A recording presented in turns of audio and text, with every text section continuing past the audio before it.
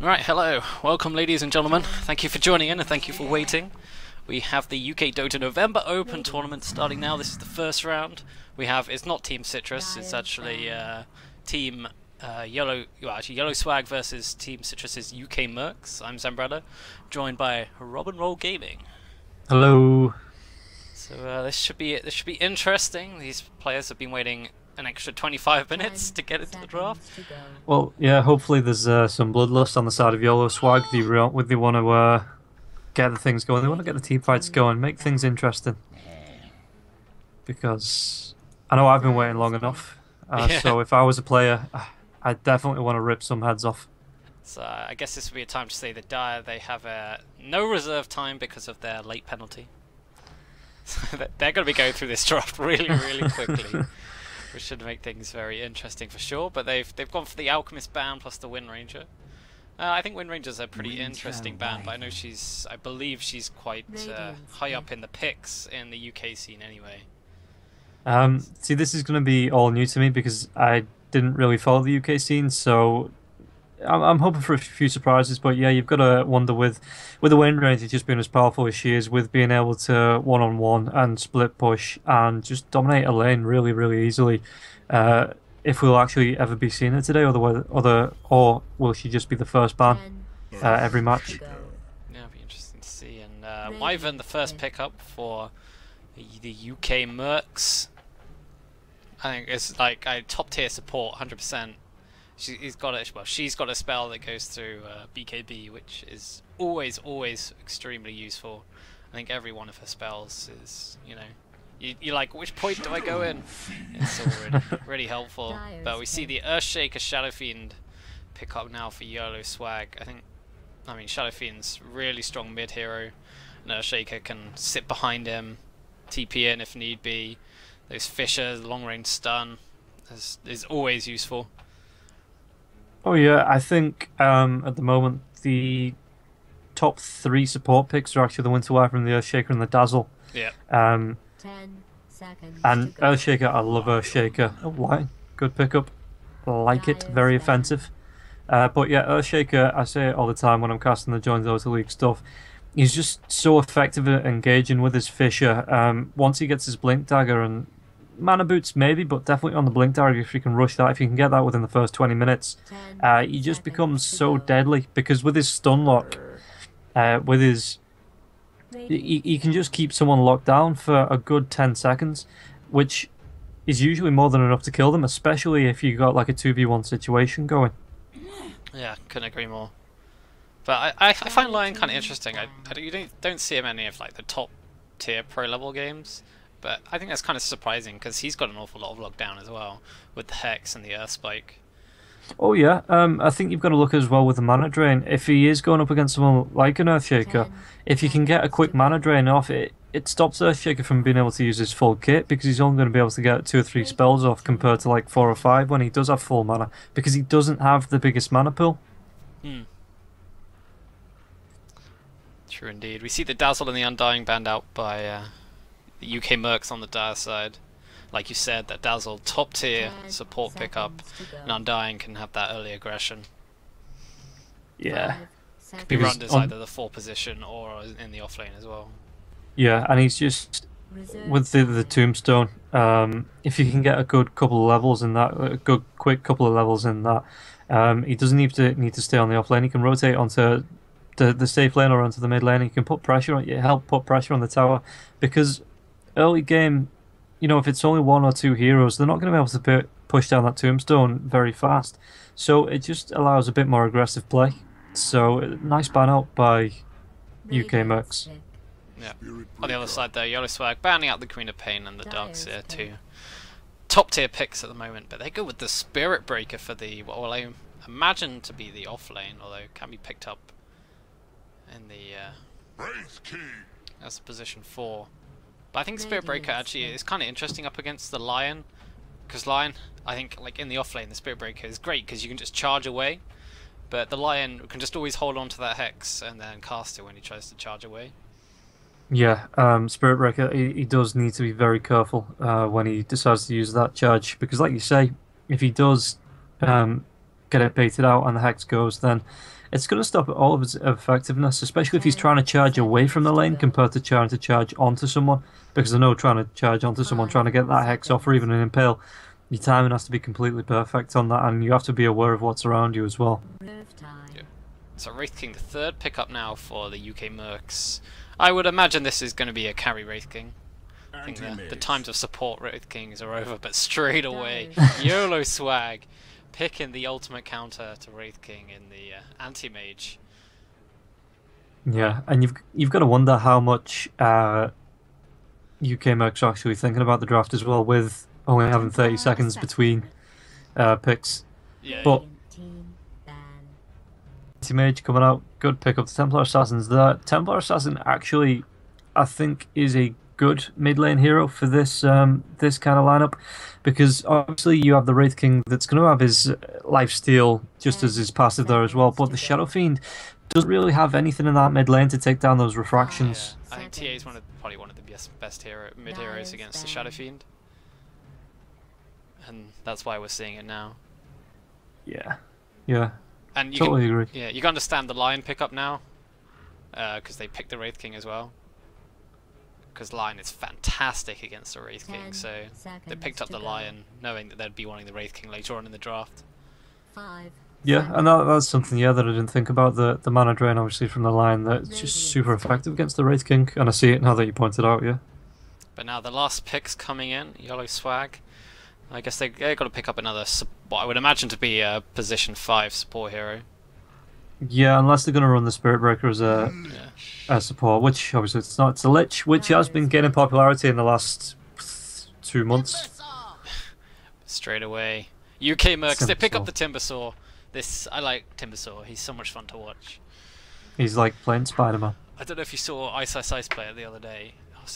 It was magical. I actually missed that match. Looking forward to some big Timber plays though. Yeah. So yeah. Interesting draft, I must say. This is not the super typical draft you might see in top level games, but this is UK Dota. We have our own little meta in it. Should be fairly interesting here. But go back to that Lich. I think it's great because he can really help lane control. Yeah, with the change that denies... Oh, and another pause. Hooray! Yeah, the change that when he uses that sacrifice, he actually denies... It's, you know, the experience isn't split now between any heroes that are trying to go up against him in the lane. He just gets all of the deny XP. Yep. So, actually, let's run through who's playing what, because obviously people at home probably aren't entirely aware of who's playing any of these names. I'll quickly go through Team YOLOSWAG on the Radiant side. We have Babylon playing the Anti-Mage, Ollie on the Earthshaker, the Optimist playing Lich, Bay, oh god, on the Shadow Fiend, and finally Error playing the Spirit Breaker. Yeah, and on the the side of Citrus, which is actually UK Mercs, we're going to have Mr. Mick onto the Lion, we've got Slate onto the Templar Assassin, PO is going to be playing the Wraith King, Mystery on the Timbersaw, and Frazier onto the Winter Wyvern. Winter Weavern, not quite sure, but we'll figure that out. It's Wyvern, it's definitely Wyvern. Right, okay. Okay, right, it looks like we are ready to get back into this game. Finally. We've had enough of waiting, we've had enough of pauses, these teams are ready and raring to go. And the Radiant actually a little bit slow to get out the base for now. Just deciding what they want to pick up, I think. Likewise on the Dire side. Actually, this is really interesting. Timbersaw has gone for a level 1 reactive armor straight away without even getting into lane.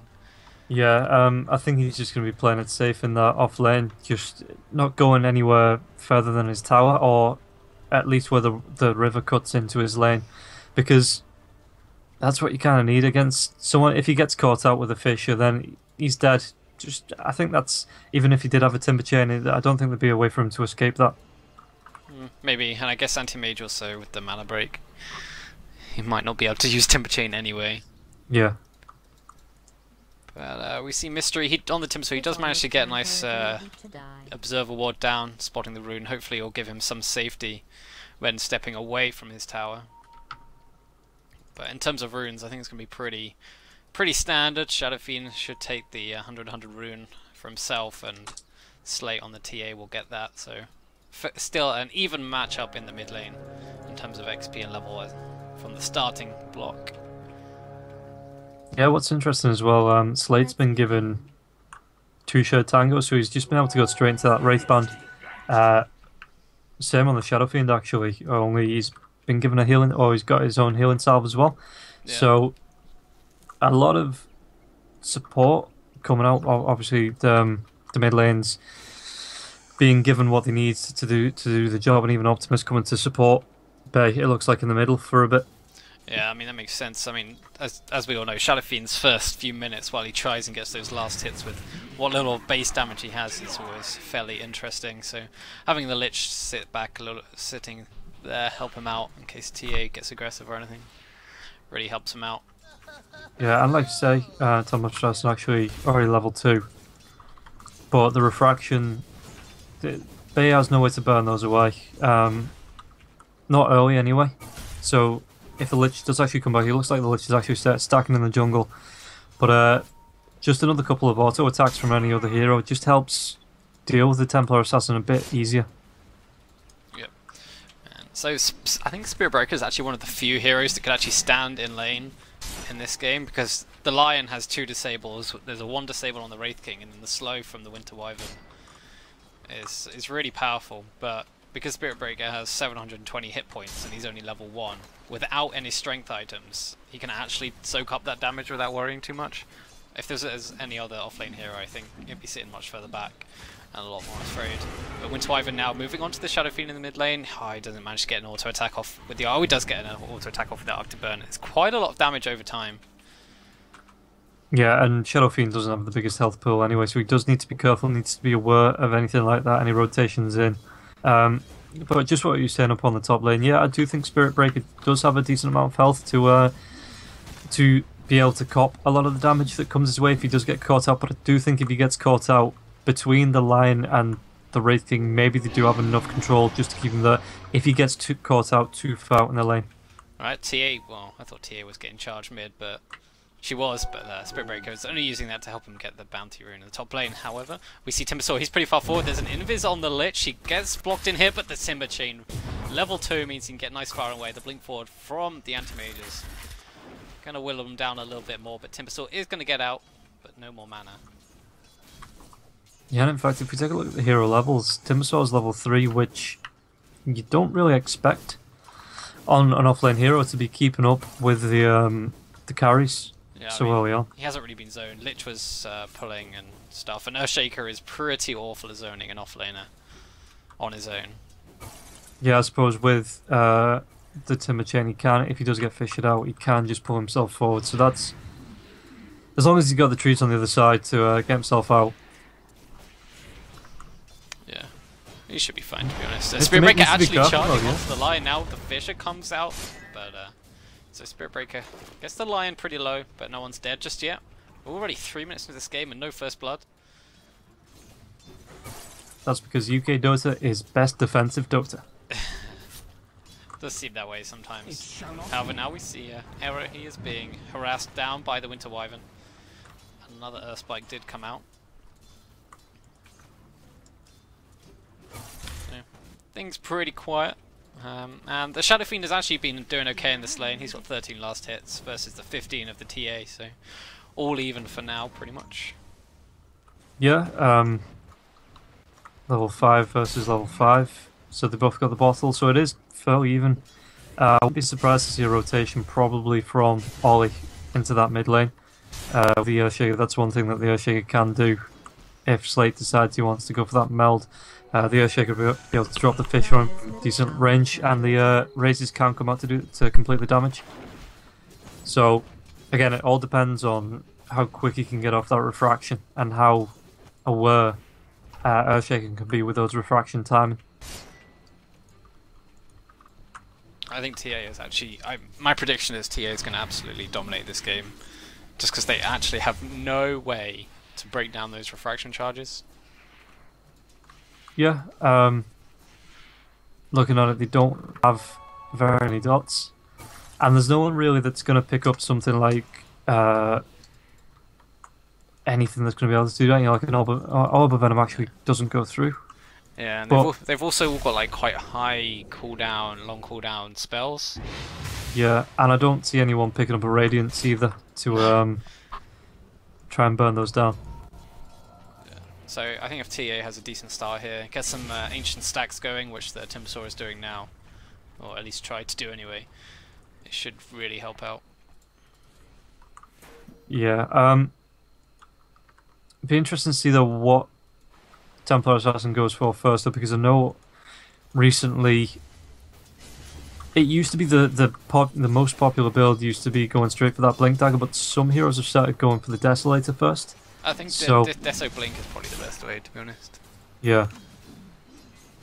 I mean, I suppose with the traps, there's no, apart from the Spirit Breaker that does have his charge and the Anti-Mage that has his Blink away, there's no real escapes for the Earthshaker, the Lich, and the Shadow Fiend. So if she starts to find those three as pickoffs, especially with the trap as well, then the Blink will just come in time. Yep. Yeah, because the Deso is now cheaper, but I still think Blink is core due to the changes about you can still blink away when you have the refraction up. Like you take damage, but if you have refraction, it doesn't cancel the Blink Dagger. Yeah, that's also true. Which is kind of insane if you think about it. The Fisher, Timbersaw is actually going to get this haste rune. It means he can chase after this Earthshaker for now. He's on about half mana at the moment. He's got the Timber Chain if he needs to use it, but Earthshaker is now just running away. Oh, the Timber Chain, it misses! And now with the backup of the Lich, he's just going to have to run himself away. Mystery. So I'm not even sure what Mystery was doing. I mean, obviously I know why he was chasing the Earthshaker down, but that Timber Chain just seemed to be a bit odd. That was a little strange, yeah. Maybe he's trying to juke him around. Timbersaw's got to be a little bit careful here. He's very low, got the charge coming in, but the backup of the rest of the Radiant side, the Earth Spike coming through. Shadowfiend is going to be the first blood going down. Timbersaw also will probably be the second blood, though, as the charge comes through and Eric gets that kill. But is it going to be his own death? He's level 7, pretty tanky for the 3 heroes here, slowing him down so much. Lion now, another Impale doing so much, and that's going to be the end of that. A 2-for-1 trade, first blood going the way of Slate, and the second kill for their team as well. So, that, like I said, it's going to be snowballing this TA, which is something that Radiant really don't want to happen. Yeah, and she's already got, well, once she picks up this bounty rune and uses it, she's already got about 1700 gold, so that's the first part of a Desolator if she wants to start that. Yeah, so good engagement there from UK Mercs. Picking off the Shadow Fiend and getting a second kill for the TA.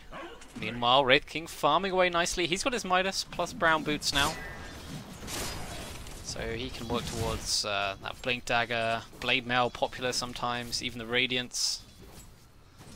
Yeah, I do actually like the Blink Dagger build onto the Wraith King, but it's not really a position 1 pickup. Straight away it's not a position 1 pickup anyway, but I do like it because he can just blink himself in, pop that Wraith Fire Blast, and it opens up. It's quite good initiation if the Templar Assassin isn't there. Yeah. And it just allows the follow-up from the line, but the charge is going to be cancelled by error. I'd have to disagree with you about it being a position 1, bad position 1 pickup. I think it's fine because the Wraith King, you can blink in, initiate for your team, and then soak up a whole load of damage. Oh, I'm not saying it's you should never get. What I'm saying is I don't think it's the best first pickup on a Wraith King. Oh, yeah, no, what I'm saying is I think it's fine. It's a first pickup. Yeah. Because it also helps you farm the jungle quicker. Which is something I think people underestimate with the Blink Dagger. It's actually it's a pretty good farming tool. Especially for like a Wraith King who can jungle pretty well. I suppose, yeah, with his built-in heals, with his Vampiric Aura. Although we're looking to have engagement down here. Spirit Breaker, he's going to have to charge. He uses his ultimate onto the line first, gets a bash. Now the charge, he's going to solo this line for now. Will it cost him his life? It doesn't look like, because there's the Earthshaker backing him up. Although Spirit Breaker now being slowed down 3 seconds until he's got the charge up at the moment. TA got to get some right clicks in here, otherwise he's just going to charge away. He charges up to the top lane, onto the Wraith King. Wraith King does have that second life though, so Pio falls now, and Spirit Breaker, he's just going to TP himself out of here and get himself out. Fantastic plays there. Wraith King turns, Wraithfire Blast onto the Earthshaker, back up of the TA, and that's going to be enough to bring down the Earthshaker. But they get the first life, I guess, of the Wraith King. Do they get any other kills there? They kill off the Lion as well. Yeah, and that's 260 seconds on the Wraith King, so if they do want to go on him in the next 2 or 3 minutes, they are going to be able to have that opening. But I think as well, Earthshaker just dropping that Fissure just to stop, because I think the Wraith King would have been up just in time to stop the Spirit Breaker from being able to TP away, which would have been the death of the Spirit Breaker as well. So even though it did cost him his life, Ollie there playing for the team and helping his Spirit Breaker get away. Yeah. I mean, that Spirit Breaker plays was fantastic. You can tell he knows the hero really well. Oh yeah, that Urn Charge, just doing the work, keeping himself alive while the cooldown was coming off from the Charge of Darkness. So I think without that we may have actually seen a dead Spirit Breaker, but went his way. He made the plays, got himself out there, and actually took the first, like you say, the first life off the Wraith King. So TA got an inventory now. She can step up if the Shadow Fiend decides to step a little bit further forward, but I don't think he will. Maybe they bait the Winter Wyvern to get this slow on him. Now the Arctic Curse, Arctic Burn, even the Lion with the Hex. They don't even need that spike. Although meanwhile, on the other side, Lich gets a kill on the Timbersaw. The help of the Shaker and the Spirit Breaker. I think the one redeeming factor for YOLOSWAG just letting the Shadow Fiend die. Okay, they did get the kill on the Timbersaw, yeah, but Anti-Mage is pretty much farming without being disturbed here. If you take a look at the last hits, he's sitting on the top with 80, 8 or 9 above the Wraith King that is involved in a couple of kills, a couple of ganks. But he took the tier 1 as well. So if you take a look at the net worth, it is to build in a YOLOSWAG after taking a pretty big dip the way of UK Mercs.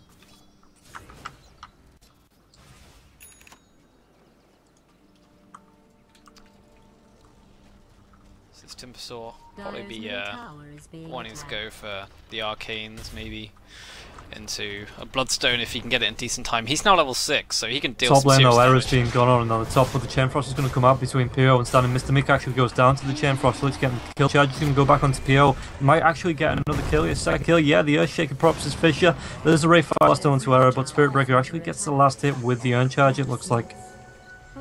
Yeah, so like you said before, he doesn't have that Reincarnate that was burnt earlier. Pays off. Yeah. And it's still another 85 seconds away, so he does need to be careful being caught out like that from the rotation, the TP in by the Lich.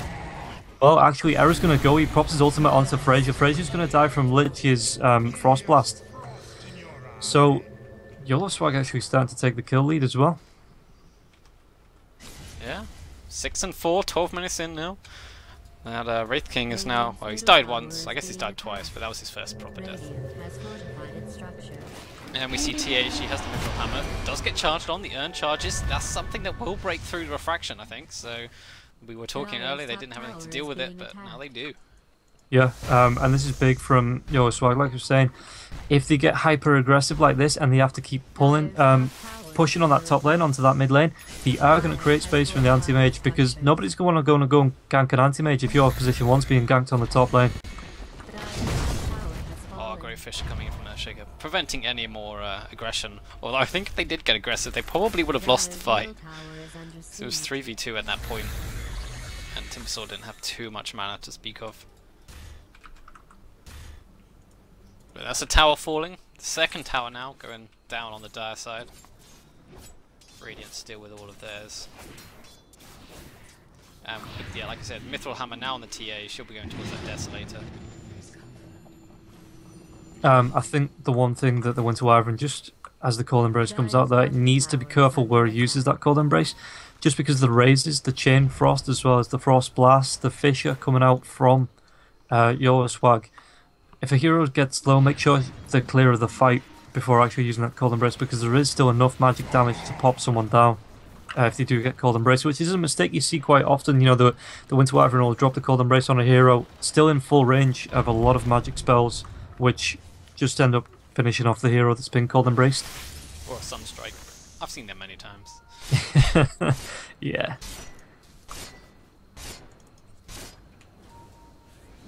But the Spirit Breaker will certainly be doing some work for YOLOSWAG. But Anti-Mage, he's rotated back up into this. He's gone to the top lane now, feeling that this will be the safest place for him.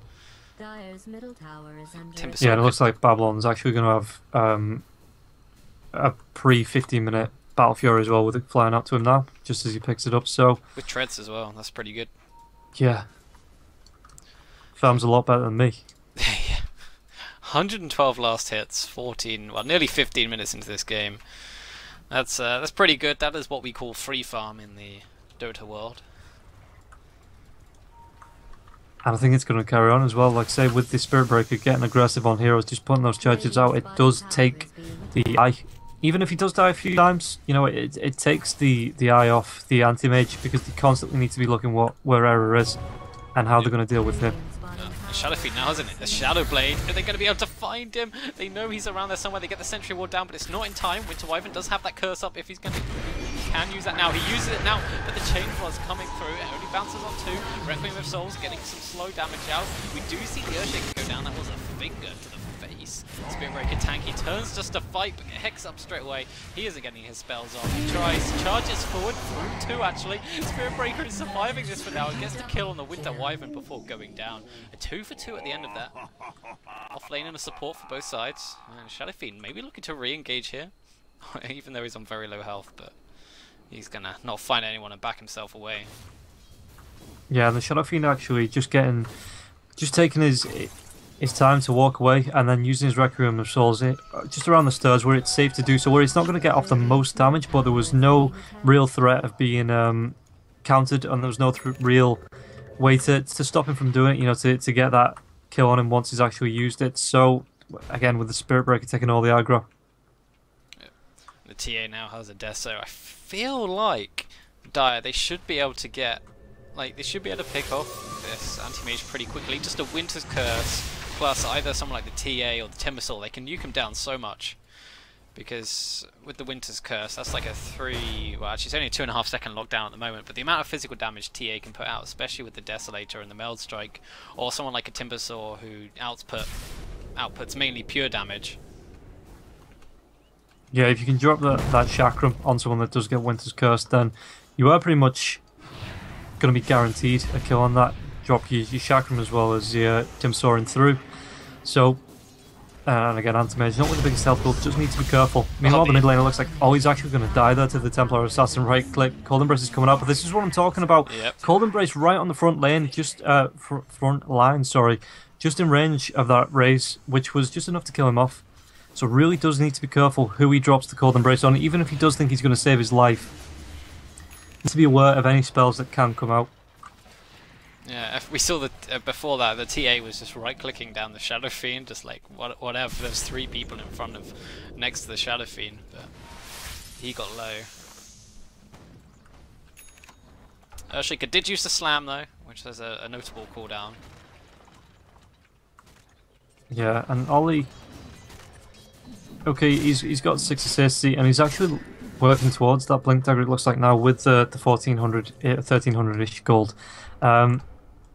And I think, as far as Earthshakers go, playing that support role, this is actually going to be a really quick Blink Dagger if he can keep the gold, you know, if he doesn't die. Yeah, I actually think that he's actually got a fair amount of gold. I guess he's got 6 assists. He has died 3 times, but those assists really do add up. Meanwhile, though, on the other side, Wraith King, he's got his relic. He's just going to go straight for that Radiance. I guess this means he is at least going to have fairly comparable farming speeds to the Anti-Mage. It's not going to be as quick, but it's still pretty. It's going to be pretty damn quick. Oh yeah, like you're talking about, the Radiance again will help him jungle. It will help him just anytime he's in that front lines, because that's what the Wraith King does. You know, he's going to be at the front attacking.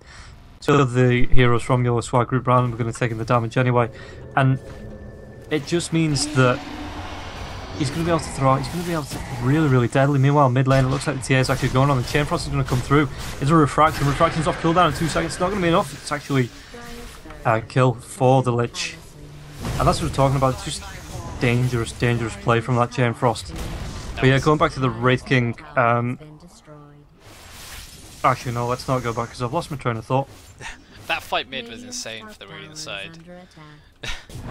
Yep, they destroyed the TA. That Chain Frost was fantastic. There were no creeps to soak up any of the damage. They were nice and close. They were all slowed down as well. And with the charge coming in from the Spirit Breaker, that was a sealed deal. And now the Radiant, they want to take this Roshan.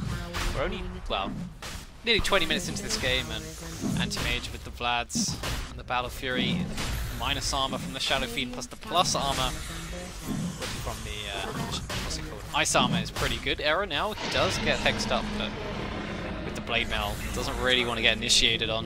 And I think this Blade Mail this game is actually a fantastic item. I agree. I think if you look at the way that he is getting himself about, especially with the right clicks coming up from the TA, that he's playing so aggressive that he is the focus of all the attacks coming out from UK Mux. So yeah, the Blade Mail, great pickup, and he does have the health pool to support going in first. So Babylon getting the double damage to firm up this ancient stack as well.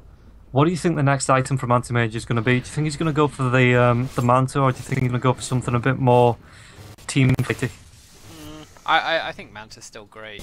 I mean, just the Yasha itself is a really good extra move speed, extra damage. It's definitely something he'll pick up, and I think it will be the Manta. Teamfight mid, the Aegis actually popped straight away. Just want to Shadow Fiend, he's getting locked down. There's the Winter's Curse as well. He is going to die. Just want to point something out with the Shadow Blade.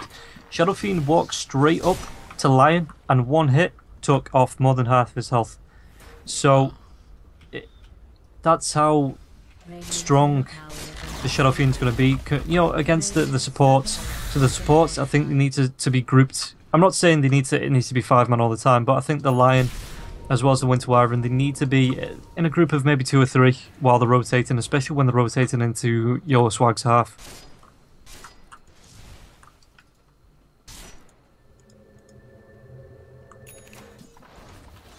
Meanwhile, Templar Assassin did pick up the Blink Dagger. 21 minutes in, Desolator, Blink Dagger, Power Treads, Bottle. Pretty neat. Pretty strong. Earthshaker has got his own Blink. Something to watch out for. But yeah, Anti-Mage now has that Yasha. I think he will go for the Manta style after. But this Wraith King, I'm interested to see what the Wraith King decides to go for now. Like, do you just tank up and sit there with your Radiance, or do you try and go in a bit more damage, go something like a Maelstrom, helps your farming, extra bit of damage, maybe an AC, that really buff up your team's fighting capabilities, plus your own. I mean, TA would be able to like destroy someone with all the minus armor that's going to be added up. I think the Wraith King at some point, I'm not saying particularly the next item, but he does need to go for an AC at some point to help counteract the presence of the Dark Lord on the Shadow Fiend. Yeah. Maybe he'll go for that Blink. Actually, he's just bought something. It's the Plate Mail. Well, the Plate Mail, yeah. So probably that AC coming out now. Yeah, I mean, once you've got Radiance, there's no point getting like the small items, you know, like Armlet or Drama or anything. You just got to go big.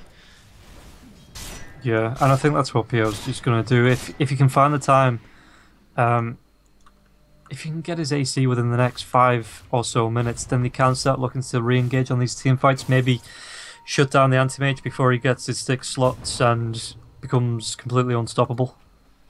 Yep. But both the Shadow Fiend and what looks to be the Spirit Breaker are probably going to go towards BKBs now. I get that. I guess the Spirit Breaker, he could go something like a Sange into a Halberd, would be great against the TA. I mean, TA could probably go BKB next. That would be a pretty smart idea. Avoid a lot of the damage coming out from like Earthshaker and Lich and stuff. It's just yeah, Spirit Breaker possibly wanting to get the BKB. I mean, like you say, it could be into a Heaven's Halberd, which would be great to stopping the right clicks of the Templar Assassin. Meanwhile, there is a smoke up. Yeah, are they going to find this Shadow Fiend? The smoke is removed as T8. Okay, they're going to find... They get the dust onto the Shadow Fiend. Shadow Fiend, a couple more right clicks, plus the finger coming through. Here comes the Ice Blast we're talking about. There's only allies here, so it's going to bounce around on the Winter Wyvern, bouncing back towards the Timbersaw. Everyone has been hit by this. However, Lich is picked off. The Wraith King gets that kill, but Spirit Breaker charging at the moment has to be careful. Using that Empowering Haste to get himself away, but still slowed by those traps. Is he going to get away here? Hexed up, did get the flame mail on. They don't really want to hit him, do too much damage. The Echo Slam in the back line. They do finish off the Wyvern and the Timber Saw very low. He's walking out of it, but with the blinking coming from the Anti-Mage, it's just too much damage. TA now right kicking down this Anti-Mage, stunned up by the Ray Fire Blast. One more right click. He does go down. That was, actually it was a neutral keep finishing off the Anti-Mage. Line goes off in the back line as Era gets his ultimate off onto him. TA blinking forward, they want to try and finish him as possible. He's the only one left alive at the moment, getting slowed down. He's got to charge up in 1 second, he can go off to the mid lane if he needs to, but gets stunned up. They're just going to bring him down, they don't have to worry about the Blade Mail. He charges over towards the mid lane. Actually, it's the top lane he charges to, and he's going to be safe for now. Very low on 150 hit points. Shadow Fiend Invis looking to maybe try and find someone if he can. It is the Wraithing is going to be the hero of choice, charging the Requiem. It does half damage to Theo. He did lose some souls earlier on, remember. Wraithing is just going to turn and fight this Shadow Fiend right now. These crits, one more right click is going to be enough. The backup coming in from the Lich with the mechanism as well. He doesn't finish him off, and he doesn't have another life either, because that was much earlier on in that fight. Just thinking how close Bay came to dying there, because it looked like it was going to be a crit strike coming out from the Wraith King. So if that had connected, I think would have seen a dead Shadow Fiend as well. Era made a bit, I don't want to make the pun. Please don't make me make the pun. Made a mistake going back in. I think because yes, he did try to pick off in the back lines, but he just put himself in too much trouble for a buyback situation. Yeah, if he'd have just respawned normally, then by all means go back in, but he was the slightest bit off dying back, which you don't want when you Spirit Breakers pretty much are an engaged hero, the way it goes at the moment.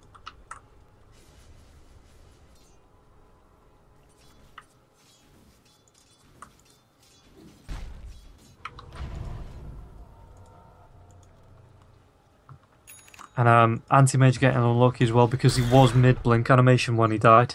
So it was unlucky there for the Anti-Mage not to be able to get away, Babbling not being able to run away from that.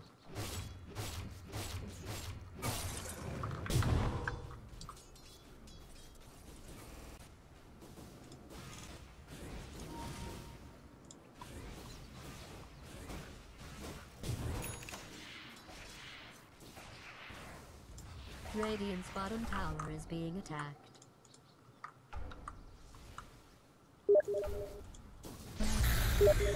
I seemed... Sorry, are you still there? Radiant's bottom tower has fallen. Oh, can you hear me? Sorry. Yeah, I can hear you now, I yeah. muted myself. Whoops.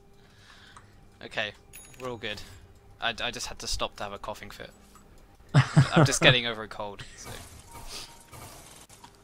Yeah. Well, this is the perfect opportunity, you know, because talking 24/7 doesn't damage your throat in any way. So yeah, casting, great way to recover from a cold. Yeah. Okay, Wraith King now. He's level 16 now, so that's only 60 second. Yeah, 60-second cooldown on his ultimate, which is much nicer than the original 3-minute cooldown or whatever it is. And if you've noticed, yeah, he is going towards stop the building the AC, and he's going towards that BKB, which he will have in the next 100 or so gold.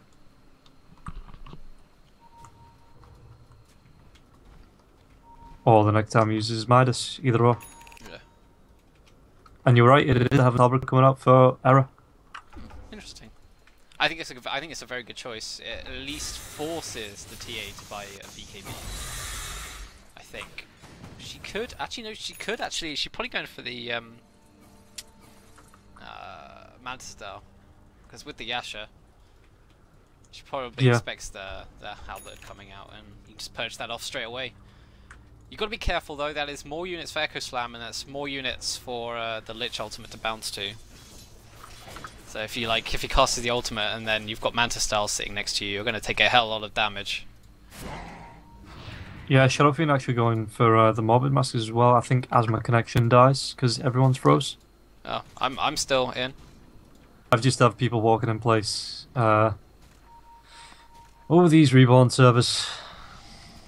Lovely. But Roshan now being taken solo by the TA. She can do this, obviously with the mail, the minus armor, the Deso as well, but the smoke up from the Radiant side, they're moving in. It wasn't a smoke actually, it was just a Shadow Fiend that was in, but straight away we see the line go down, but a lovely Winter's Curse catching out the Shadow Fiend, also catching out Error, but here comes the Lich Ultimate. We were talking about only bounces twice. Is this Timbersaw going to be able to finish off the Shadow Fiend? But he's under BKB, no damage coming in from the Timbersaw, although the BKB does square off as TA comes in and gets a nice meld strike.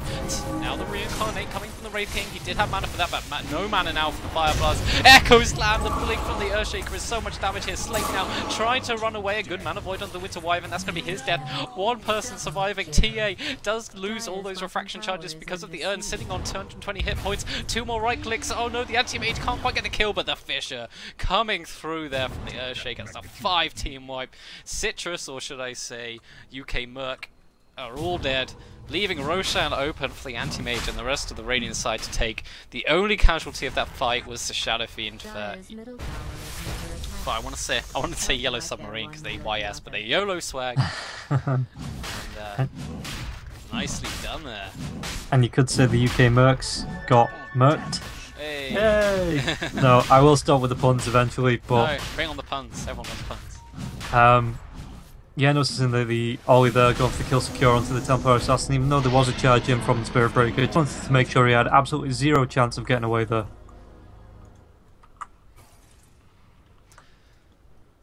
So, and actually, he gets his Glimmer Cape now, which I actually like. Wyvern's probably dead here. Yeah, DD on the anti-mage, way too much to deal with. The rest of the team backing him up now. Stun onto the Spirit Breaker. We do have the Shankram out on the sidelines, but remember, anti-mage still got the big double damage here. Wraith King forced to use that BKB. He doesn't have mana for the second life after firing out the Wraithfire Blast, plus the mana burn coming in. 3 more heroes dead just for the Spirit Breaker. Eek. Yeah. And Babylon has obviously finished farming, making his presence known now with all these kills. I've finished farming. And this graph is looking a little dire for the dire side. Yeah, like that one. nearly 20k XP in favour of the Radiant side. Anti-mage is just gonna turn and right click. He's not scared. He's got the Aegis as well, so they take down the T3 tower. Melee barracks will be the next target, but like one shot takes away half of line hit points. He is nuked down by the Lich eventually here. Anti-mage blinking back just to hit this tower. Curse, it's really good catching out 3 people. That means that is the Aegis going to go down. Shadow Fiend, Charno, down Requiem. The slow plus the minus damage is very effective here. They're going to just try and back off now. They're happy with the tower. They didn't quite get the melee barracks, but they don't have Aegis anymore. They're like, okay, we've had enough. Wraith King is up in a couple of seconds. Oh my! I spoke too soon. That Echo Slab plus the Lich Ultimate takes out the Winter Wyvern and the Timbersaw from this game. That's Earthshaker does go down. The Melee Barracks going down. Here's the backup coming in from PO, getting kited around a little bit here. He's low on health. Does have the second life if he needs it, but the blink away from the anti-mage. Unfortunately, Shadow Fiend doesn't quite get the kill here. As Shadow Fiend tries to TP out, and he does, all the way back to base. Must have been on about 100 hit points or something there, and he survives. Oh yeah, I think one more right click from the TA would have been enough there to get the kill, but the timing just not with UK Mercs.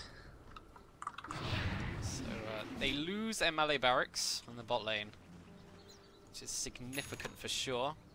And they don't get a kill on the anti-mage or the Shadow Fiend, which obviously would the highest priorities on the Radiant side. And if you take a look at the net worth, the anti-mage is sitting nearly 6k above the Wraith King, which is pretty significant. I'd say pretty significant.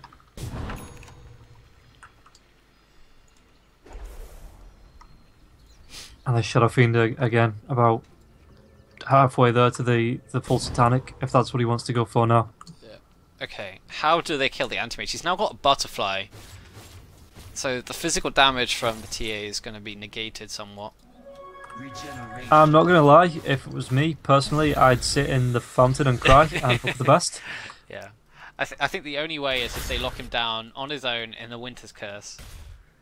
Yeah, I think Wraith King needs to probably forget about going for the AC now and go for something like a Basher. Just for the extra lockdown, so you can drop the Winter's Curse on him and you can go for the Basher afterwards. I don't think he's going to get anywhere near Abyssal Blade anytime soon, but just the right click Bashers coming up might be enough to keep the anti-mage locked down. Anti-mage invisible now, but he doesn't want to get too close. Otherwise he might get spotted by these 5-die heroes. Smoke on the courier, and they're now going to try. This is kind of the last ditch attempt. You know you're getting behind. Things are getting a little out of control. This is your only way back into the game. You smoke up. You go aggressive. You go YOLO. You go swag. Against YOLO swag. Shadow Fiend now. He does get spotted out. This is a big kill. It's one of the major kills we were talking about. It's not the anti-mage, which I'm sure would be the more preferable kill. But this does give them the man advantage. You know, never underestimate having that extra hero in a team fight, because Dire's top tower is being attacked. they have the numbers. That is pretty much the only way. And with Anti-Mage being so far up compared to the rest of his team, he doesn't actually care. He looks like he's going to 1v1 Timbersaw, 2v1 Timbersaw with the Lion being here as well. Blinks himself away. TA blinks himself forward, drops a trap on Babylon as well. He does have a TP as he blinks himself down and TP's out. But yeah, 1v1. I don't think Babylon needs to be scared of anybody. No way. I guess TA could maybe if... she really needs to get an MKB, I think, over the Crystallis. Yeah, you've got to look at it as well. Even if she does pop those refraction charges, okay, she does have 6 of them, but the Manta Style's there, so they're going to last all of half a second. Yeah. And Lich actually has a Lotus Orb now. Great item against the likes of Lion and the singles target. Oh yeah, you can, from the Wraith King. I was going to say, yeah, you can drop it onto one as the Wraith Fire blasts in mid-air, can't you? That would still... So. Yeah. Poor Wraith King. Just stick on the anti-mage, and then it's just like, how do we kill him? Can't get the Winter's Curse on him. We can, but he'll get reflected, and that could do more damage than the originally would. Arctic Burn now, keeping Winter Wyvern safe in the tree line for now. There is still this T2 tower, does get spotted out by the anti-mage, who has another DD about to wear off though. So he won't have it for this fight. He's just, look how far forward he is, he doesn't care, tries to burn half the amount of the Wraith King. They do manage to get the Winter's Curse on him. They're going to be able to bring him down in this small amount of time. They haven't lost anyone yet. Over onto the left hand side, they bring down the Earthshaker and the Lich. Shadow Fiend does get a Requiem off, it doesn't do too much damage at the moment. In the back lines, we see the Spirit Breaker getting his mana drain for now. Shadow Fiend trying to duke it in the tree line now, but he gets spotted out. Chakra taking down the tree line. That's beyond like streak though for Anti-Mage as he brings down 2 heroes. The Wraith King was the first, Timbersaw was the second, and now TA trying to fight up against this against Babylon on the Anti-Mage. The Meld Strike onto Error. He doesn't have the Flame Elf, but now does manage to get off the Heaven Talbot. The charge coming forward, and he cancels it. Decides better off not to go for this, and now TA could blink forward, but they're worrying about the Anti-Mage, who was actually just farming the Ancients at that point in time. Nice. You always have to be worried about the Anti-Mage now. He's got 6,100 gold. He's pretty sure that's enough for a full Abyssal Blade if he wants it. Or pretty close anyway. Well, Rapier. Where? Rapier. No, I'm just kind of like hoping the Anti-Mage is like, yeah, I've got this now, okay. We'll go for a Rapier. Yeah. And I've heard if you say Rapier's name 3 times, then it pops up. Ah. Maybe Anti-Mage will fulfill our wish. To be honest, I think he might go safe and just go like Heart next. Yeah, probably. Boring, but you know, whatever. Boring. Boo.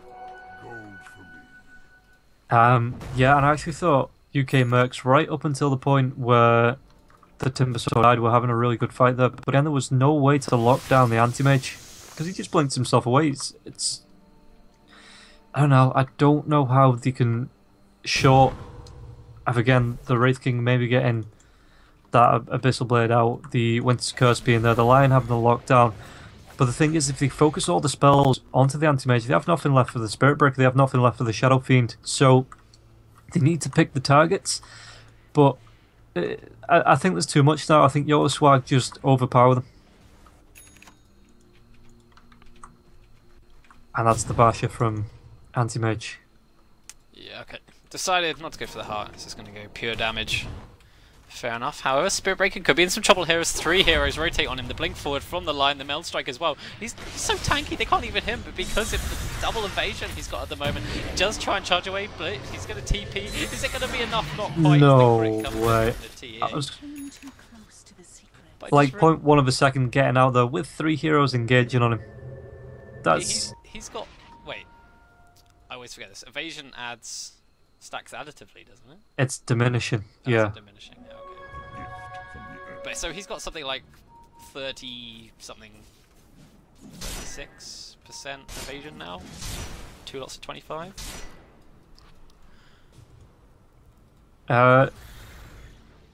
Put it this way, it's not shooting fish out of barrel at any point anymore. I think it's slightly easier to hit the moon with a slingshot than it is to hit the Spirit Breaker. Alright. Yeah, that's why they couldn't kill him. Yeah. Well, they did kill him, but it took a lot longer than you might originally have thought.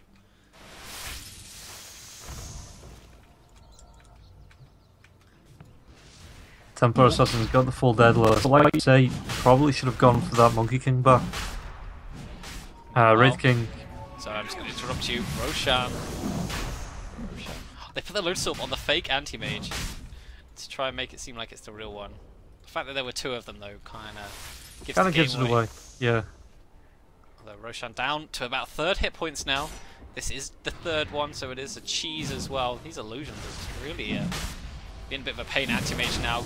They're going to go in. They do take the Aegis. Aegis on the floor. TA actually drops the cheese, picks up the Aegis. Cheese still on the floor for now. Is no one going to pick up this cheese, as it looks like Spirit Breaker's caught underneath this in the river now, uses the blade mail. They're not too worried about this at the moment. He has to charge up in 1 second. Is he going to get himself out of here? It doesn't look like he is. Meanwhile, though, TA is getting annihilated by the anti-mage. They try to finish off the Lich. There's the Earthshaker down, though, as well. The reincarnation from the TA. And then Aegis burns straight away. Cheese still inside the pit at the moment. Lich is just going to team himself out, but he used the Winter's Curse. Is Winter Wyvern going to kill himself with his own Winter's Curse? Don't think he will. The Lich ultimate only has the 1 bounce. It doesn't even really mount. But meanwhile, the split push. Shadow Fiend pushing in this mid lane is causing Timbersaw have to TP all the way back. Cheese is still in the pit. Somebody think of the cheese. What? Why is no one picking up the cheese? Come on, guys. Obviously they're using it as bait. It's an intricate plan by UK mercs to pick off the next person that's like, oh yeah, there's a cheese here, let's go get it. And then they die. It's the only thing I can think of. I've seen this before. I don't understand how people can forget about it. TA even picked up the cheese and dropped it. She can actually go pick it up again now. Yeah, I think just because of the team fight coming out, it's a lot to remember. Yeah. And then it'll click. Give it a couple of minutes and it'll click. Someone's going, oh yeah, there's a cheese. I've seen a game where the cheese is left in the pit until the next Roshan spawn. So what's going on here? So the kind of UK mercs actually kind of redeemed themselves a little bit in that fight. Net worth is now only 10k in the side of the Radiant. XP has also dropped to about 10k. So if things continue in this direction, UK mercs could be back in for some good plays, in a good place even. Yeah, they've still not killed the anti-mage though. He's level 25 now. If you take a look at the hero levels, he's actually the highest in the game by 2 levels on the Templar Assassin, 3 levels onto the Wraith King. Full AC from the Wraith King though, so that's always nice with the minus armor plus the armor buff onto the rest of the UK mercs. Kind of like I say, just getting rid of that presence of the Dark Lord. So pressure still on the side of the Dyer's map. The Radiant were kind of just swarming like insects inside the Radiant jungle. Invisibility. Oh, I like this pickup actually from the Winter Wyvern. Buying the gem for someone to pick up, that means you can kind of regain some of the map control, hopefully de-ward any of the wards the enemy might have put down. Yeah, I think it's just for the Shadow Fiend as well, because you look at that fight, the Shadow Fiend was just split pushing the mid lane and then he got away scot-free, so it's not... Obviously, like you say, they can de-ward, but Shadow Fiend now needs to start being careful with how he solo rotates. And it puts a bit of fear back in him, which YOLOSWAG have had the fear factor for the last 40 minutes or so. So it just puts it a bit back in the favour of UK mercs. The cheese has been found. Who are they going to they're going to give it to the Wraith King. I think that's a smart move.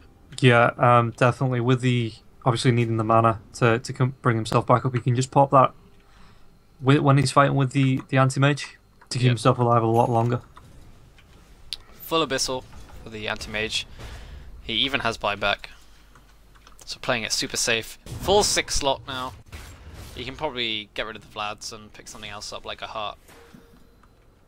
Or he could buy himself a courier. His travel boots onto the courier. That's true. Charge comes on to Lion. Now he's just going to get blown up. Beyond godlike streak for anti-mage now. 11 and 1. And TA is in a little tricky situation now. She has to blink though, so she's going to get out safe though. But no buyback on the Lion, so this should be the last T2 tower going down on the dire side. Plus possibly some more sieging onto the T3 and the barracks. I mean, on the positive side, Lion's only level 14, so his respawn isn't the highest level. Obviously, that was UK Merc's plan all along, to keep the fast respawns coming in. Do have to watch out for this Winter's Curse, though. A great spell for defending. Timbersaw can spam out. He's now double Chakra because of the Aghanim Scepter. It's going to be quite hard to push up in this lane. I think they need to have Anti-Mage or something like Shadow Fiend split pushing one of the other lanes, which is what they're doing. Anti-Mage has gone into the mid lane. So, you know, you have a fight, just you know you're ahead, you can kind of fight 4v5 and let like the Anti-Mage or the Shadow Fiend just hit the T3 in the racks. I mean, at this point, Babylon's a team all on his own anyway, so... Yeah, YOLOSWAG just choking UK Mercs out, choking the farm, stopping them from being able to get anything on those lanes, and just... Again, it wouldn't be the worst thing in the world if UK Mercs decided that they were going to try and take a fight and take 3 kills if they've got the buybacks there to use. Just because it'd take YOLOSWAG a hell of a lot longer to get back into the fight than it would UK Mercs with them being pushed in so close. As long as he can find the pickoffs though, it wouldn't be worth it if they had to spend 2-3 buybacks just for one hero on the side of YOLOSWAG. So they need to be clever, they need to wait until possibly the anti-mage rotates down onto another lane and then look for those fights, look for the key fights, the pickoffs onto the Shadow Fiend and onto the Spirit Breaker. I like how the Radiant, they've got managed to sneak an Observer Ward up onto the high ground inside the Dire base. And this is going to make it so much easier for Spirit Breaker to get in there and help with the fights. Just because you can charge in if they've got the vision. Yep. This is the slow siege. Both sides just waiting for the other team to maybe a slight error in positioning. Error.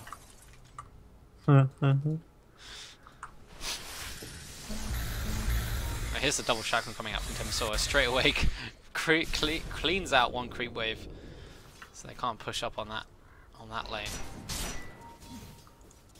Actually, I'm surprised Wraith King pushed out so far then to farm that wave. Another thing we didn't mention is the 17% mischance on the Radiance. So, yeah. I always forget about that with it being a newer change. As long as Wraith King can... What do you say he goes for next? He's got 2k gold, he's still got the Hand of Midas and the cheese that you could get rid of, possibly the Hand of Midas next if that's what. I don't know. Like you said, I think Basher would be okay. He himself could go for an MKB.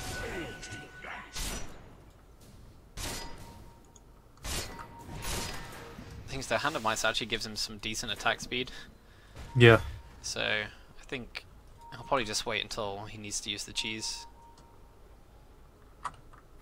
It's actually a Demon Edge on the courier for Poe.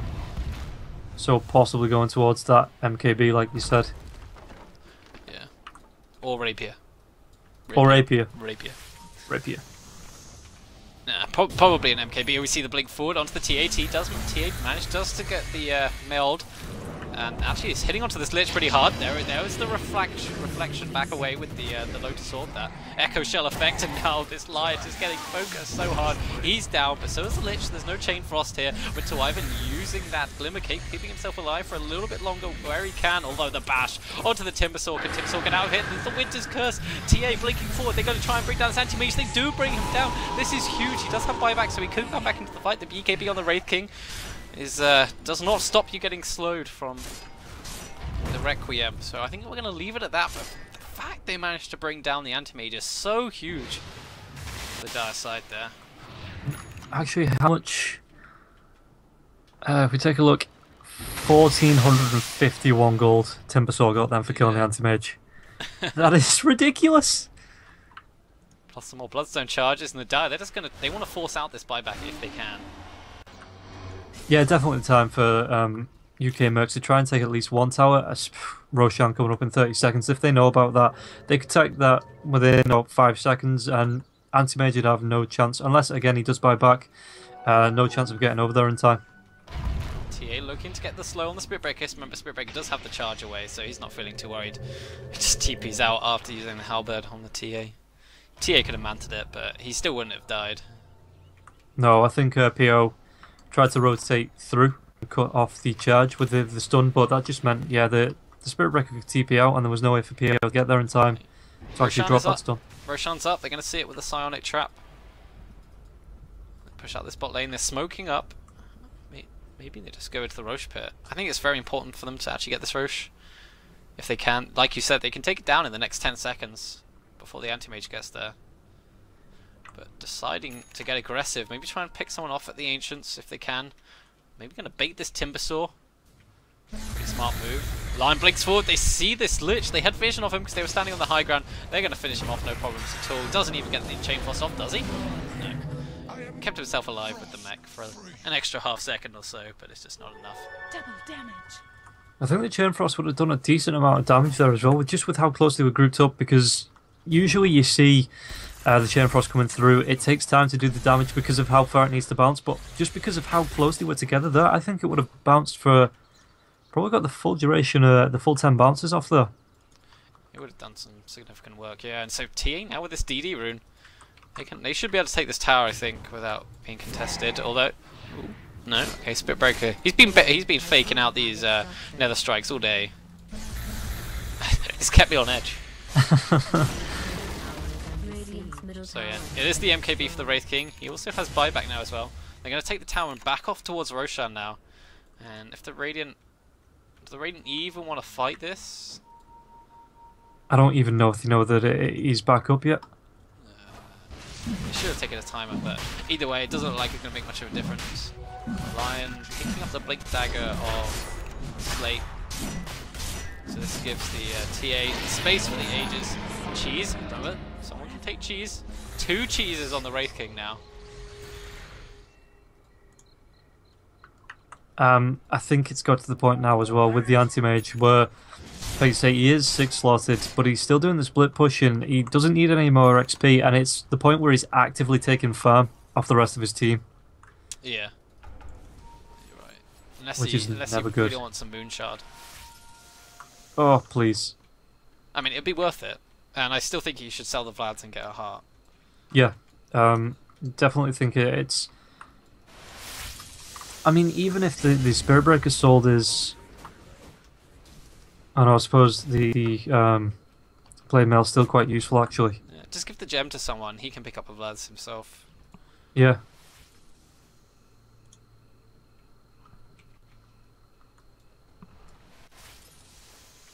So, both teams playing it very carefully now. Not really wanting to overextend or anything like that. TA level 25. She's done really well. She's 13, 2, and 12. So only died twice, like the anti-mage. Both fairly fat. She should probably try and look to get an MKB herself. Once this Aegis has expired. I suppose that would be the one thing. Yeah, you wait for the Aegis to expire before moving on to getting that, because it is only okay. Actually, there's the mini bashes in the MKB, which probably would be quite useful. If you can get one off, okay, I know it's like a 1 in 100 chance, but while the Babylon's trying to blink himself away, a bash, just the right timing there, keeps him locked down for that extra second, which might be all they need to be able to take him out. Yeah, definitely.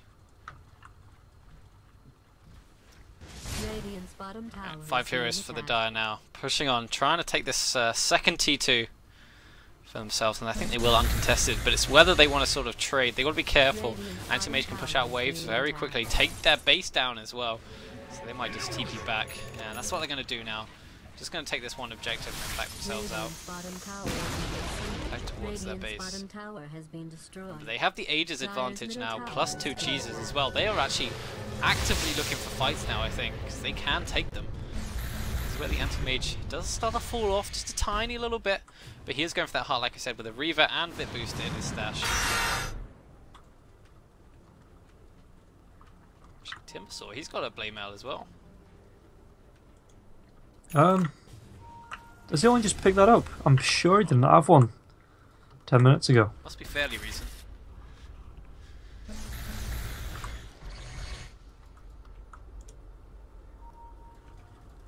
Wraith King opting for the Boots of Travel as well, which I think you really needed, because you saw then on that bottom tower, he had nowhere to get back quickly. Because he is 6 slotted now. Well, I say 6 slotted, he's got a cheese in there, 2 cheaters, but he just needs his maneuverability there, possibly to look for a Boost of Travel too, which I'd like to see because it'd help him rotate onto heroes that are getting ganked. Cough, lion, cough. Alright, 5 heroes on the Dire side now, smoked up. They're looking to try and win this game now. We see the Radiant, they smoke up as well. Sans Spirit Breaker. But obviously Spirit Breaker can get to the fights pretty quick. It looks like we might have a clash in the jungle at the moment. Lion gets spotted, so does the Winter Wyvern. They need to turn around, find this anti-mage. They get the Winter's Curse on him. Can they blow him up quickly enough? There's so much physical damage, but there's a 5-man Fisher as well. But there's a 4-man Impale as well. And the anti-mage is going to get out of this as well. The Echo Slam coming through. So much damage. Bane now doing a lot of work. The Chain Frost is hitting on all the heroes at the moment. Can they stop it? Okay, it's stopped now. There's no Ags here at the moment. One more right click onto the... Oh, there we go. We see the Shadow Fiend go down. The slow onto the Winter Wyvern from the Frost Blast, but Lich is going to go down as well. It's a 2 for 3 at the moment. A triple kill for Slate. Where is this anti-mage? He's just split pushing this middle lane for now. Spirit Breaker was forced away for now, and the end of that, it's a 3 for 2. And it was a bloody good fight as well for UK Mercs. Just with the Fisher, like I say, the stun lock coming out from the Shaker there, with the Fisher coming through with the Echo Slam and the Enchant Totem, I think he saved Babylon's life there. I really do think he stopped Babylon from dying. That Fisher was insane. I mean, the Dire were all grouped up, but it was a 5-man Fisher. But then, likewise, the Lion turned around and got a 4-man Earth Spike. Haste. So Crazy plays. that was it was pretty insane. It was like that area here is just like a massive cluster. A fusticluck. Yeah. Where things like Winter's Curse, Echo Slam, Chain Frost are all so important. And that's it. It's just... That's what UK Mercs need to be finding. They need to be finding the advantageous pickoffs. Like, okay, yeah, they lost the Timbersaw on the line. I really think it was the Timbersaw on the line. But they found 3 heroes. They found the Shadow Fiend. They found... they took the advantage. I'm actually surprised that they tried to chase down the anti-mage and maybe didn't look to go towards that top tier 2 tower. See, TA has done like a full change of clothes, opting to bring back the Blink Dagger now that the Aegis has expired, and picked up a BKB plus a Monkey King bar, exchanging her Manta Style. Yeah, that's something that if Slate has that kind of micro in it, he can get a second courier, drop the Manta Style onto it, use the Manta Style, swap it over, but is he confident enough to see the plays like that? No, he's swapped out his Blink Dagger now for the Manta Style. Because you don't need the Manta Style so badly. I was thinking you don't need the Manta Style so badly now. You've got the BKB, you don't have to worry about the Halberd, but I think the Blink is a lot less relevant now. So I think this is the right choice for item configurations. Yeah, and just having to fight up against the anti-mage that does still have his Manta Style, you know, you can always use the extra damage, extra targets, extra everything really. Oh, these chakrams coming through. They get the Fisher onto the Timbersaw. Timbersaw getting pretty low. Hex up onto the anti-mage at the moment. He's got the Manta up and the Abyssal, but did they bring him down quickly enough? The Winter Wyvern Curse. That low sword didn't come out quick enough. The Chain Frost bouncing around. There aren't any BKBs. He's just literally zipping between the Wraith King and the TA, but they're so tanky they don't care about it. There was the BKB on the TA as well. The last right click finishing off that Lich, and this is probably going to force out a buyback for anti-mage. Meanwhile, on the back end though, Spirit Breaker in a little bit of trouble though, but he obviously TPs all the way to the top lane, but the BOTs by PO trying to catch out the Spirit Breaker. He doesn't have a blink, so he's not going to be able to catch up to the Spirit Breaker, especially Spirit Breaker as that empowering haste. But the pressure now being applied into this mid lane from the dire side. TA obviously with the minus armor can really whittle down these towers very quickly at the moment. And Shadowfiend's got to be careful. He uses that Invis. The Echo Slam comes in, but it's going to cost him his life. Spirit Breaker now charges forward here. They do finish off that TA. She has to buy back line very low underneath the Glimmer Cape, keeping himself away. Likewise with the Timbersaw. He's safe for now. Was line spotted there. He gets the blink away. He's going to TP as well. The long raise is not enough to find him. So that forced out a buyback from the anti-mage, but they do get the kill on the TA, which is very important, plus the Wyvern. Timbersaw forced to do a bit of creep clear up duty. Whichever way this game comes out, all these Blink Echo Slams have been on point. Like, if I'm picking my MVP here, then it's all just the way he's used his Echo Slams, his fishes to save Babylon, to save the Shadow Fiend, the great engagements that he's had. He's just been super impressive. That's the only way I can put it. It's really good as well because like he just holds on to them for the right moment. Sometimes, you know, like if you're playing like these initiation heroes like Magnus and Earthshake and stuff, sometimes you go too early and it's a wasted one. But sometimes you just wait for the 5-man one and it just never comes and you never get an ultimate off. But he's been doing a great job of holding it long enough so he gets a good Echo Slam, but not holding it too late. Yeah. It's the same. I know what you mean. Yeah, trying to hold it, like trying to hold a 5-man black hole, it just never comes. It's easier. It's better to use it onto the 3 heroes where you know you're gonna have a guaranteed advantage then after you use it. And like I say, he just needs the Blink Dagger. Okay, he's got that Veil of Discord as well, which actually the bonus damage coming out from the magical damage onto that really useful. And I think, when you look at it as well, if you can get a decent Veil of Discord off in combination with the Liches, maybe the Shadow Fiend there to back him up. Okay, we see smoke up now from the dire side. They know this isn't the real anti-mage because the smoke isn't broken. They can catch the real one though, who's walking up towards his ancient, back towards his tower now. So he's not. They know he's not farming the jungle at the moment. Are they going to spot him out here though? This is getting close, very close indeed. If they can find him here. Timbersaw's smoke is broken, so they must know someone is about, but they're just going to push up onto this top lane now. They see the Spirit Breaker. Could they get a kill here maybe? He has to use the BKB and run himself away. They used the Winter's Curse. I would disagree with that choice of target. This is a wasted BKB for now, I guess. There's the Lotus Orb onto the Echo Slam onto 2 heroes at the moment. Does catch the Timbersaw as well. Timbersaw gets stunned up by the Abyssal Blade at the moment. We see the TA goes down, plus the Lion, plus the Timbersaw now. Only the Wraith King alive, and he was all the way back at the base defending. This is a disastrous fight. Would you say disaster? Sorry, yeah, I can't do it either. That was a bad attempt. But the only way UK Mercs can defend this, I think they need to bring out these buybacks. Well, they have to, otherwise they just lost this game. But all 4 of those heroes do have buybacks, so maybe they bring them out in a surprise, but the trouble is you can bring them out late, and then you all go in 1 by 1 and just lose. So I think they just have to all 4 buy back, because they might want to try and... They're going to try and bait the Wraith King here. They're going to force him to die, I think, and yeah, here comes the buybacks now. They're going to walk in. They want people to focus down this Wraith King. It looks like the Shadow Fiend is going to get caught out here. He goes down. That is 4 buybacks. They need to chase. They need to get more than just the Shadow Fiend, if they can. Winter Wyvern has that blink forward. They're going to be able to stun this Spirit Breaker. No! This is really unfortunate. They really wanted to get more than this. Roshan is up now, and Anti-Mage is going to spot this out. Go straight in for this. Ooh, first hit bash. Yeah, and this changes the way UK Mercs have to play. After going so aggressive for so long, with those 4 buybacks, they can't die. Like, it's YOLOSWAG's turn to go on the super aggressive, go for those team fights, go for the pickoffs. Because if YOLOSWAG find 2 or 3 pickoffs, then Citrus, that's it. UK Mercs, they don't have any answer for that, and they're going to lose game. Definitely lose another lane of racks if they find 2 or 3 pickoffs. But this is now 5th Roshan. And it must be the first one going the way of the Radiant. Well, no, the Radiant got the first one, I think.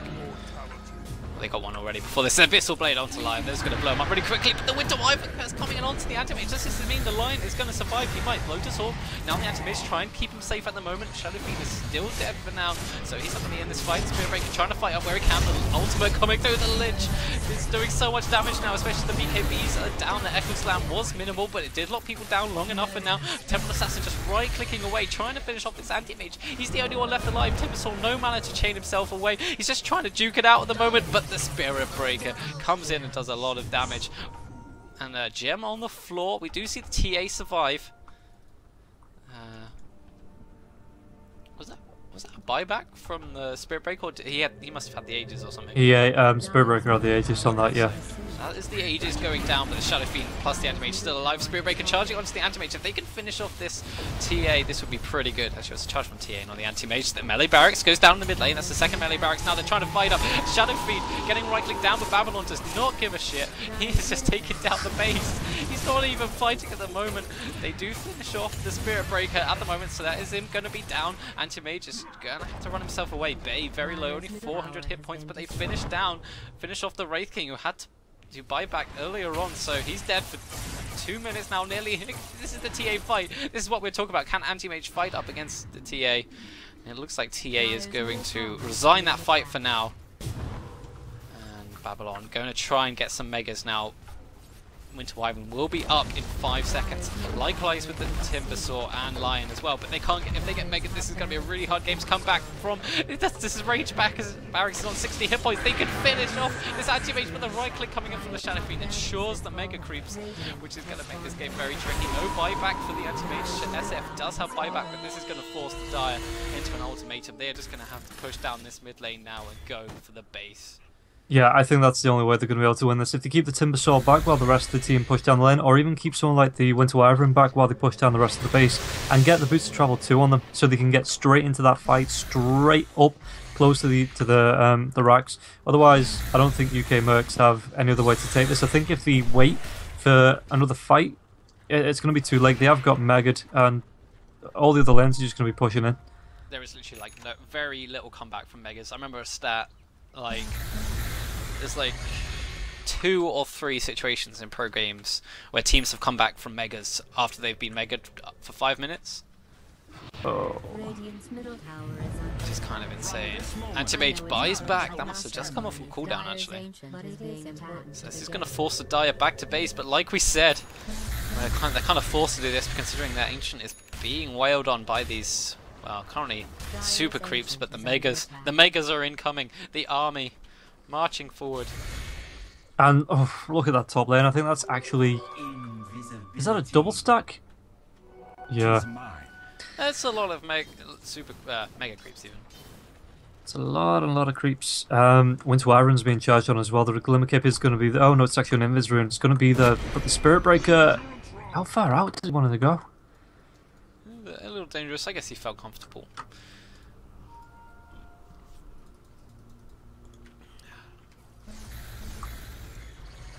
Right, this is going to be one hell of a hold if UK Mercs can do this. This charge comes forward onto the Timbersaw. Timbersaw going to get stunned down, locked down for now, but the Hex comes in from the line. Timber Chain all the way up. Are they going to actually come out of the base on the Spirit Breaker? Remember, the Ancient is exposed. They have to be careful. The Anti-Mage is just pushing the creeps in for now. The Winter's Curse goes on to the Anti-Mage in this bottom, in the mid lane at the moment. If they can bring him down, this is so important, but he just blinks forward, uses that Manta Style, and meanwhile, on the other side, TA is locked down for now, uses the BKB plus the Manta Style, trying to fight up against the Shadow Fiend now, but the Echo Slam comes in and slows down. Winter Wyvern on the back line, the Mana Void coming in. Error still alive, and Babylon at full health uses that Divine Rapier on the floor. I did not realise that the Templar Assassin bought one, and this is GG. I had hopes. This game was going the way of YOLOSWAG for most of the game.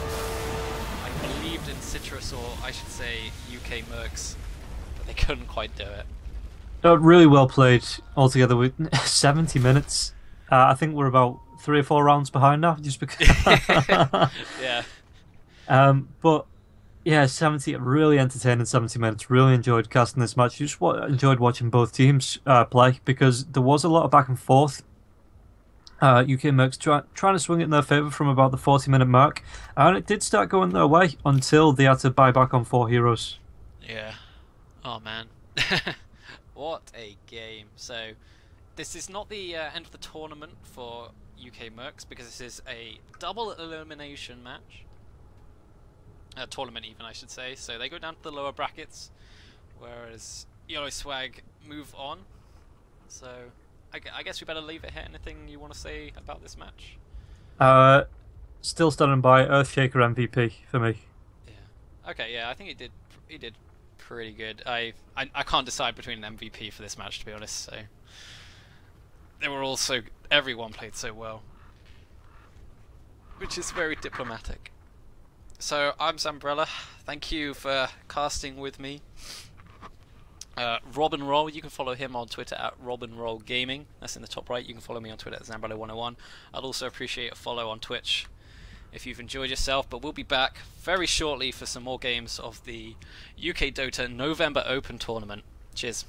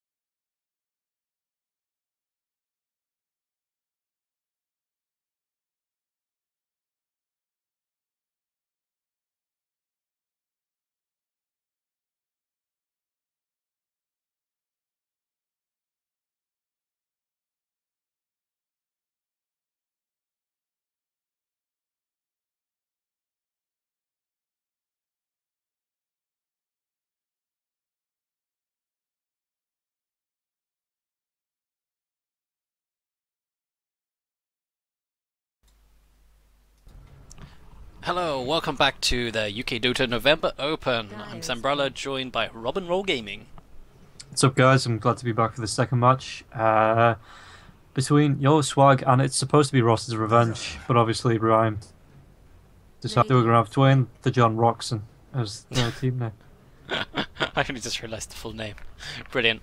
So we just casted YOLOSWAG beat UK Mercs in what was an 80-minute game. So we've had a 10-minute rest or something, 10-15 minutes break? Something like that. I'm actually going to packet a crisp down me between that game ending this game starting, so I'm ready to go. I'm really full of energy. Yeah, I had a flapjack. It was good. Healthy. Yeah. It had dates in. They're healthy. 10. Yeah. You know what is most healthy for you? Banning out What? Doom. Dyer's pit. Banning out the Night Stalker is also up there with the healthiness because, you know, he's a monster. Honestly, he gets run in, from what I've seen, he gets run in the probably support or an off lane. You know, one of those two. But he doesn't need the items. If you can get a fast level start, fast XP start before that second night. First night, it's a write-off. The night time's too short for the first night. But that second night, if you can get to like level 6 or 7, and then start rotating, that's where you get your items start coming in. As long as you got your boots, maybe they earn. That Hunter in the Dark is just so powerful. Combine it with the Void, the slow on the Void at night time. It's like a 5-second slow at level 2, 5 seconds, something like that. He's one scary guy. So yeah, banning him out is always a good idea. But for the picks for YOLOSWAG, they go for the Dazzle and Earthshaker. 2 supports straight off the bat. I mean, Earthshaker could be the off lane. Be played in the off lane, but I prefer him as a support hero for sure. Yeah, and Ollie's shown what he can do on that Earthshaker last match. Just those echo slams were pretty baller, I've got to say. Some of the best Earthshakers players I've seen in a long time. But the Undying and the Winter Wyvern being picked up there for Ross's Revenge. Gonna keep getting this confused. Wish the reviewers picked the right name. But yeah, combine that. You can drop the Tombstone. Combine that with the Winter's Curse. You're gonna keep them there long enough for the zombies to do quite a lot of damage. Yeah, definitely. The Undying and Winter Wyvern, good combo.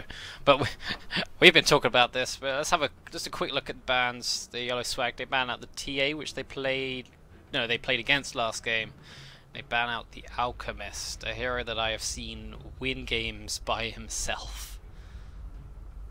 Yeah, it's just with the new change now where you can pick up an Aghanim Scepter and just drop it on every hero. So like after 20 minutes when he's 6 slots and he starts farming Aghanim Scepters for the rest of his team.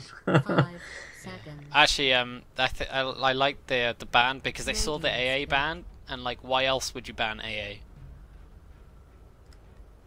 Yeah, I don't like it. Unless you're going to pick the Alchemist. So the fourth ban from the YOLOSWAG was a really good one, seeing that the AA was banned out by the Radiant side, who like absolutely is like the best counter for Alchemist. But moving on to picks, we see YOLOSWAG. They go for the Spirit Breaker once again. I must say, I thought the Spirit Breaker plays were fantastic last game, like the Earthshakers. But the Radiant side, that is I can't remember what their proper team name is now. Ross's Revenge. Yeah. Was it the Revenge of Ross? Or the Revenge of Ross. Revenge of Ross. Yeah. Either way, they go for the Queen of Pain, a very strong mid lane hero, and can also be played in the safe lane as well. They couple this with the Gyrocopter. Just look at the synergy of this lineup already. Playing around that Winter's Curse, you can grab people in, get a good Sonic Wave, a good cooldown as well, and you pretty much won yourself the game with that combination. But to counter that, YOLOSWAG are like, no, you are not getting your combo off, and pick up the Silencer for themselves. No fun allowed. Maybe the Revenge of Ross paying attention there to the last match, banning out the Anti-Mage. Yeah, I'd be interested to see what where this Silencer is played actually. Possibly played mid. No, I think it's gonna be farming. Yeah. because you got Spirit Breaker who's probably going to go off lane, Dazzle, Earthshaker support, and I don't think Silencer is... He's okay mid. Reserve time. But I think it's going to be a farming position 1 Silencer. Go Slasher's build. Good old Slasher. Radiance picked. Tusk is the final ban by YOLOSWAG. Quite surprised it's made it this far. If this was in China or something, it would have been first picked or banned for sure. And is it going to be another hero that combos well with the Winter Wyvern? Maybe, that's like you say, the Sonic Wave as well as the Call Down, the Winter's Curse, the Tombstone. It's all there. But I'd like to see a Windrunner picked up for no other reason than Windrunner is my favourite hero and she should be picked every game. No, I think it's got to be a Darkseer. I don't even know how Darkseer made it this far without being picked up, to be perfectly honest. Darkseer would be really, really good with his wall vac here. Just a vacuum to secure a good Winter's Curse and combo, but they go for the Lich instead. Lich? Chain Frost, nothing to be, turn your nose up again, especially if you can get a good Winter's Curse off there and drop the Chain Frost, because, like I say, you will have the heroes within close proximity, so those bounces will go within seconds. And it gives, if you can get a good 3 or 4 man Winter's Curse, then the Chain Frost is just going to bounce around. It's going to do so much damage, and it's going to stop the other team from being able to do the Delta split. Yeah, I mean, the slow is good. You got to remember in Winter's Curse, if it's not the primary target, they take 70% less damage. Which, reserve time. Yeah. It kind of means you want to fight your Lich ultimate just as it ends. Yeah. But final pick now for YOLOSWAG. I think they'll be going for a mid hero now. Something like... I would have said SL. I mean, a mid Wind Ranger would actually be good here, I think. Yeah, you combine it with the Spirit Breaker, that you can get the shackles off as the Spirit Breaker is charging in, or even with the Silencer, because it's an extra 3 or 4 seconds if you can shackle 2 heroes or shackle a hero to it. Okay, Zeus. Right. That was unexpected. But also helps with the ganks if a hero is going to be ganked out there. The Zeus throwing out his Thunder God's Wrath every 90 seconds. Yeah, I think Zeus is good because it combos well with Spirit Breaker, who likes to gank. And also, you're really only going to buy a BKB on the Gyrocopter. Occasionally on the Queen of Pain. But that's it. Yeah, so it's not an item that the Revenge of Ross want to go for. In the team, like you say, in the team lineup, maybe the Gyrocopter a bit later on, but Spirit Breaker actually getting the block on. Did you get the block there? Yeah, that blocks. Yeah. That definitely blocks, and they didn't see him because he TP'd. So because he is mental. Shall we quickly run through who's playing what? So on the Radiant side, that is the Revenge of Ross. We got Rhyme, the famous Rhyme, playing the Queen of Pain. We have Whelp playing the Winter Wyvern. We have Kandrel. I met him actually at Epic Land. Playing Gyrocopter. We have Cook on the Lich, and finally Deadmau 5 on the Undying. And then played on the side of YOLOSWAG sorry. YOLOSWAG. YOLOSWAG. YOLOSWAG, once again, we have Optimist on the Dazzle. Babylon's going to be playing the Silencer. It does actually look like it's a position 1 Silencer, like you said. Babylon playing on that. Error, once again on the Spirit Breaker, so effective last match. Bay onto the Zeus and Ollie on the Earthshaker. And we see actually the Tombstone gets put up on the high ground, but no one's particularly low, so it's not doing too much. Starting to do a bit more now. Undying, pretty low. He's got a bunch of mangoes. He actually, because he leveled Tombstone, he's got no decay, and it was actually the Zeus that picks up the rune and a Rhyme on the Queen of Pain that gets the other rune. So once again, this mid matchup is going to be even from the get-go. Look at Rhyme getting aggressive. Zeus wants to spam out that Arc Lightning to get those last hits, but because Queen of Pain is being so aggressive, he can't step up to, even if with Arc Lightning, with that huge range.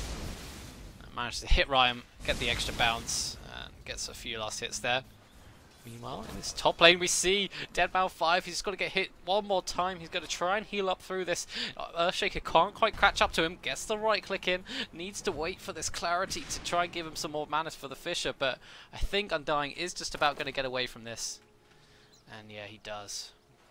Yeah, Earthshaker wouldn't have got the mana in time, I think, unless Untitled tried to turn around to fight that. I think he was going to get a wipe, but this is something else that the Lich is effective. Like you mentioned last match, the sacrifice being there just to help balance the lane. So 2-on-2 lanes up against the tri lane now, where there is only the Earthshaker with his Fisher to really lock down someone. Yeah, I personally, I think dual lanes are a lot stronger nowadays. And yeah, you'll see Undying is going to get quite a lot from this lane with the help of Lich because of the sacrifice. Yeah, and you know the Lich doesn't have to be there 24/7. He can rotate into that mid lane for a bit of support to the Queen of Pain, but primarily being there to help the Undying get some early farm, get some secure some early levels. It's going to help him in the long run. Definitely. And the thing with Gyrocopter, he can be left on his own against Spirit Breaker. And with the Winter Wyvern backing him up every so often. We see the Winter Wyvern is now hiding in the trees by this T1 mid tower where Zeus is. Got to wait for that Arctic Bird to come up though, but looks like he's just going to head back. Not really going to work out, although Lich has got an Invis rune. As the courier is coming out with a bottle, with boots, and with a magic stick. Wow. If he can snipe this. Oh, and it's coming towards Cook. Is he not going to do it? He's not going to do it. Oh, he's having to go back because he's seeing that his Undying is into trouble now, so they're not going to get the courier's coming up this way. Nah, it's not going to get picked off here now. No. Lich isn't going to be able to move fast enough, so no one is dead just yet. The Dazzle really low, one more right click, and that's going to be first blood. Dead Mal 5 gets it, and Ollie's the second kill. This Decay stack's doing so much damage. He can't even finish off the Undying because Zeus does not have enough banner. That's a double kill for the Undying. This is the power of what he can do. And look at all those the Decay charges. He has 5. Oh, they're going to wear off now, but he bought out, so he denied himself on purpose. Because he was so low, he might as well just deny himself. Good plan. Quicker trip back to base. Yeah, and it means he's got a fresh TP if he wants to use that as he comes back in as well. Yep. So in this mid lane, Rhyme dominating against Bay, unfortunately, for the Dire side. 20 last hits versus the 9 of Zeus.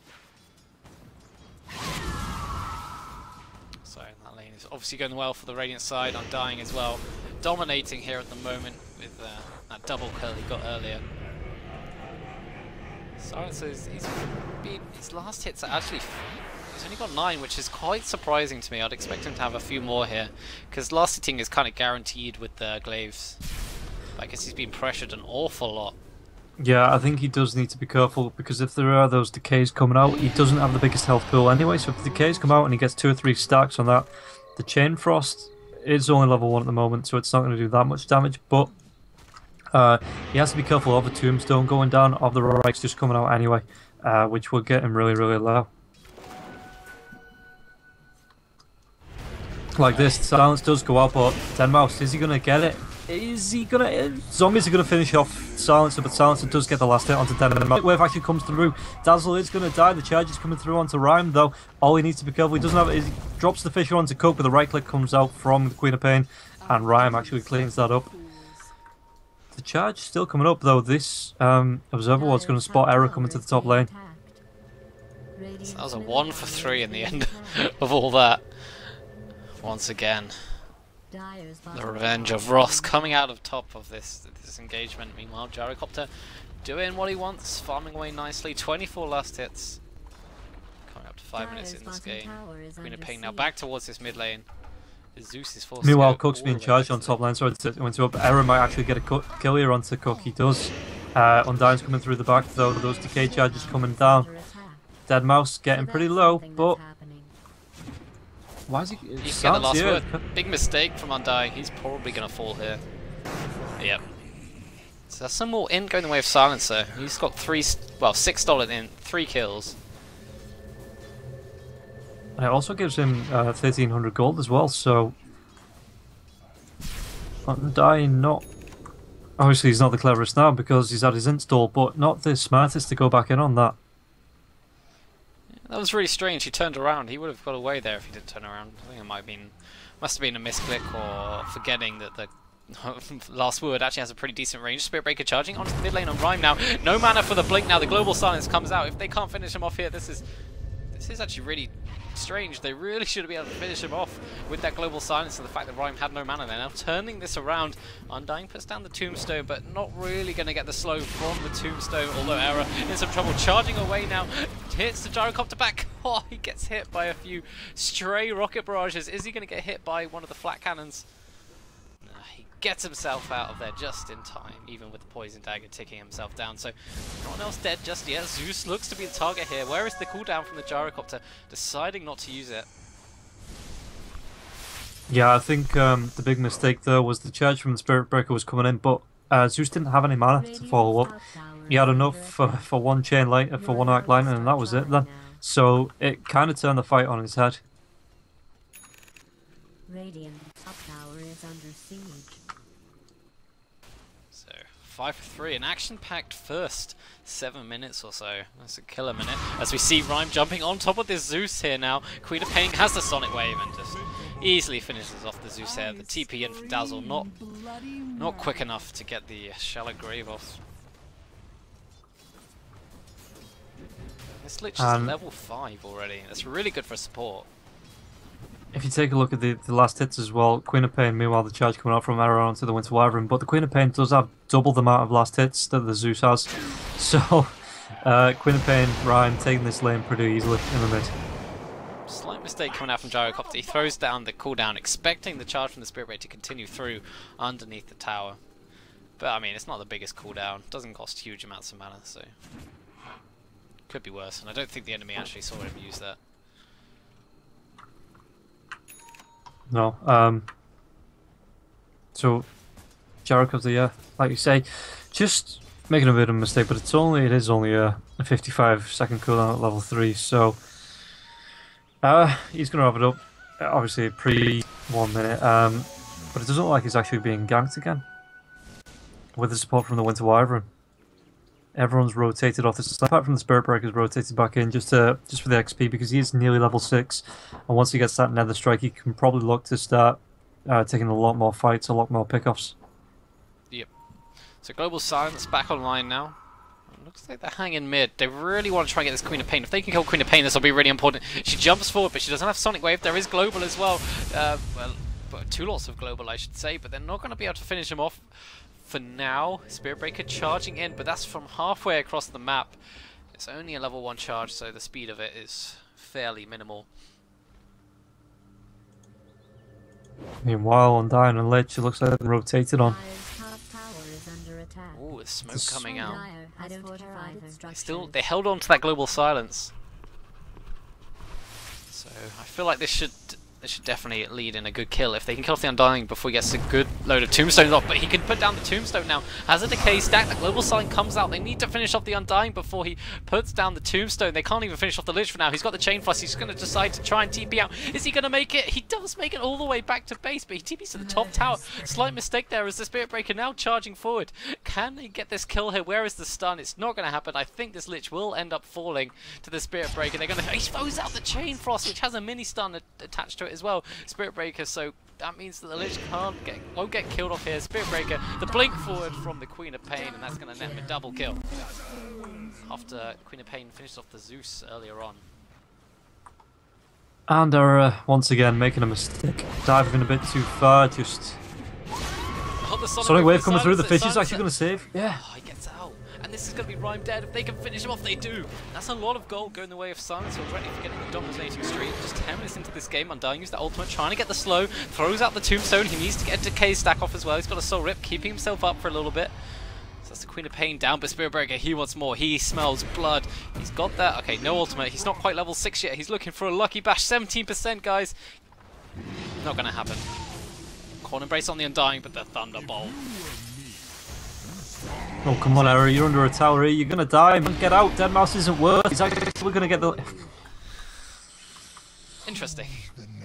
Okay, so, I think Era was seeing red then. After getting that kill, that dive so far onto the Lich to the tier 2 and being killed off, he really, really wanted something.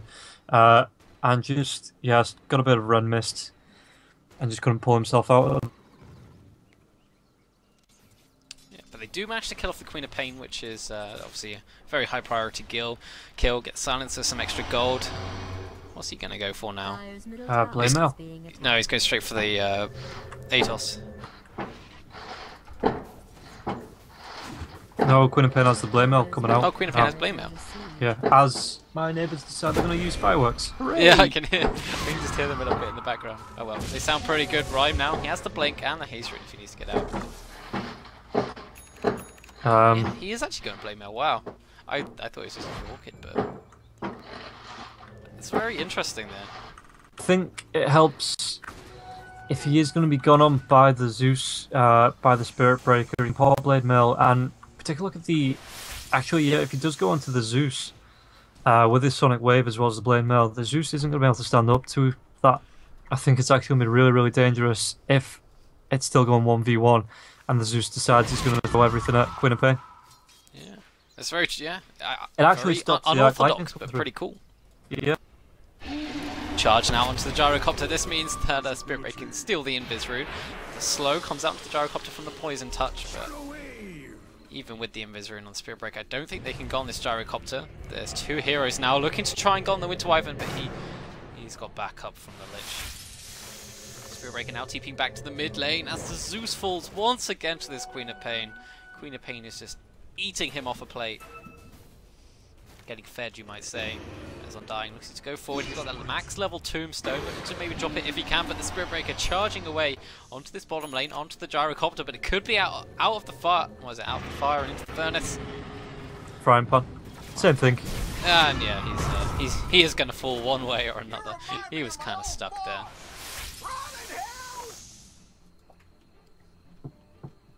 Yeah, so Ross, the Revenge of Ross, starting to pull ahead. Obviously, they broke the 10 kill barrier first, but it's just like you say, just the unorthodox way that they're building into this game. The Blade Mail coming out from the Queen of Pain. Denmouse still has his double mangoes, but he's going straight into that tombstone build as well. So it kind of stops the early teamfight aggression coming in, because if you charge a Spirit Breaker, you got the Earthshaker coming in, but you drop a tombstone as Deadmau5, then it doesn't make it easy for YOLOSWAG to fight around that. Yeah. And it looks like the Undying's actually going for an Axe with the early point booster. Global Silence coming out. What's this for? Is this for it looks like it's on the top Queen of Pain on the top lane, yeah, but it looks like Babylon's going to die anyway, playing Ring Around the Roses and Silly Buggers on the top of the tree, but that Shadow Strike there, yeah, and the Screaming Pain was enough to finish off the silencer before Queen of Pain was taken down by the Spirit Breaker. I guess it was probably not worth it for Rhyme, considering he's on top of the net worth.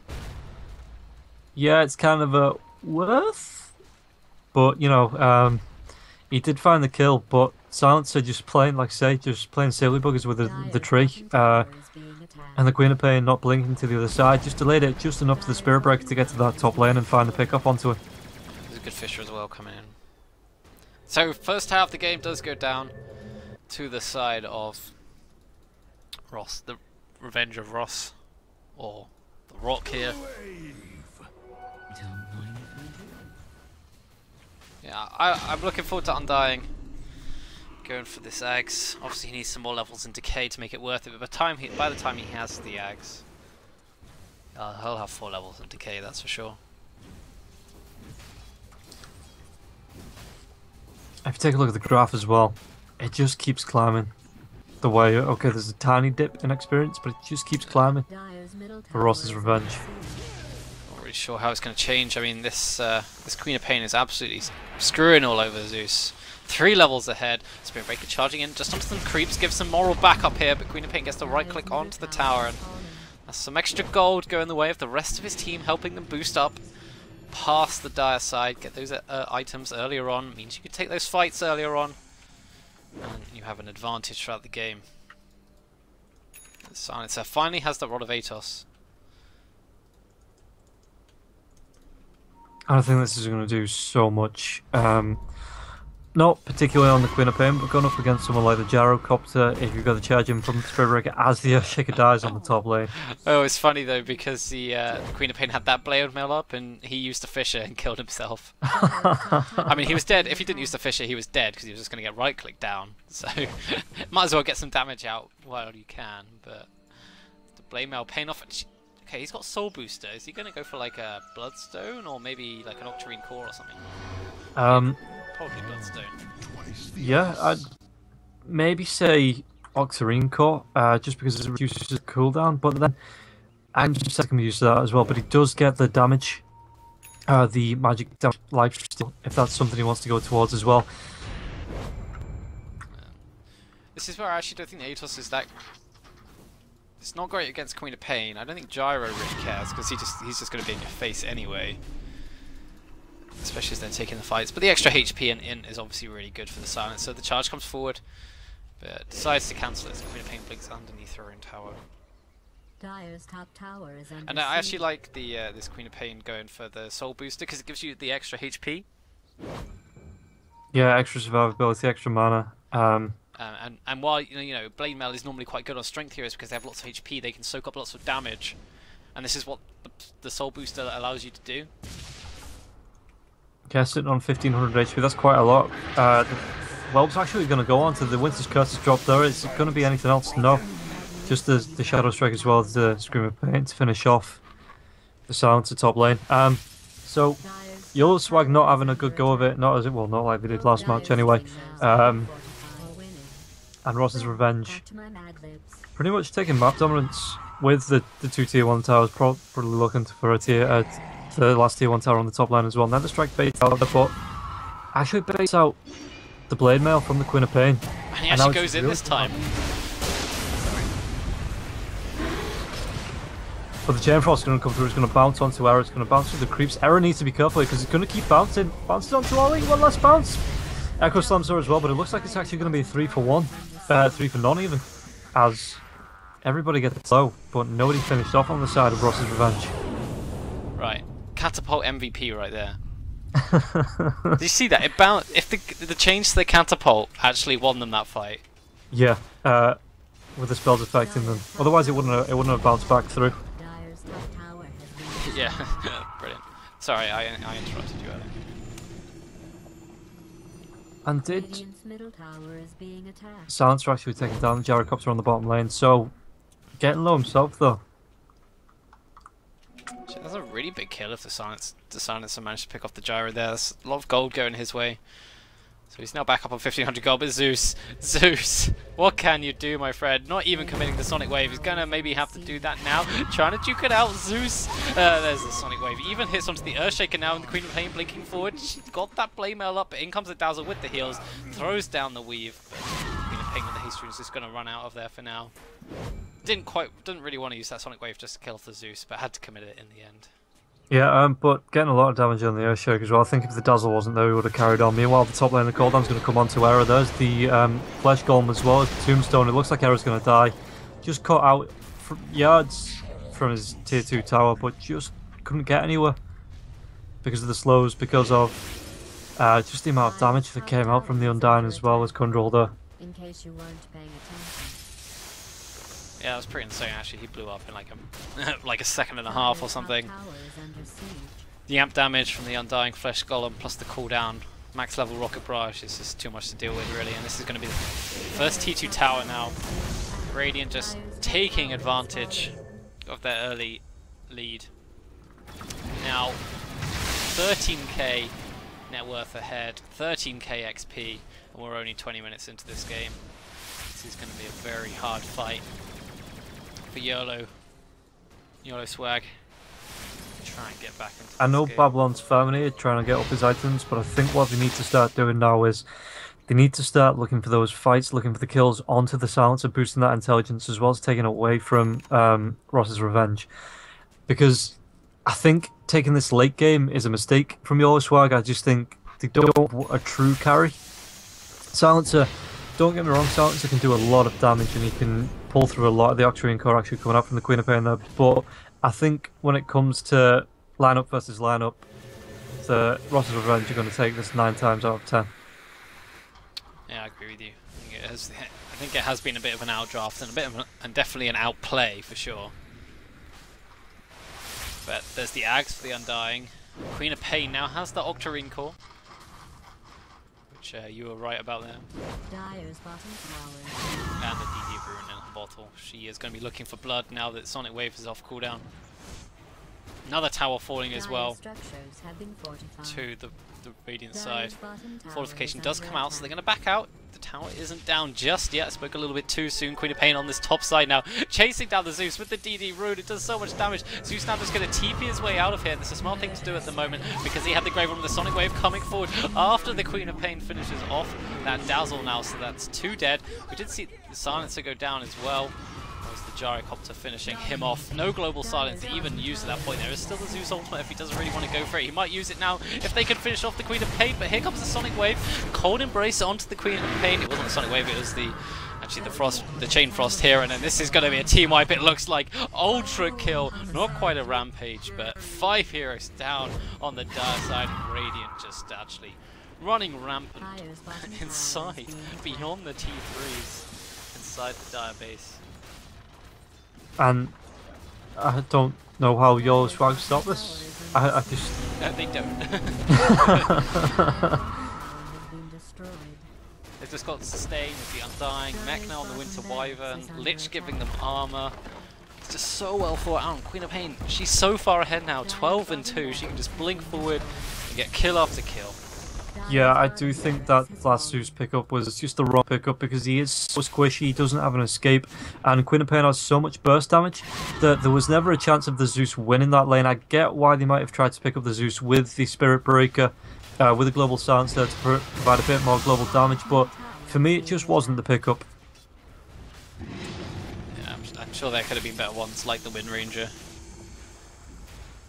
Maybe they tried out a similar strat in practice or something, but... Possibly.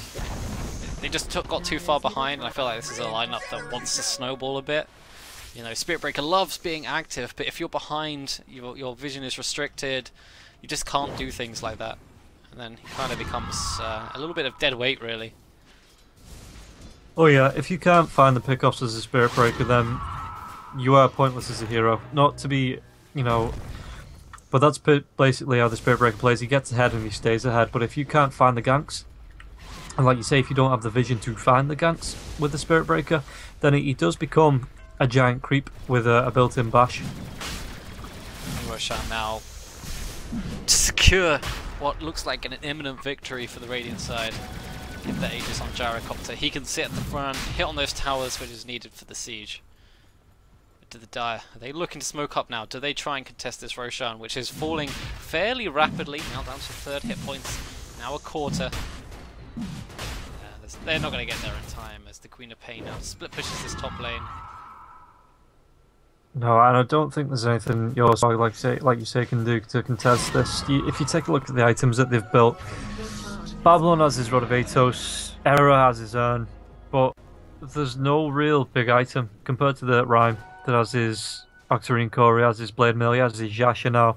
Go to Kundral that has Sanjin Yash, he has a Demon Edge, he has his Ring of the Killer, he has the Aegis, the Glimmer Cape coming out from Cook as well as the Aghanim Scepter from Dead Mouse, and Whelp having his Mechanism.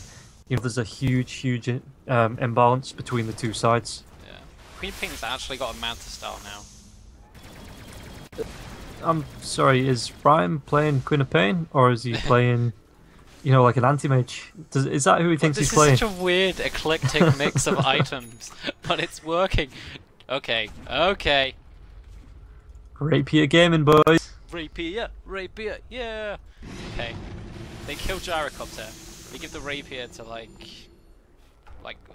who is good with the Rapier? I mean, Silence is okay. Yeah, you give it to Silencer. He doesn't have much attack speed, so it doesn't really matter that much. It doesn't even matter if they lose the Rapier. Just look at this tower fall. Look at it go down. We are 25 minutes into this game. Gyrocopter is caught on the wrong side, but no, he's just going to two-shot this Dazzle with the flat cannon while hitting the tower. Oh no, Error. He's going to try and run himself away if they can. Gyrocopter's still alive. Now Queen of Pain blinking forward. Babylon calling the GG. And unfortunately, YOLOSWAG will be making their way down to the lower bracket, and the Revenge of Ross will be making it forward into round. I think we're round in round 4 now. Yeah. Round 4. As I can see, the brackets have already been updated. They'll be playing As Ryan against declares Waow the Gaming. split been a pain. So a bit of a change from our last match, which was a 70-80 minute game, to a pre-half an hour game here. What do you say to that? It's just it's just pure outplay. I mean, this is an open tournament, so anyone can enter with any standards, any standard of play. So yeah. And Rhyme, I guess, the man, the legend of the UK Dota scene, demanding the best from his team, and obviously got it there. That's the only thing I think of. The Queen of Pain, 13-2-5. No one got anywhere else close to getting that amount of kills. yeah, well, I think that pretty much just sums up what's going on. So I'm sure we'll probably end up casting one of these, another game, maybe one of these round 4 games. We shall have to wait and see. So stay tuned for that. I'm Zambrella, and with me has been the fantastic Robin Roll Gaming. So stay tuned. Bye bye.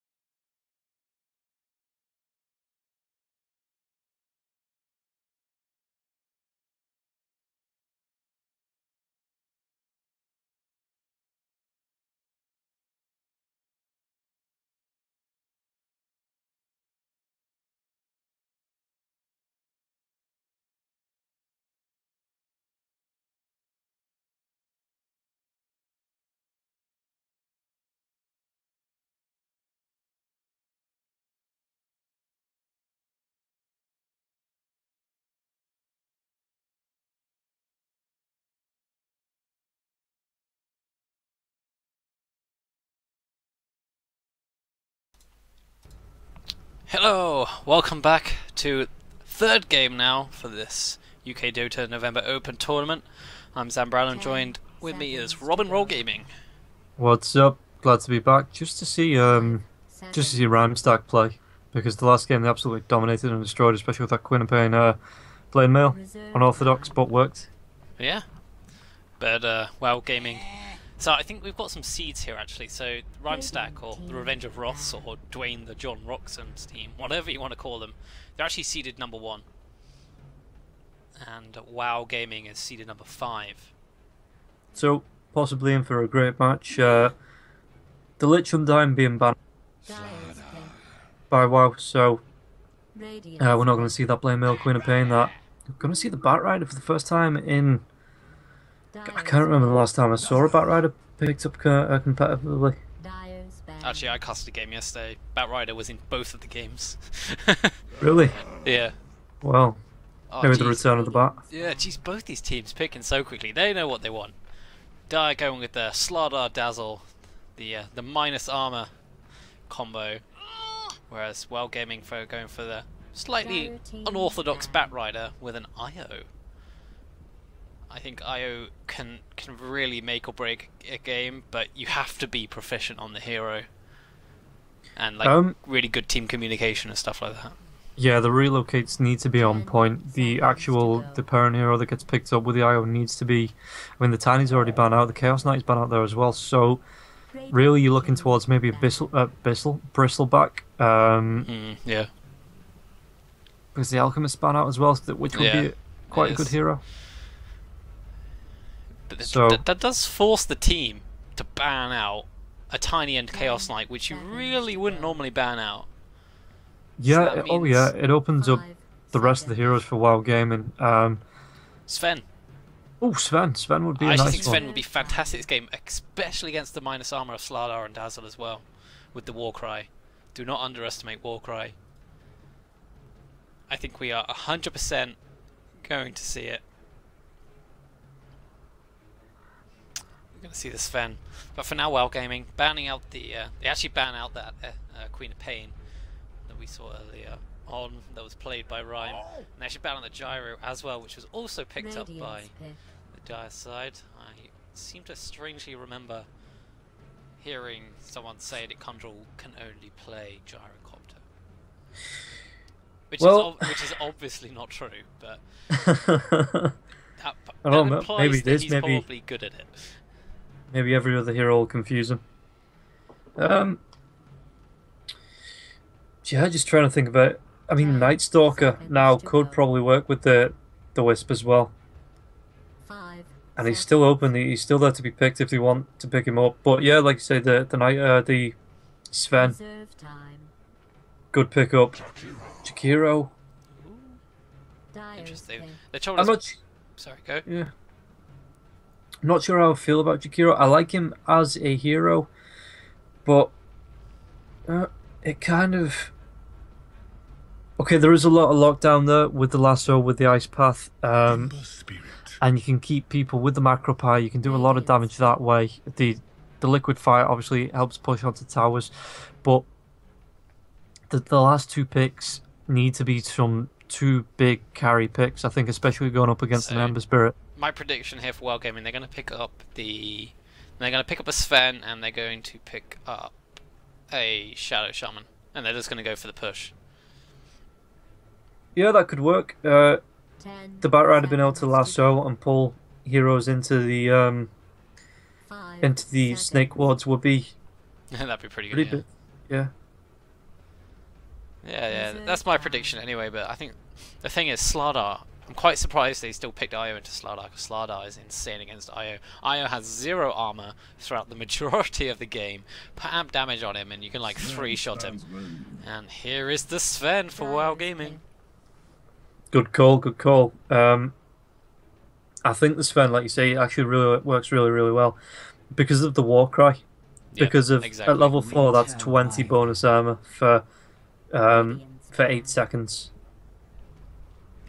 I must say, Waow Gaming, they've gone with like a very unorthodox draft here. These 4 heroes you would not expect to see But whereas the dire side, Slardar, Dazzle, Ember Spirit, Winter Wyvern, we've seen these heroes time and time again over the last couple of months. 10 seconds Yeah, to go. and if you look at the lockdown, actually, with the 5 Stormhammer coming out now, seconds. they could keep the Ember Spirit trapped, let's say, for a good 10 Reserve seconds time. with the lasso, with the Ice Path, because that's the major problem trying to go up against an Ember Spirit is you can just jump out to his remnants. So, yeah, a lot of lockdown really going to come in handy here, trying to find the ganks onto the Ember Spirit. I'm really surprised no team has picked up Darkseer yet. It's not even banned out. It actually baffles me so much. I guess no one plays Darkseer or anything, but it just... No. I'm so surprised because it works so well, and maybe we'll see the dire side pick him up because I still think I think it would work really well with their team. Group him up for Sleight of Fierce, 10 Slardar seconds Crush, to go. Winter's Curse. He's just fantastic. Yeah, with the Weave being there as well, yeah. Pretty good for the he's okay at D pushing as well. They actually ban out the Darkseer. WoW are not looking for the Darkseer, I don't think. No, probably not, no. So is this so I'm a little unsure how they're gonna lane this. Because they could put the Bat Rider mid. You could possibly run Iowa and Sven into the mid lane, Yeah. put Bat Rider into the safe lane, run Jakiro and I think another you'd put- hero. I think you'd put Bat in the off lane and then 10 pick up the safe lane seconds to hero go. now.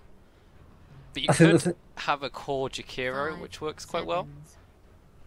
Yeah, mid Jakiro's not that bad with that liquid fire. I was more thinking in the Reserve safe lane or time. off lane. As like a position 1 or 3. It works pretty Yeah. well.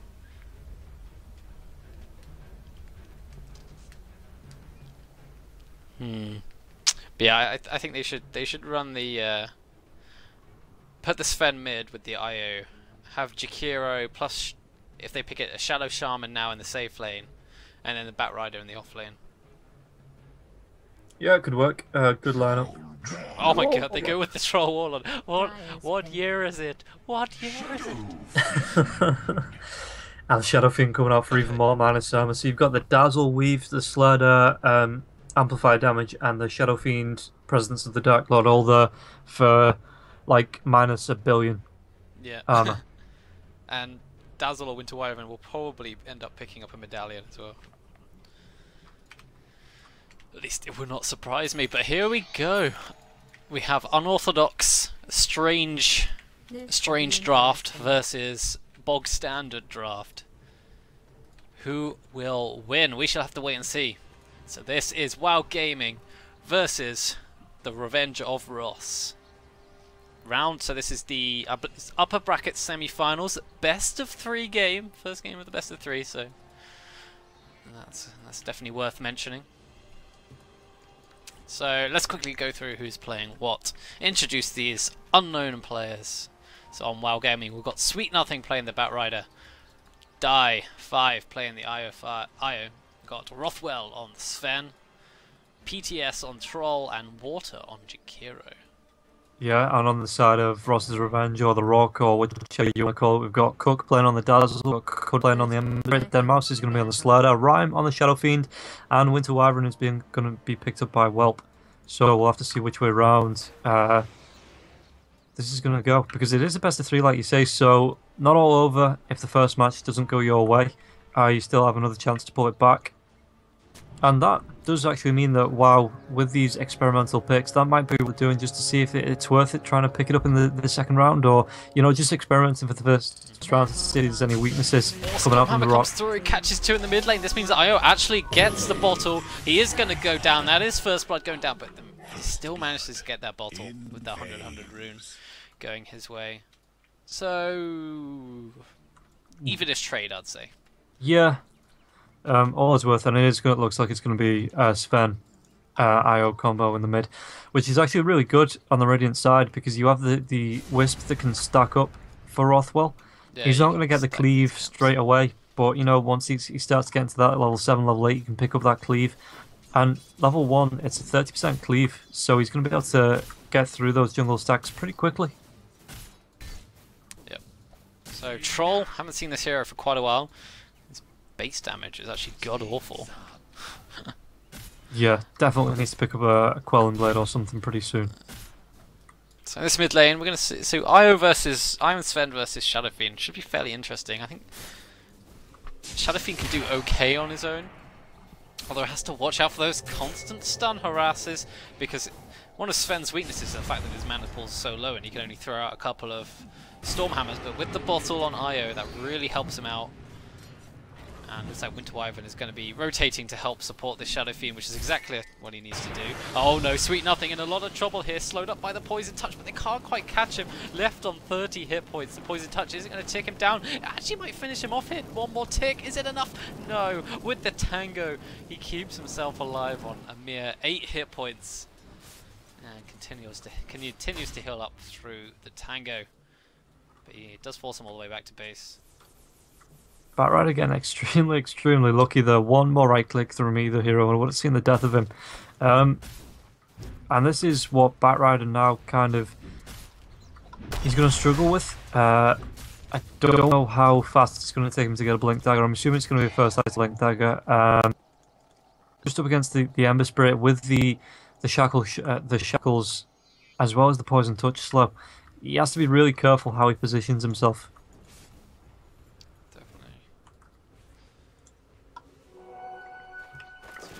Some interesting lanes for sure, but Slardar on this offlane is getting a fair amount. The creep wave underneath his tower. He's been able to last hit, not quite evenly with the troll, but he's still got 7 last hits, which is very nice for the offlane. Although the spins come onto him, the slow, he does manage to get the Slithering Crush off at the moment. The ranged attacks coming in, he's so slow at the moment, he can't move away.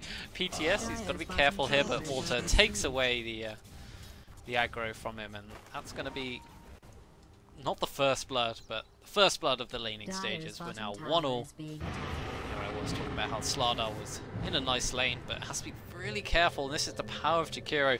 With that dual breath plus the liquid fire, you can't move anywhere, and the slow coming in from the ranged whirling axes, or the, what are they called, throwing axes? Well, whirling axe is just ranged. Stun onto Troll Warlord. He needs to get lucky with a bash, but he has no bash, and now the missed chances come out from the whirling axes. Slardar is going to be the same story once again. The second kill going the way of Troll Warlord and the Jakiro. One apiece.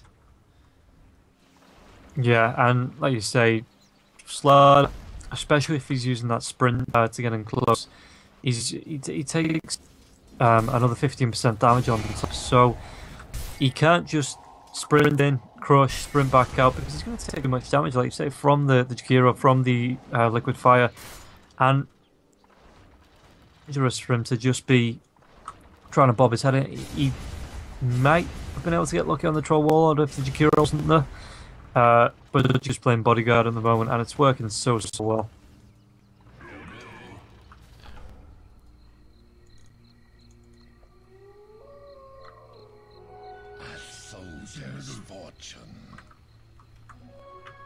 If we take a look in the jungle as well, it is 2 double stacks for the side on the marine, just for the Sven once he does want to go in towards that cleave. But again, it's probably like another 3 or 4 levels off just yet. Yeah, it's Batrider. It's playing it dangerous, trying to get these jungle camps if he can, but got a bit of experience here. But he's once again going to be forced all the way back to base because he's got no health. Wow, the CS of the Shadow Fiend is way above the Sven. Yeah, that's just the power of the raise, because Rothwell needs to come in close for his last hit. Shadow Fiend can just spam out right clicks, harass him down, and throw out the raise as well, which means Rothwell's going to be picking it up and damage any time he comes in for the last hits, as well as the creep wave. Yeah, Rhyme's doing very well in this lane. 41 last hits, 5 minutes in. And I don't even think he's taken any of these stacks yet. But he's about to. Meanwhile, Slardar on the bottom lane looks like he's on a mission. The Jakiro getting lucky on the TP out there. Yeah, well, they're on. He hasn't leveled Bash yet, so. Well, he still has his Slithering Crush that would have stopped the TP. Yeah, I like the build. Double Enchanted Mango. I think it's pretty good for strength offlaners, because the extra HP regen is great, and then the burst mana for getting off your normally quite high mana cost spells. Yeah, means he's going to be able to get that Slithering Crush off 3 times to 4 times instead of just the 2 that his mana pool would allow. Which could be the difference between life, death, and a kill. So Jakiro's rotated to this bot lane. He actually gets the Sleight of Fist chain executed very well there by the Ember Spirit. And the Immolation might be enough to burn down this Ember Spirit. Burn down the Jakiro. Ember Spirit does get the kill with the Remnant forward after using what looked like a mango. And that's something that can really just be able to do so well against the Jakiro, because a lot of the Jakiro's damage, he does have 61 right click damage, but a lot of the Jakiro's damage comes from magic damage. So that Flame Guard being there just to stop any of that coming through means that the Jakiro can't really get a gank.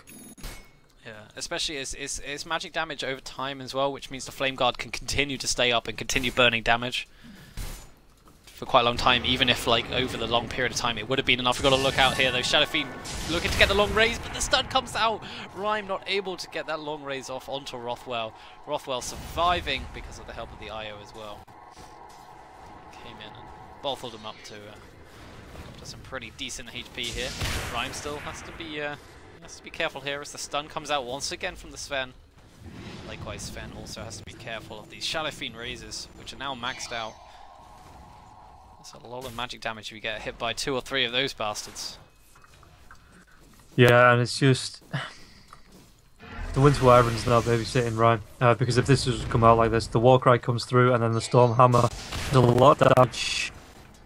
And it's just something I don't think Rhyme would be able to sit on his own, but with the Winter Wyvern being there, once the Storm Hammers come out, the Winter's Curse, oh sorry, they call them Embrace, would keep Rhyme alive. Yeah. So, Batrider rotated back into jungle now, realised he's just not going to get anything from this lane. He's now on 1500 gold, so that Blink Dagger will be coming up in a couple of minutes, I'm sure. And Jakiro has been relegated back into the off lane. Yeah, that's what I thought about the stacks going away for the Batrider. Of course, he would need his level 2 to start making this effective, so running him up in the off lane to get the quick levels or the early levels it's a good idea. And he can now just rotate into the jump for these stacks that the Wisp has been stacking up. Meanwhile, mid lane though, it looks like Rothwell's in trouble as the last race does come out from the Shadow Fiend. And Die6 not being able to heal him up in time. He needs to be careful himself now. One more right click and the creeps can see him, and the Shadow Fiend is in range. Shadow Fiend, I think it was actually a last hit by a creep, but it's enough damage from Rhyme to be counted as his kill.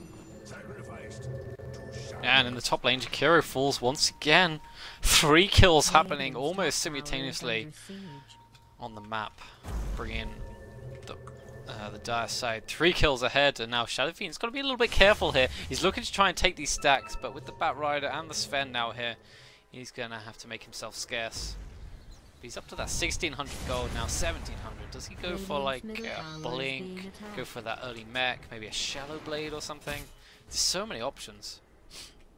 I think possibly a mech would be what I go for anyway, personally, because it's just that heal. If you get gone on your own while there's not a Winter Wyvern about to save you, and just I suppose we'll find out now because he is on 2k gold. Actually goes for the Yasha. Okay, so he's going to go straight into like an SMY then, I would imagine. So Radiant top tower. No one's in the no one's in the off lane for the Radiant, so this tower has been sacked. It's been forfeit. And TP coming in from Dazzle. He's got that weave, uses it on 2 heroes at the moment. Slala is now going to try and chase after the Jakiro, but he's slowed up by the dual breath. So he's forced back for now. Radiant's top tower is under siege.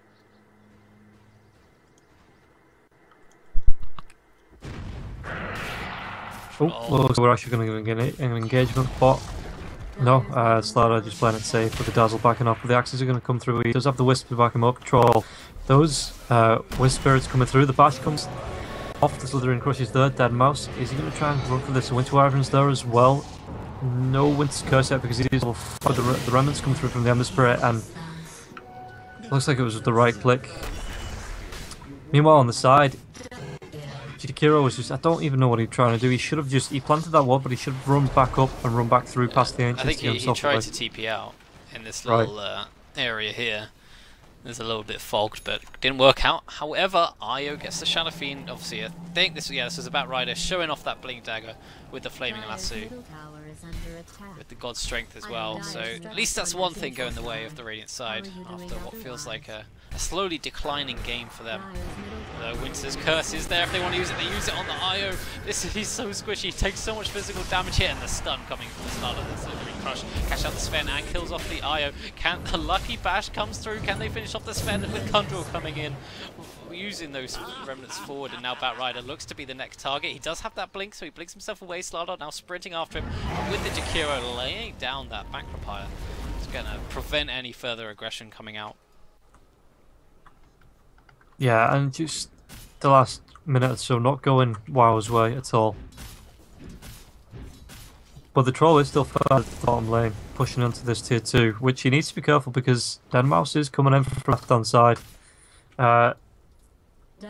Possibly, I'd assume Denmouse would start to look towards that blink now for the engagement, and then into something like a BKB. And he is only about 1,000 gold off the Blink Dagger if that's what he wants to go for.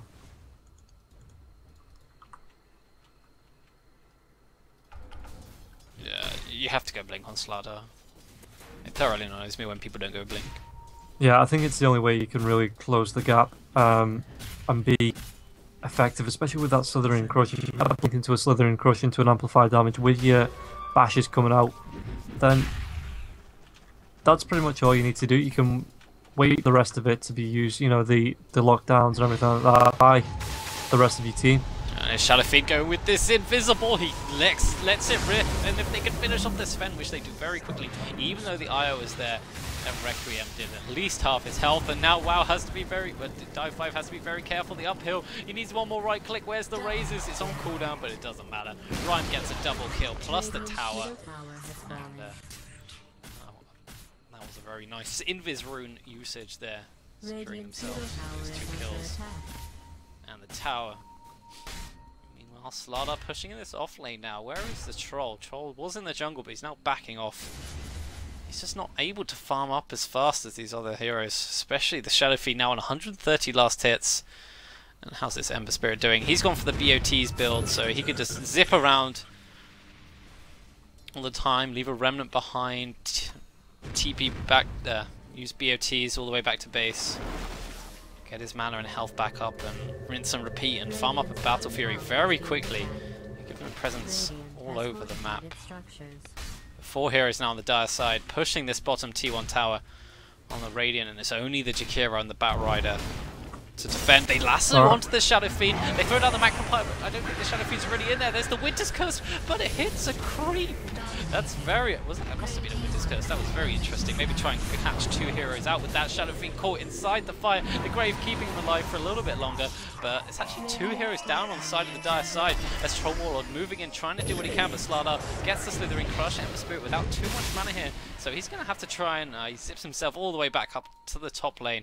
It's going to end the engagement for now, it looks like. That was a Winter's Curse on a creep, wasn't it? Yeah, I think it was to try and pull the Batrider as well as Jakiro in, because if it was dropped just onto the Batrider, the Jakiro wouldn't have been pulled into that Winter's Curse range. So it was an alright move, but I think just completely locking down the Batrider would have been the better option. Oh, Slardar's in some trouble. The Cold Embrace comes in. He is kept in with the Ice Path though, so even though the physical damage was prevented, the magic damage was just too much. Now Ember Spirit split pushing this top lane. And Jakiro does TP up, but I think really if the Ember Spirit wanted to kill the Jakiro, he could have probably turned around. Kundrel probably could have turned around and killed it. It was the threat of someone else coming to back the Jakiro up that really stopped him from going aggressive on that. So Shadow Fiend has finished the S and Y now. He can build into something like a Skadi and just become like a tank and a huge damage dealer as well. Right. Gonna give Slardar his bottle, refill it up. Okay, maybe not. That might have been the intention. Yeah, Shadow Fiend actually he's picked up the Ogre Club, so maybe building towards the BKB to stop the effectiveness of all those stuns, obviously apart from the lasso.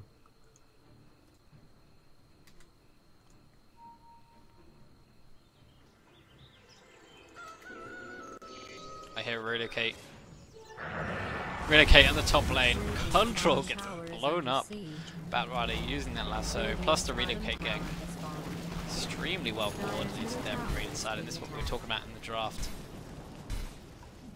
Yeah, and it just, with the God Strength there as well, it just offers so much lockdown. Although PTS on the Troll Wall is going to get caught out here. Welp. He's not on a killing spree. He's 3-0-6. He's rocking this Winter Wyvern. Carry Wyvern, obviously. That was the plan all along. Yeah. When Wyvern came out, I tried him mid. He's not a good mid hero. No. His base damage is just rubbish. But Roshan now, because of the Slardar and now 2 levels in presence of the Dark Lord, this Roshan has got -6 armor. They can bring it down really quickly. And they're probably going to get that over to the Shadow Fiend now. Who actually, with the Ogre Club, is probably going to go in for a BKB now. Prevents a lot of the stuns coming out. I mean, there is lasso that goes through the BKB, but hey, can't stop everything. I was going to say, yeah, you can have everything. And stopping 9 out of the... In fact, if we take a look, it's only 2 stuns as well as the lasso, so stopping 2 out of 3 isn't bad. Yeah. It just means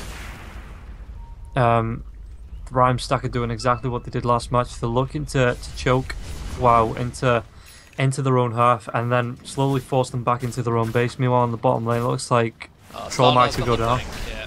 This is not going to go well. The Searing Chains come out, but the Troll ultimate, they're just going to try and bash him down. So, kill is denied.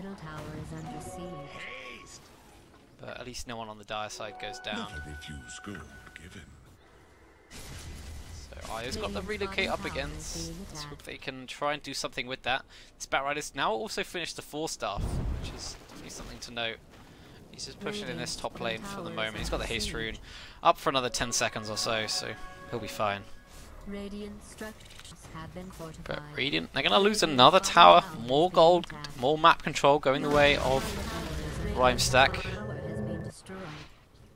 Yeah, and the Revenge of Ross now, which is, like I say, they're taking that map control that they want to... Oh, meanwhile the top lane, it looks like the Bat Rider just got the TP out because there was there with a blink.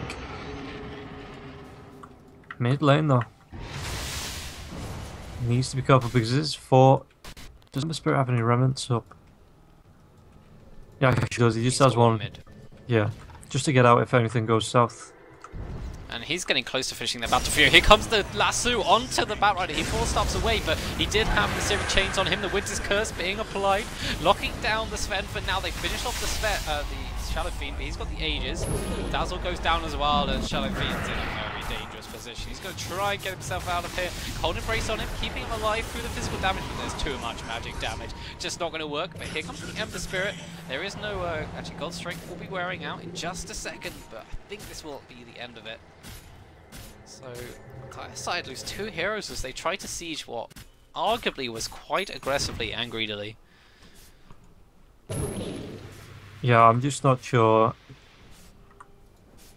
Okay, the Winter's Curse was there, but Shadow Fiend was too close to death, and the Jakiro, just the burst damage coming up from everyone was just enough to finish the Shadow Fiend off and pop the Aegis. So at that point, I think you need to kind of sacrifice the Shadow Fiend and just leave.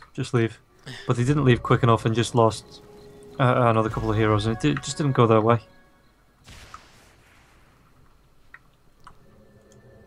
Which makes it easy now for the Sven.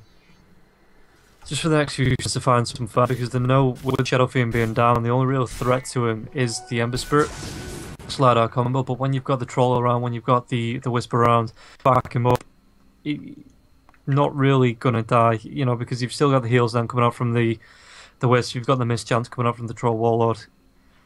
which were goodwill in axes as well to slow down the Shadow Fiend so he couldn't escape the second time. Yeah. This game is fairly close, that's for sure. Yeah, after Ross's Revenge taking, I think it was something like an 8 or 9 kill lead, WoW have really started to pull this back.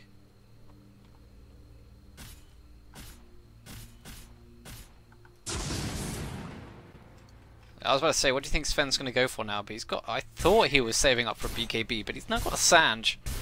Whether he'll maybe go like a Halberd or something? Possibly into the Halberd, yeah, to stop the right clicks from the Slider, to stop the bashes. Because the passive bashes 25% at level 4, you know, with the bonus damage coming out there, it's not something that you really want to be fighting up against, so being able to stop that for as long as possible is always a good thing. Tower is under attack.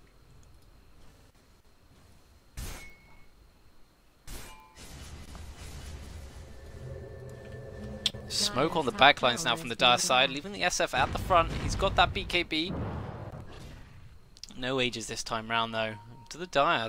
Hopefully they've learned from their mistake, but looks like they're going to continue pushing for now. They know the Batrider's in the top lane, so I guess they feel a little bit safe. The Magpie is laid down, trying to deter what damage they can. Still, Batrider. Okay, Batrider's now TPing back, so they have to watch out for that. Do they have vision of this? Actually, they do see the Batrider.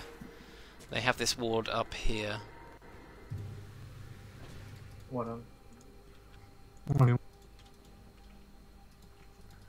Now with the next big wave, no Macropire. Shadow Fiend's just going to swag himself up onto this mid lane and get some right click damage down. But here comes the lasso from the Batrider. He was glimmer caped up, but the cold embrace keeping the Shadow Fiend alive. And that's a lovely Winter's Curse catching out 3 heroes. The Requiem is going to do a lot of damage, but it's not enough to keep this Shadow Fiend alive, or is it? The Grave comes in the turn and the right click, finishing off this Sven for now. Jakiro very low. In fact, everyone on the Radiant side is very low, and it looks like Slardar and Co are going to look to try and compete this.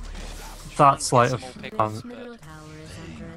face to finish off the Jakiro there on the back line was it must have literally just been in range. The Urn charge went off from the Dazzle as well, keeping the Shadow Fiend alive. Oh dear. Oh dear. And I think this is where it fell out for WoW. The Winter's Curse was so good. The Shadow Fiend was kept alive with the help of Dazzle. The power of the Grave. Look at this Slardar. He blinks forward, finishes off the bat. Jakiro now forced to buy back, and it's just a troll and him alive. The Dire should probably try and get out of here. Dazzle caught out a lot of this magic damage. Cold Embrace right inside the Macropire. What are you doing, Winter Wyvern? That was probably a big mistake, and Dazzle is forced to Grave himself. Not an ally, but he can TP out. There aren't any stuns to stop that. Who is Jakiro? The Ice Blast comes through. Troll Warlord slowing down the Shadow Fiend, but the Razors are too much. Sven has returned to this fight, but they're going in one by one. The Radiant, they're looking very, it's a bit dangerous here, and Io looked to try and save his poor Sven, but they couldn't. Everyone on the Dire is still alive, and no one on the Radiant to defend their base. There was a good couple of sort of respawns and then deaths once again. And I think we're seeing why Rhymestack was placed seeded number 1, because they are just...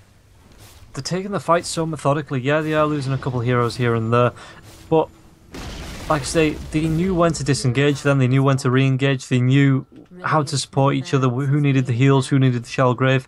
Even the Dazzle taking that Shell Grave away from the rest of his team. He still had the Urn charges, he still has the Shadow Wave for heals. It's not the end of the world if he does need to use a Shell Grave on off, because he still has the ability to take the heals for the rest of his team.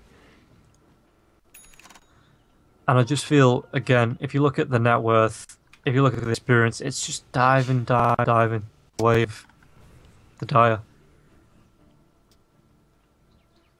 Yeah, 10k XP, well over 10k gold now, or net worth I should say. Yeah, this is going to be more items. Is this Dazzle? Has he finished his mech now? Yeah, he's finished the mechanism now. So, plenty more heals on the way. Ooh, Slardar going for a Lotus Orb. 200 gold off that plate mail and then it'll be complete. That is... I guess I suppose when you're in the front line like that and you're blinking into all these It will reflect the Stormhammer. It reflects the last. Well, they both get stuck in the same place basically. It's kind of funny. Now the chase after the Sven. Sven might have to be relocated out, but the extra move speed from Warcry and the Aya will be enough to keep him safe. Now Batrider on the sidelines, looking to do what he can. Force that forward and the blink. Boom. The blink from the ladder. Dwayne using Arctic Burn over the trees. It is a 5v4 at the moment. Where is the Ember Spirit? Ember Spirit just coming in now. Slala sprinting back towards his friend, but this leaves 3 of the Dire Heroes caught on the other side of the river. But Radiant, they're going to back off. They don't want to fight into this. More farmed, more XP side of the Dire. So Ember Spirit, it's got the mini crit up. I'm not sure what this Fen's going to go for. Yeah, it's Jakiro from the Magnifiers to try and delay the push onto this bottom tower. Everyone just rotates away. They say, right, if you're defending that, it's down now for a good 48 seconds, 46 seconds. Oh, the Lasso comes in, they get the dazzle, but the Batrider gets locked in place of the... That was a massive Requiem, catching out 3 heroes in the front of it, going towards that poor old... Batrider there, and the Raze is coming in from the Shadow Fiend to catch up the Sven. 3 heroes down, 4 heroes down on the Radiant side. Only the Jakiro left alive, and Rothwell on the side of the Radiant calls GG. And this is game 1 going the way of the Dire side, going the way of Ryan Stack. And we will have game 2 coming up, but I think this game was pretty close for the first 15 minutes, but then there was that one fight where the Dire side, they got like, what was it, like 3 or 4 kills just outside of the Radiant tier 2 in the mid lane. Yeah, they just turned the game there, and that's where I think they got ahead and they just stayed ahead. Yeah, they've done a really good job, I've seen, of just when they get ahead, keeping that lead, not overextending too far. Saying that, they did do that a little earlier on in the game, but I think that's it.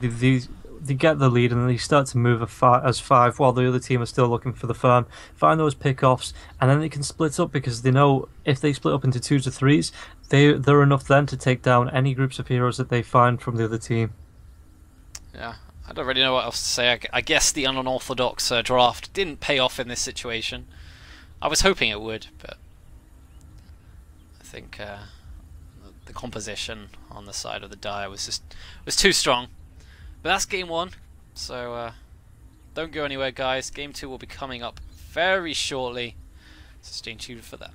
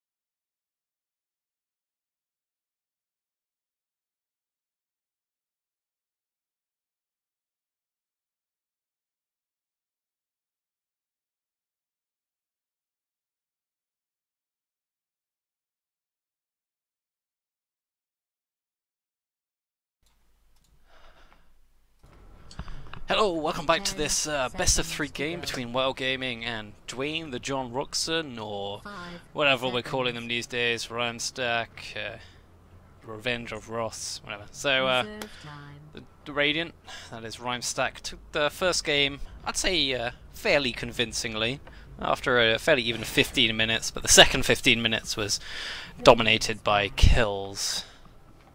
Yeah, I'd say that's fair enough. Really excited to see the Wind Ranger picked up. Again, my favourite hero. And just the Ancient Apparition as well. If you can get off a good Ice Blast onto, if they know where the Ember Spirit's going to remnant back to, if he's low, get off a decent Ice Blast. Good plays, good plays. Dazzle once again being picked up by, let's just call him Rhymestack. It's a lot easier than trying to... Yeah, agreed. Yeah, the Dazzle being picked up by Rhymestack.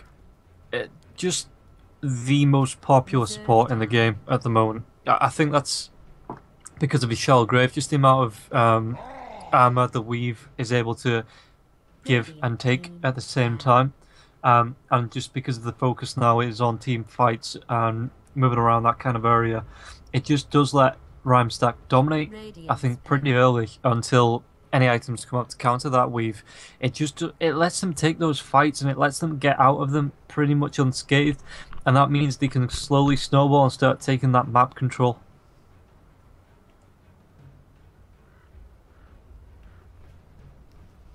Yeah, so like I said, Dazzle, strong support, Ember Spirit, very popular these days, and Wind Ranger, your favourite hero, so that must always be good. My favourite hero is Pugna, so never get to see that guy played. No, we will never, ever see a Pugna played, because I don't know, he's kind of one of those weird heroes where in the right hands he is pretty strong, but there are stronger heroes for what he does. He really only fits into a pushing strat, and pushing strats aren't really very popular at the moment, so... Anyway, back to the draft. Undying now for the Radiant side. So, Dazzle, Undying. Maybe you can get away with Undying being in position 4 because Dazzle's okay being like a position 5 support hero. Yeah, really all the Dazzle needs is that medallion into a Soul Crest to be where he needs to be in effectiveness. Everything else is just a bonus. Yeah, but Rubik. I guess all of Dazzle's spells are pretty neat. Getting Ember Spirits, and if you get Undying's Tombstone, that's really nice to get. And you have Bounty Hunter spells as well. I mean, a good Rubik player is always fantastic to watch. You can never be bored by that. I'd like to see the Rubik, just, like you say, going for every spell. It forces the Undying, after he uses his Tombstone, to probably have to throw out a Decay, just to make sure nothing gets stolen. The track coming up from the Bounty Hunter, if you can steal that, Anti-Major being picked up now, great. But yeah, there's nothing really, unless the Bounty Hunter can throw his Shuriken afterwards. There's nothing that's really going to stop Rubik from being able to steal the track. Now, if you throw a track onto an Ember Spirit, like I say, with that Ice Blast, and you can see where he remnants back to, it could be a kill 7, 8, 9 times out of 10. So Rubik really needs to be on the ball with his spell steals, but then I think Ember Spirit also needs to be on the ball where he remnants back to and what's actually affecting him at the time. Yeah, and I like the Rubik Ancient Apparition combo because you can lift someone up, cold feet them, and then you plonk them back further away from where they want to run to, and you can almost guarantee a cold feet proc. And Cold Feet is a fantastic spell if you can get the stun off, and Rubik kind of guarantees that. Yeah, I like Rubik's one of my favourite heroes. Just it doesn't matter really what he's comboed with. I just think he's really effective at keeping himself alive. If just waiting for backup, because he's got the Fable that does the reduced damage. He's got the telekinesis there. That what I want to see. I want to see someone get cliffed. I've not seen someone get cliffed in years. That would be the best. That would be very fun. So once again we see Darkseer last phase ban. seems to just be an afterthought of a hero at the moment. It's very strange, but the Radiant, what are they looking for now? They're mid laner, I would imagine. Yeah, more than likely. Ooh, DK. Dyer's pin. Haven't seen this guy for a while. Going up against the I guess he's pretty good against the Wind Ranger actually. It's like doesn't really care about Wind Ranger's little ranged arrows hitting him. It just sort of dinks off of his armor, and his blood will make him feel stronger. Heal him up. Yeah, I suppose. He doesn't have mana to worry about. The anti-mage, like using mana void on him or anything. 10 seconds to go. Like, you gonna gank him? 5 I guess you get. I mean, he's not as tanky as people make out, but he's still pretty damn tanky. Reserve time. Well, I think it actually puts a standoff into the lane because I think whoever gets level, well, once both Wind Ranger as well as Dragon Knight have level 6, if one leaves the lane, then the other's just going to have a free ticket to push. Yeah. Because of the focus fire coming out, because of the dragon form, it means you're going to be able to take a tower down to like a third of its health. Beastmaster, jeez. I'm not seeing Beastmaster in years either. But yeah, it just means you're going to be able to take a tower down to about a third of its health in no time flat. So you really can't leave the lane open for very long because the other one will just push it down. Yeah. So to me, these drafts, at least at a glance, are a lot more, or at least WoW Gaming's draft is a lot more well-rounded, I would say. Nothing too crazy. I think there's a lot more defined hero roles coming through on this now as well. It's just the Beastmaster off lane. You've got your. I mean, you could even play your Beastmaster with again if they want to go for dual lanes with the Ancient Apparition. Maybe. Or the Rubik, but I think they'd probably prefer to protect their anti-mage at least to start off with, especially when you've got to worry about the Bounty Hunter and an Undying. 5 seconds. The two of them coupled together in like a dual lane situation would be pretty painful. Yeah, especially I think the Rubik is actually a really good pickup with the Ancient Apparition because you can drop your cold feet onto a hero and then instantly telekinesis him up, or wait for a second or so, then telekinesis him back, which means the cold feet is actually going to keep the hero in place for the full duration stun. Yep. And already we see Rubik with that dust of appearance, plus some sentries on the AA. They've gone all out on the detection, forgetting about the Ancient Apparition has 2 tangos and 2 sentries and an observer ward. Rubik has a poor tango and a Dust of Clarity. So the Bounty Hunter arguably is already paying off because it forces your supports to buy these wards. Yeah, and he's not even on that lane. That's the biggest insult for me is he's rotated down for the bottom rune. Possibly he could have been there, to try and snatch that top rune if the rest of WoW wanted to go for it, but he's not even. He's chilling, waiting for whoever. The lift up onto the Undying. Where's the cold feet? They don't need the cold feet because they have the chilling touch. And there's the Ancient Apparition getting their first kill. Do not underestimate this extra, 50 pure damage. So that's basically each hit they do an extra 150 between the 3 of them. That is going to bring down anyone at level 1 very quickly. And they had the lockdown with the Rubik's telekinesis. Yeah, Wind Ranger is given one of the central wards there, but going for standard Wind Ranger build, which is actually 2 Churd Tangos, 2 branches into the Null Talisman, and then getting the rune and pulling in stuff, which we see an awful lot. Yeah. Bounty Hunter's going to put down the sentry and use the Tango straight away. Game is paused. There was a Wind Ranger pause as well.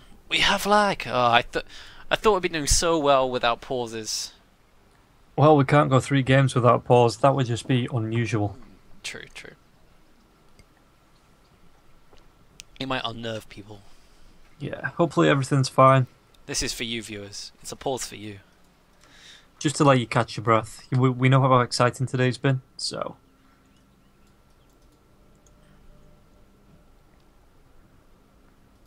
So yeah, this anti-mage, I always, like, whenever I see an anti-mage, I think he is the sought-after carry in the UK Dota scene. And I very rarely see him lose. So I'm actually favouring WoW in this one because they have the anti-mage. Yeah, I think anti-mage, like we saw in our first match. Shout out to Gatorade. Interesting shout out for sure. But yeah, he's one of those heroes that, in all matches, that he needs to be the focus of the enemy team. If you can shut down that anti-mage, then you're probably going to have a better game. But in shutting down the anti-mage, you're going to free the lane. You're going to free space up for the Wind Ranger to get ahead, for the Beastmaster to find levels. And as long as the anti-mage can find a decently timed Battle Fury, then he's always going to be able to play catch-up. So you've got to be able to balance it out. And sometimes it's really hard for a team to find that right balance of, okay, we've got to gank the anti-mage, but we've got to stop the Wind Ranger from being able to push in. We've got to stop the Beastmaster from finding his levels. And these messages are just going to get weirder and weirder, aren't they? I'm not even reading them at the moment. I'm looking at my laptop. Yeah, that's very strange. Alright. Moving on. Swiftly. Yeah. I don't really know what else there is to say much about this game at the moment. If this game isn't entertaining enough, then you can always go over to Rust's channel where he's casting another game, but obviously stick with us because we're the best. We are the best. No argument about that. I don't even know why Rust is even trying to compete with our casting. He should be like, I bow down. Yep. Yeah, it'd be interesting to see how this bounty hunter pays off, because you remember when the bounty hunter phase where it'd be picked every game, and like it was just, yeah, it was tiring. It was absolutely tiring. Yeah, but then people learn how to play against him with the sentries mid and stuff, and I think he, you know, he just became not so good. Not because the hero was changed or anything. I mean, he was changed a little bit, but because people knew how to play against him. Yeah. And then people stopped playing him, and then every so often he's picked up, and people forget about, you know, the fact like there's the courier you have to watch out for. You need the sentries mid. So he can actually work out really well because people have kind of forgotten how to play against him. I think that's one of the things that he does. He makes the match so much more costly for the enemy team supports. It just, because like you say, they do have to be buying the dust. They do need to be buying the sentries. They do need to be constantly on the ball. And if they're not, it's just going to allow him that bit of space, even if it's just finding XP. And then once he starts to hit those track levels, and you find pickups with the track, and the team starts to get the bonus gold from that, the bounty hunter starts to get the bonus gold from that, then that's where you really need to be making sure you're sticking together, making sure the bounty hunter isn't finding pickups, because he's a pain in the arse. He really is. He did get a few nerfs with the bounty track gold for teammates and stuff like that, but I don't think that changed him at all. I think he's still, if he gets played by a really good bounty hunter, then he's going to be one of the most effective heroes on the map. Yeah.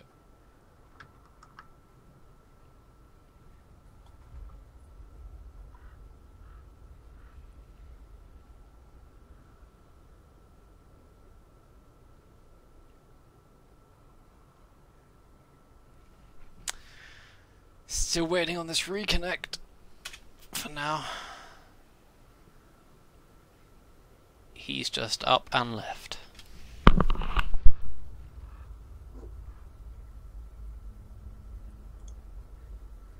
Nope, he has come back now. Hooray! Hopefully there won't be any lag issues or anything like that. Wait, who was the mid laner for the last game for WoW? Was it Rothwell? Yeah, Rothwell was playing on the Sven though. Oh, yeah, yeah.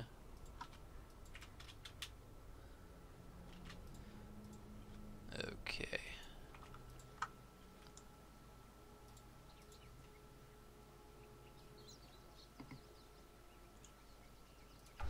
This is a pretty interesting Dragonite set.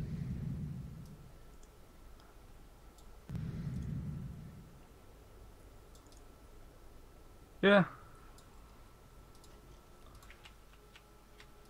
Yeah, it's a bit of a mix and match of everything, isn't it? Yeah. Alright. Here we go, guys. Back into this game. We had our first blood. That was Undying going down. Apart from that, nothing much has happened, considering we are now 30 seconds into the game. And the second creep wave has just spawned.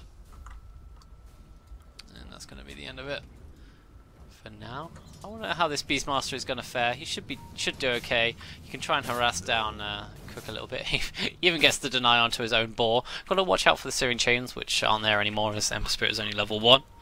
Meanwhile, Wind Ranger in the mid got really low because the Bounty Hunter came back in with his Invis, with his Overvenom, and the Breathe Fire came out from the Dragon Knight as well as a right click from Bounty Hunter, and it forced Rothwell to use his Self, and he's getting a bit too far forwards. He needs to be careful in his position, I think. I mean, of course he knows that the Bounty Hunter is there. And top lane, is there a play forward? Yeah, the Undying actually going to die. The Decay coming out, but Anti-Mage is there to pick up the kill. PTS actually diving really, really far for that with the AA and with the Rubik, and just did enough. Worth. So yeah, nicely done. That's now 2 kills for Team Waow, getting them ahead in this second game where they had lost the first one. Sentry Ward down for Beastmaster, so he knows that there's a Bounty Hunter there. So he scarpers back towards the tower, which is fair enough. Dazzle doing a little bit of creep pulling there. Just be a little bit careful on 40 hit points. Obviously this gives you massive efficiency with your regen though, having your strength stolen. Maybe that's what he's trying to do, is baiting it out so he could get full heal from himself.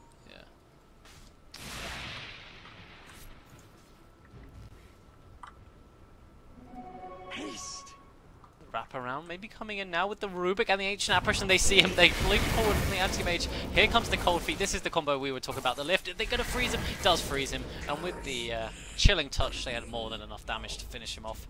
It's another kill going the way of WoW Gaming. Yeah, and actually spreading those kills about, so it's 1 for the Rubik, 1 for the Anti-Mage, and 1 for the Ancient Apparition. Meanwhile, again, mid lane. Really careful. Uses the Wind Run.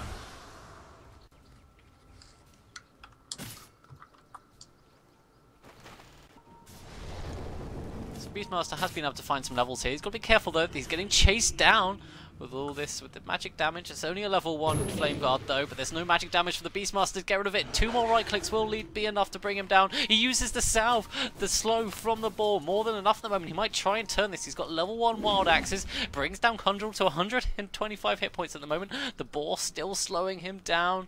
These creep waves are doing a lot of damage as well, but I think that's going to be it for now. Conjure will be fine. Axes up in 1 second, but the heal comes in from the Dazzle. Be enough, but we do see Rubik finishing off the Bounty Hunter inside the dire base. Jungle even. I was going to say that would be a really strange dive for the Bounty Hunter to go straight for the base.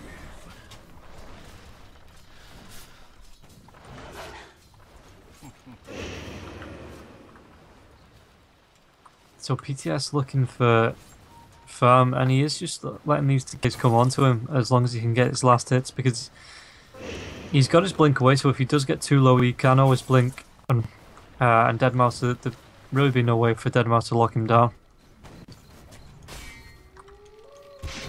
And these power shots coming through from Rothwell as well seem to be on target all the time onto Rhyme, who does have his bottle. He has his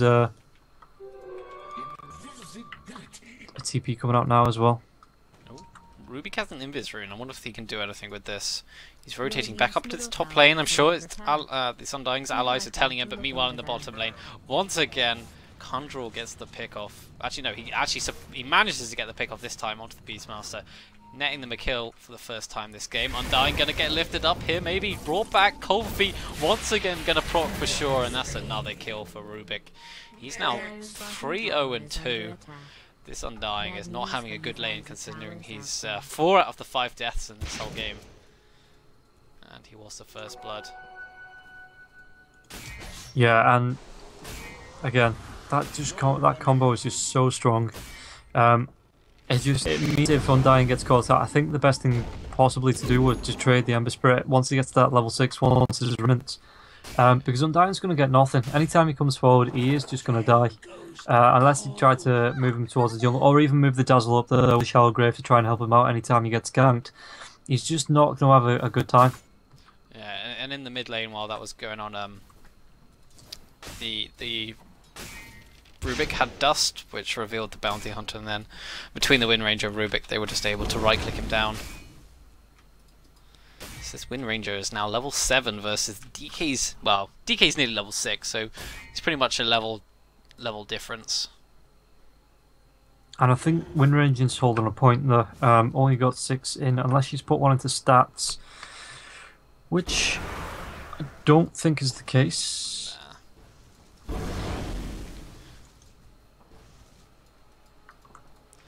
Well, this poor Undying, only level 3. Same level as the enemy supports. Not really what you want as an offlaner. So, although Beastmaster... Yeah, Beastmaster's doing pretty well. He has died once. He is doing much better than the enemy offlaner. That is the Undying. I think the key difference there is, even if you can't stand right next to the creep wave, Beastmaster can always throw his wild axes forwards, whereas the Undying doesn't really have the way to farm from afar.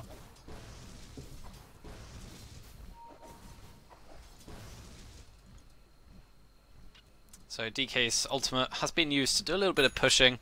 Might as well use it while it's on, you know, if it's not on cooldown, then it's kind of wasted. It doesn't really cost you only 50 mana. Might as well use it to give you some extra help blasting and all that.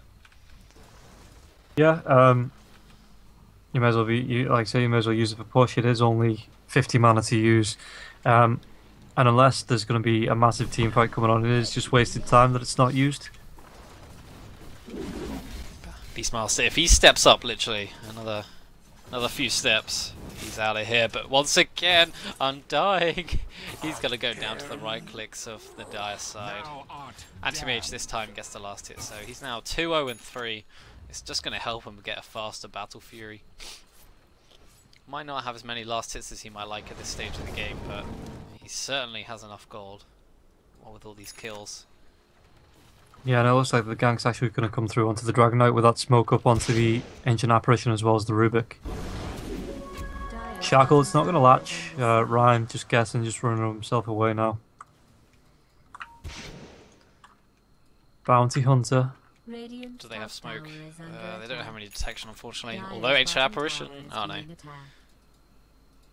Oh, there is dust down Rubik actually, so they can find them if they want to, but the backup coming in from the Ember Spirit, he's got to be careful. Bounty Hunter is low, but Ember Spirit has a DD rune. If he now really wants to use this, uses the Flame Guard, now with that DD, he's just going to turn and right click. The Bounty Hunter did go down, but so did the AA. Beastmaster using that Raw onto the Ember Spirit, but he's going to run himself away. The Weave being used aggressively. It's going to be the end of that. Support for a support in the end, really. Yeah, and not really the greatest of trades. I mean, okay, taking that on the Bounty Hunter is good. You delay, he's only level 3, so you're actually delaying his track by killing him off. I think that's actually worth it, losing the Ancient Apparition, because he does get the XP for taking down the Bounty Hunter, however small it is as well. But the longer you can delay Bounty Hunter from reaching level 6 and getting that track, the better your game is going to go.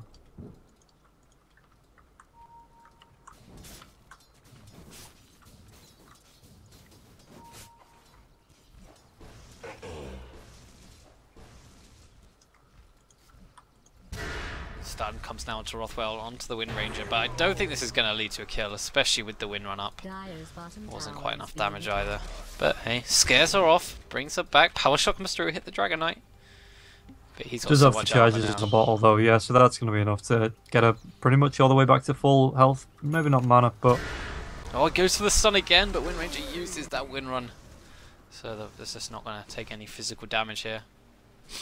Oh, the Sentry Ward here in the mid lane, it doesn't quite catch out the Dire Observer Ward. But because of the support rotations, Undying has found another level, which every little helps, I guess. It does when you're getting ganked every every 30 seconds.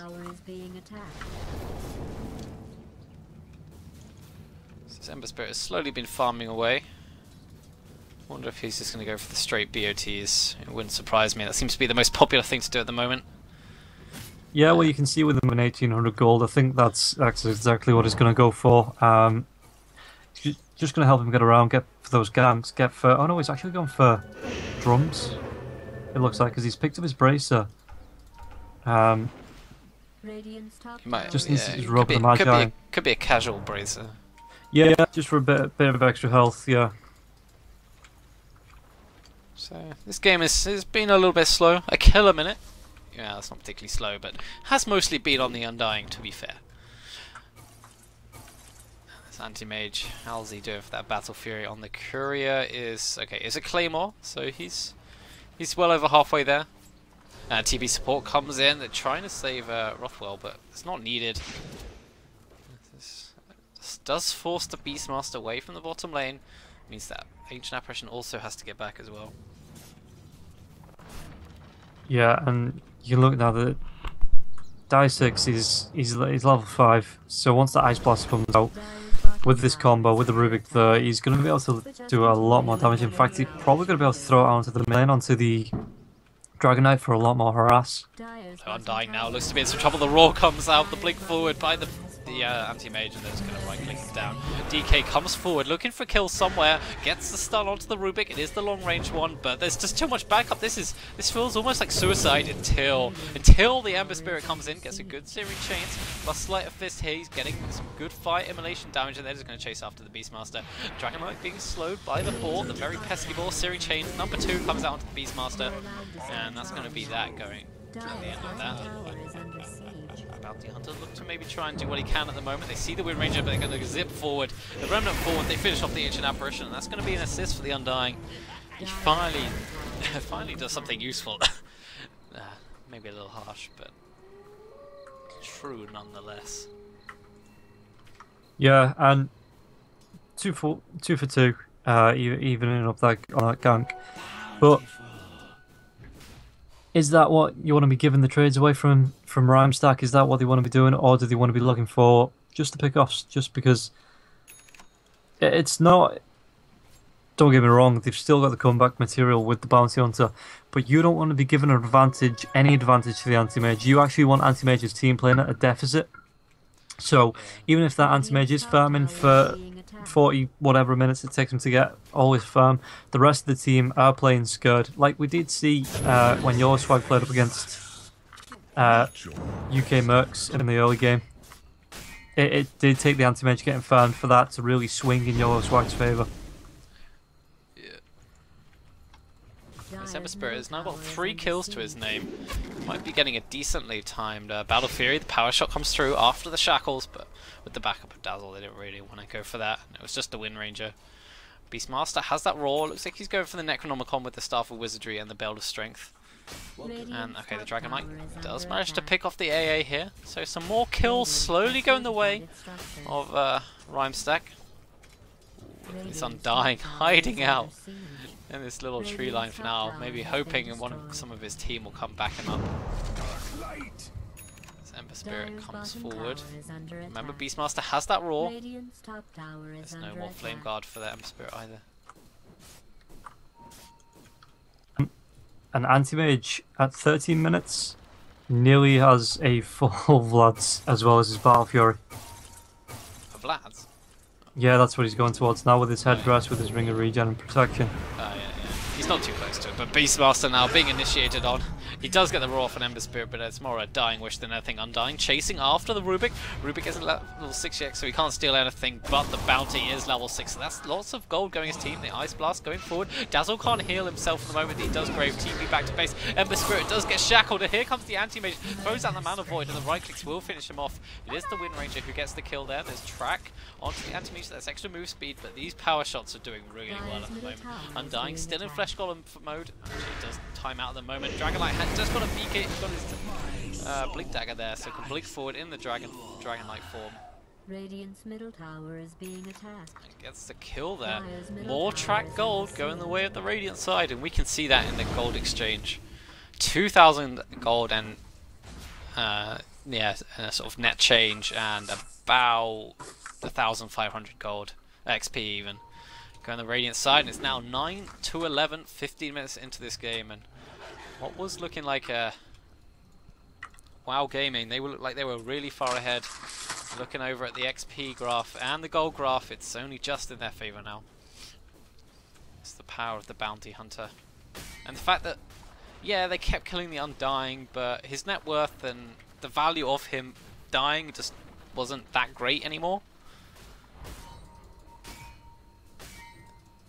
Yeah, it was actually, I I think the only advantage really they were getting from killing that Undying was the levels coming out onto the Rubik and the Ancient Apparition, which would put them a bit further behind if they didn't actually find those. I think it was about 5 kills, was it? Speaking of kills, Undying's going to go down again. Anti-Mage is so far ahead now, level 12. He's pretty much finished off his flats. He's 4-1 and 4, and this is not what you want to see on an Anti-Mage. If you're against it anyway. If you're on the side of the Anti-Mage, you're more than happy.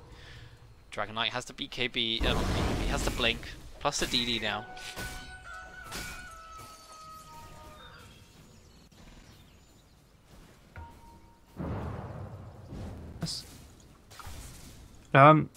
When Ranger going for an else, well, I think you just stick with that. You know, you don't go into the Millennia straight away. You go for that, and then you go into your Ag Scepter. Allows you to push really quickly, get the creep wave down really quick, and push onto towers as well. And it's I really like the Ags on the Wind Ranger, just because the 10-second cooldown for the focus fire just means you can 1v1 a lot of people because of the reduced damage as well. But it also means if someone tries to engage on you after that, then it's more or less going to be off cooldown, and you're going to be able to use it there as well. Yeah, it's a great item for Wind Ranger. Undying's got to be careful here as Anti-Mage blinks forward. The slow comes out from the Ice Vortex. Lift up now onto the Undying. He's going to get cold feet again and die. Does throw down the Tombstone. That's really just going to be bounty. What is that shackle? Wind Ranger gets a kill. However, Beastmaster does fall in the top lane to the Dragon Knight and the Bounty Hunter, coupled out with the Ember Spirit. So it's a 2-for-1 trade. That is track gold. And I think we're just going to see a trade in towers here as well. Mid T1 for the Radiant is pretty important. Ice Blast going forward, but they suspect that and they back off now. And the tower does go down. No one gets the last hit though, which is a little bit surprising. Anti-Mage does get the last hit on the mid tower. And just to add insult to injury, Anti-Mage is going to firm up the Radiant stacks as well. The bastard. He is spotted out here. Bounty Hunter is invis, but it's only a Dazzle backing him up. He's got to be careful. They need the Dragon Knight. Dragon Knight is slowly coming forward. So Anti-Mage is going to TP himself out after being poison touched. I mean, blink himself out after being poison touched. I guess the next item for him will be a Manta. Oh yeah, without a doubt, yeah. Such a good item on him. And Rothwell's gone for his blink on the Wind Ranger as well, which meanwhile Ice Blast coming in onto the Dragon Knight as well as the Dazzle walking into that. Yeah, so the Wind Ranger getting the blink dagger just to get some clutch lined up shackles, it looks like. Oh, it's a stolen tomb. Rubik's has stolen the level 4 tomb. This could be very important. Very important indeed. And I think the blink is really important as well, as we have a pause for Wind Ranger for catching out the likes of Ember Spirit. I mean, it's just a great positioning tool, so you can almost guarantee you get a good shackle as well. But yeah, we have a pause. As another pause as Undying disconnects. I do like the blink on the Wind Ranger, especially with the Wind Run change, which means unless there's some magic damage coming out, if you're being chased down by a Dragon Knight, let's say, you are going to be able to get away with that blink. But that's what I want to see it used for. Getting into the position so you can get maybe a 2-man shackle or shackle the hero to the tree and really being able to do some damage with the focus fire. Alright, it was a very short pause, fortunately. So Bounty Hunter, with all these track gold, has actually managed to get himself a mechanism now.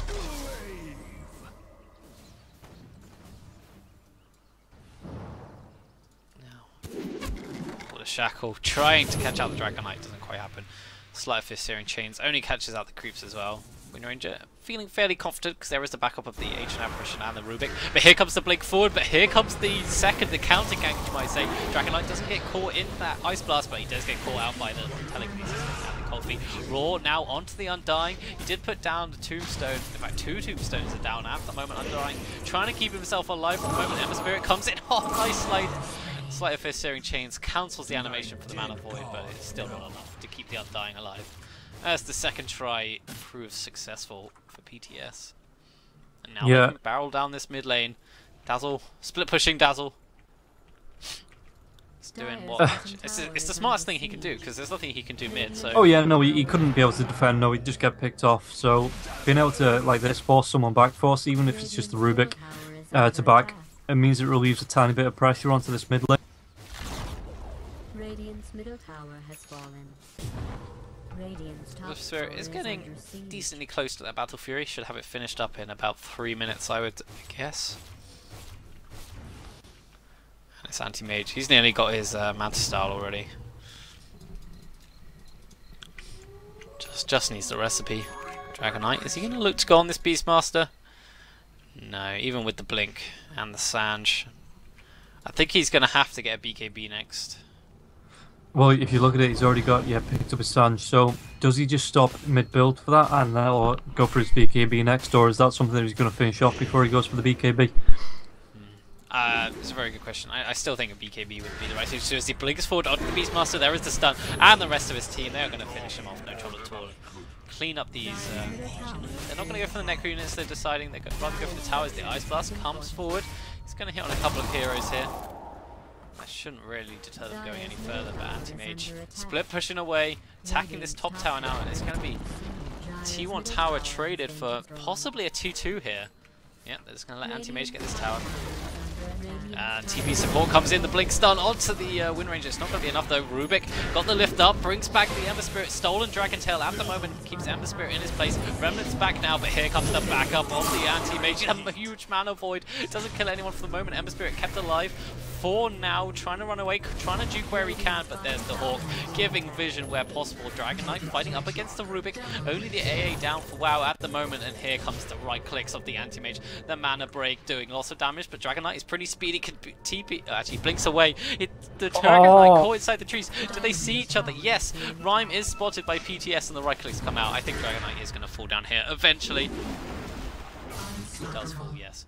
Leaving the last right click for PTS here, and it's a 3 for 2, but definitely a better trade for WoW as there's only 2 supports going down. That was just unlucky that the Dragon Knight blinked into the trees, Yeah. and equally unlucky the Anti-Mage blinked onto the cliff right next to him. Yeah. Another pause. This time from Ancient Apparition. It's going to be time to get another tissue.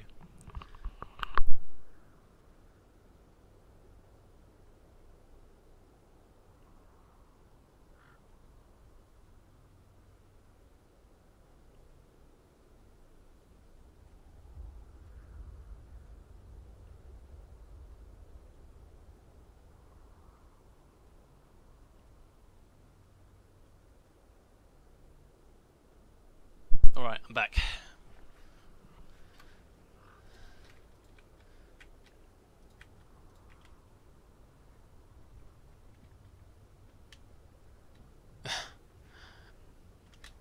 The Reddit Dota 2 League.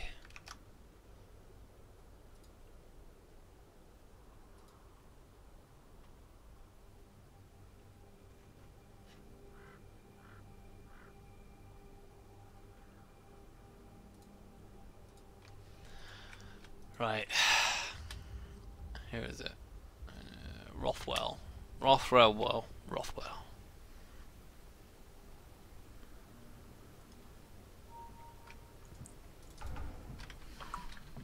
Beastmaster, Necronomicon level 1. I really like this pick one of Beastmaster. Oh yeah, definitely. They've got enough initiation as well with the Anti-Mage, plus the Blink that's now on the Wind Ranger. They don't really need to. They don't need another Blink on the Beastmaster just yet. No, and he'll probably go for an Aghanim Scepter, which is going to increase the range of his roll from... It's just going to make it massive anyway. Huge, isn't it like from 600... What's the current range? Sceptercast range is 950. Although currently it is... Doesn't say somewhere.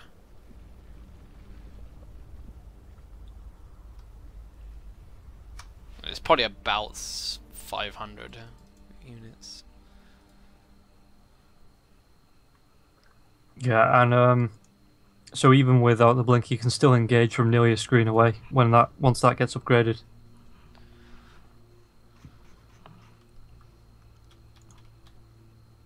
Is this the only pause we're waiting for though for Rothwell? How long would that take? Shouldn't take long to tell someone you can't play. Yeah. Unless he kind of has to go to the house, tell them, and then... Yeah. What takeaway you got? I have burger and chips and garlic bread. Very nice. Yeah. Man, that's making me hungry. I've been starving all day. I can't wait to actually... I don't want to eat it while we're playing, you know, get greasy fingers all over the keyboard and stuff, but as soon as this match ends, I'm going to devour that. Yeah. I do not blame you. So, 13 for 19. WoW Gaming definitely in the lead, but not insurmountable amount.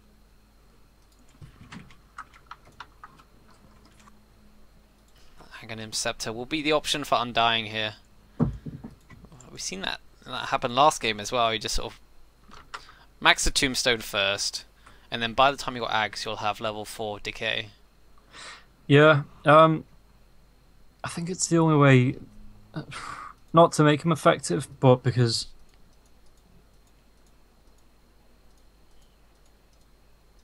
it's something that helps him keep himself alive with the extra stats, obviously with the upgrades to his ultimate, but otherwise he just goes down way too easy, I think.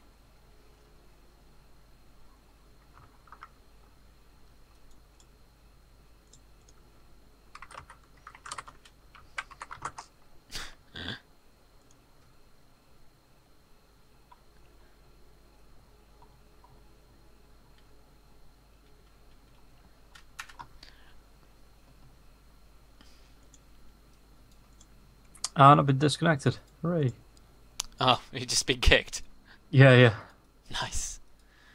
Well done, Reborn.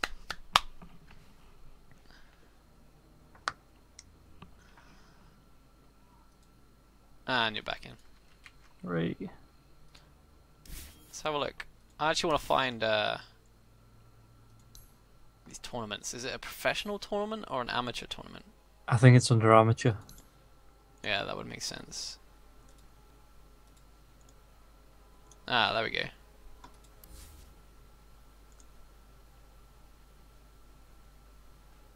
Hello, you 24 people watching us. 24 people, nice. While we've got a break, I'm going to give my stream out. So, anyone in game, anyone on the other stream watching me as well, if you go to twitch.tv/RobinRollGaming, which is ROBNROLLGMING. Say that 10 times fast. You give me a quick follow on there. That's where you'll find me whenever I cast the Join Dota League matches or whatever else I cast. Nice. Anyway, so back in to the game. Hello, 24 people. We will continue this cast. Roshan looks now to be the target for Dire Side. They're going to take this plenty quick. Well, fairly quickly in the Radiant. They're not going to be able to do anything about this at all. Yeah, I don't think there's any way that Rhymestack can respond to this. So Aegis going the way of Anti-Mage. Like I said at the beginning of the game, any team with Anti-Mages, it's just an auto-win, right? Yeah, it is pretty much, yeah. Yeah. And he's going to go towards that Basher now as well. He doesn't even need to bother saving for buyback, to be honest, at this point. He's going to do a bit of creep skipping, which will allow the push to happen quicker. The Radiant are just going to try and push the other lanes while they have time. There's full Greaves now for the Bounty Hunter. It doesn't really... Like, you can't purge... There's not really anything to purge off. There's the ball slow, I guess. It's just...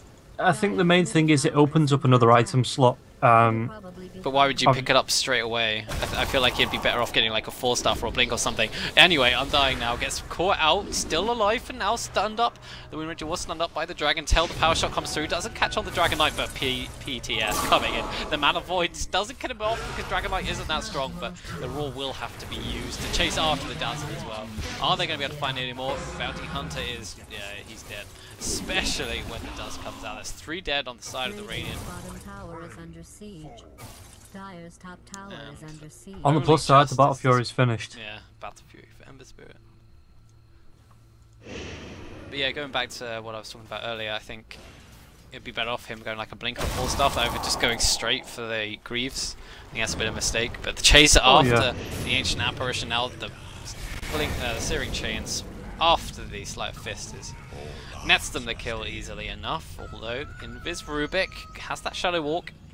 Don't think he's really going to be able to do anything. He has a blink, might try and look to steal that tombstone if they can. Lift up onto the Ember Spirit. Here comes the Wind Ranger, manages to shackle him to a non-existent tree now as it gets destroyed. He gets remnants back out, the auto attack is following him, and he died because the Maelstrom was procced.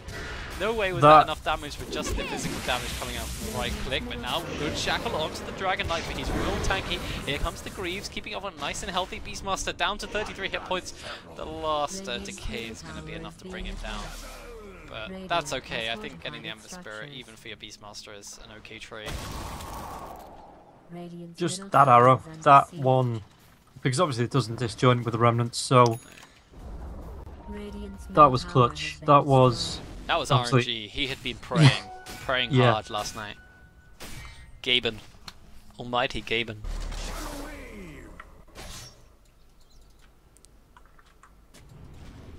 But yeah, if you look at the Scepter, because it's level 3 now on the Focus Fire, it's a 0% damage reduction. So he's going to be spewing out nearly over 150 damage per right click from that Focus Fire, which you throw, I think it's like 3 auto attacks per second. So, especially the squishy heroes like Bounty Hunter, like the Dazzle, they aren't going to be standing up to the Wind Ranger anytime soon. In fact, if she got something like an Orchid now, I think she'd be able to pretty much 1v1 any hero. She'd be able to stop the Ember Spirit from being able to escape.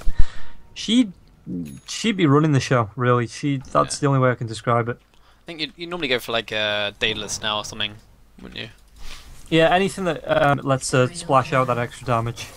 Okay, Anti-Mage has now got like used the Abyssal Blade, newly acquired Abyssal Blade to finish off the Dazzle here, and he's still got the Aegis, so might leave a few illusions behind. Come on, buddy, Micro. Micros then onto the Dragon Knight, burning off what little mana he has. Full Necro Book finish for the Beastmaster. I mean, the difference between level 1 and level 3 Necro Book is just huge. Not only is it for the creeps, it's for the intelligence and the strength gain you get as well. It nearly doubles the strength. Oh, it does actually double the strength gain, and it nearly doubles the intelligence gain as well.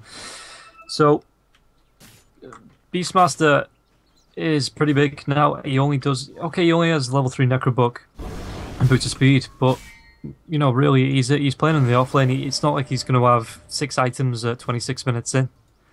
I think for an offlane Beastmaster, that's really, really good.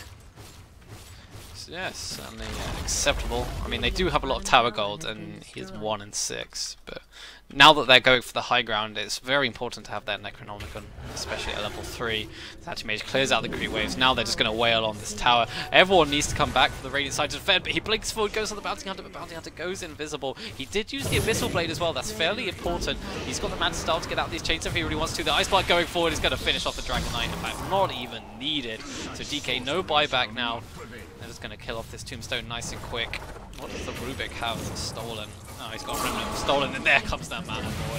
Finishing off the Undying, blinking forward now. He doesn't have the Aegis, Abyssal not up for another 35 seconds, so he decides to go back and just focus on the tower. That's a big Sleight of Fist coming through. Did a lot of damage, only the Ancient Apparition only just surviving through using some of those stick charges. It's definitely worth noting, but the lift up on the Ember Spirit, he's just so squishy to the right clicks coming in from the Wind Ranger. Beastmaster used the Roar as well. And GG is called by Ryman. Looks like we're going to a Game 3, lads. Game 3 coming up. Really exciting to see the Game 3, just because obviously both teams now know what the other one's capable of. Both taking a pre-30-minute match. So I think the respect's going to be coming out for the next match. You know, they're both going to be trying to get the best drafts in there, trying to, you know, take away the heroes. Don't think we're, you know, Waow probably going to ban the Queen of Pain again, because Rhyme is just top tier on that Queen of Pain. Yeah. And hopefully we'll get a really exciting Game 3. Yeah, Anti-Mage Gaming for that. I think both games have been fairly short, with fairly one-sided as well. So let's hope for a nice, maybe not like a 2-hour game, but a nice close game number 3. So thanks for tuning in, guys, and don't go anywhere. We'll be back in just a moment.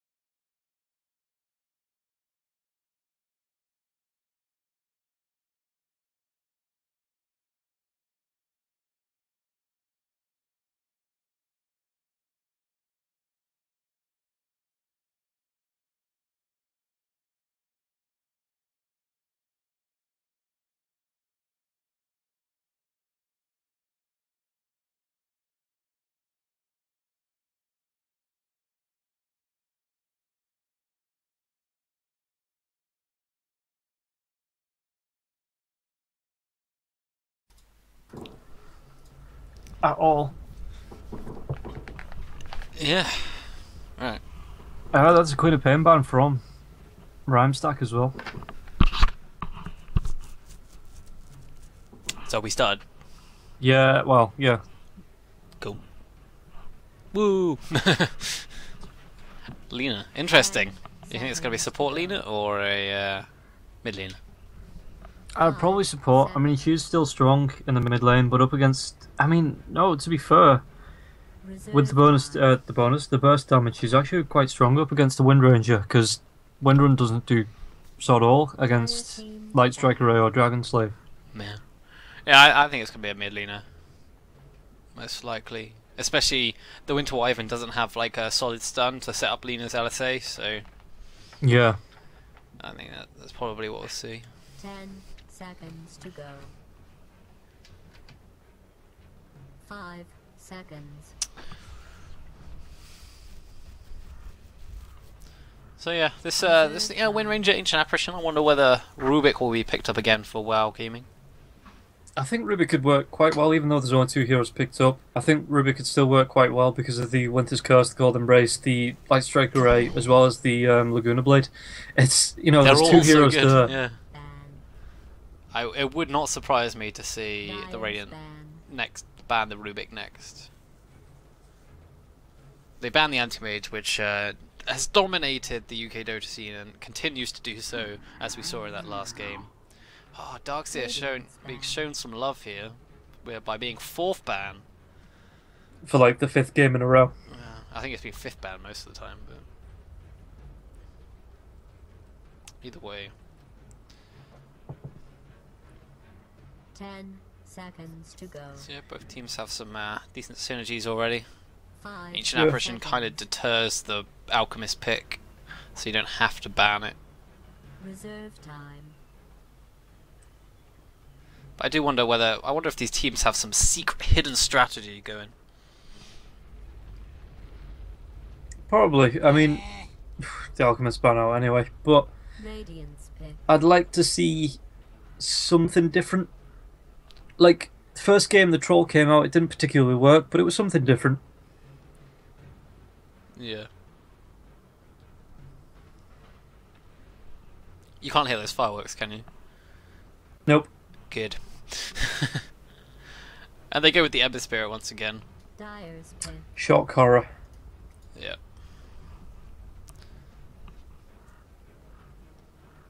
But In fact, I'd like to see a Night Stalker. Night Stalker. I mean, Night Stalker's pretty good against Ember. And Yeah. Lena. And Wyvern, because obviously the Silence is good against the magic-based heroes and Ember Spirit as well. But they go with the Sand King. Here you go. Here's something a little different. Is this going to be like a position 4 jungle, you know, jungle Sand King, wait until he gets his Blink Dagger, or could it be off-lane Sand King? Because I think that's fairly popular. Yeah, that would work. I think it goes well, again, with the Cold Feet combo from the Ancient Apparition. Not as dead-on as the Rubik and his Telekinesis, but still a really good combo. And he just offers a lot more damage with the with his Epicenter as well. Yeah, Epi can win and win you a game if you can get a good one off. Now the Radiant, they've got to pick up another support and an off lane. If we're saying this Lena is in the mid lane, who's left in? There's still a fair few off laners left in the pool. You know, I'd love to see like a Centaur. I always find watching Centaur pretty fun. Yeah, I'm surprised actually we've gone the entire day with the matches that we've cast without seeing a Bristleback either being, you know, pick banned, because I don't think Bristleback's that good anymore just because of Silver Edge. Yeah, true. So, but then it means then that the hero has to pick up that item. You know what I mean? It forces them towards that one path. Yeah, maybe it's like a 5th pickup against a team who really don't want to pick up something like a Silver Edge. Yeah. But like even like a Silver Edge on a Wind Ranger wouldn't be that bad. No. It stops the passive coming out from the Lena as well. Just that extra movement speed, attack speed coming out from the Fiery Soul as well. So. But we got our second support, that's the Earthshaker, unless it's going in the off lane, but I wouldn't think so. No, I'd expect it to be a safe lane try from Earthshaker, Ember, Winter Wyvern, Lena in the their mid lane and then looking towards picking up an off laner as the next hero. The Undying's still in the pool. They've done that a couple of times now, so that could be one of the options. But WoW Gaming, what do they want to pick up now? It looks like they've got their mid Wind Ranger, but they've still got the carry. No sign of anti-mage for sure, but they go with the Wraith King. Radiant team Sure. Obviously, Rhymestack doing them a favour banning out the anti-mage there. Yeah. There's still that Lion, but I don't really think the Radiant want to pick up Lion this game. No, I think it'd make the team too 10 squishy. to go. Or not, the carry ability there, it'd have to be on the Ember Spirit's shoulders. And would Ember Spirit be able to carry an entire game to himself? Theoretically, but it's risky. You have to get to that sort of late game, and that's always a risk that's not really worth taking. Who else? Someone who gets like a diffusal blade would probably be the ideal choice against the Wraith King. Or do you just say, hey, okay, we're gonna have to just deal with the reincarnate. Let's try and work around it, do what we can. It's where like the Stampede comes in handy. Yeah. Or you get a Medusa.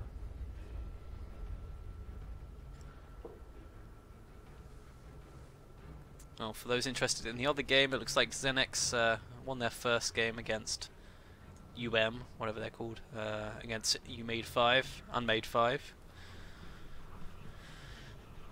Anyway, 5th ban now for WoW Gaming, after we see the Rubik ban by the Radiant. Really taking the time on this as well, the reserve time.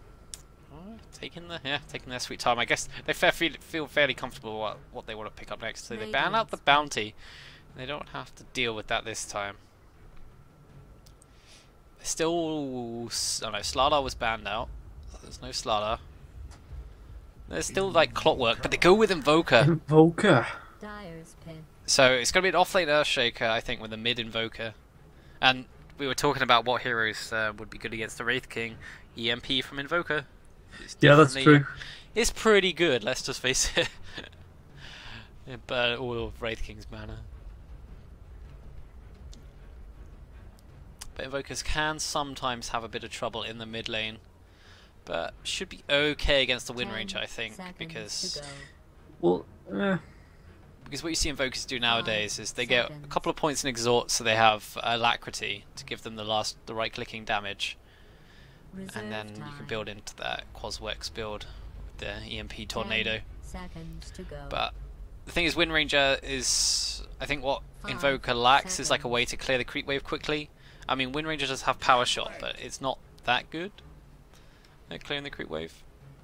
Yeah, it's Power Shot's mainly used to clean up a creep wave that's already, lost half its health. Yeah. So we'll have to wait and see. It's the Clockwork coming out as the last pick from Sweet Nothing. I was wondering how long it would be until we saw a Clockwork. Especially with an Ancient Apparition. Yeah, definitely.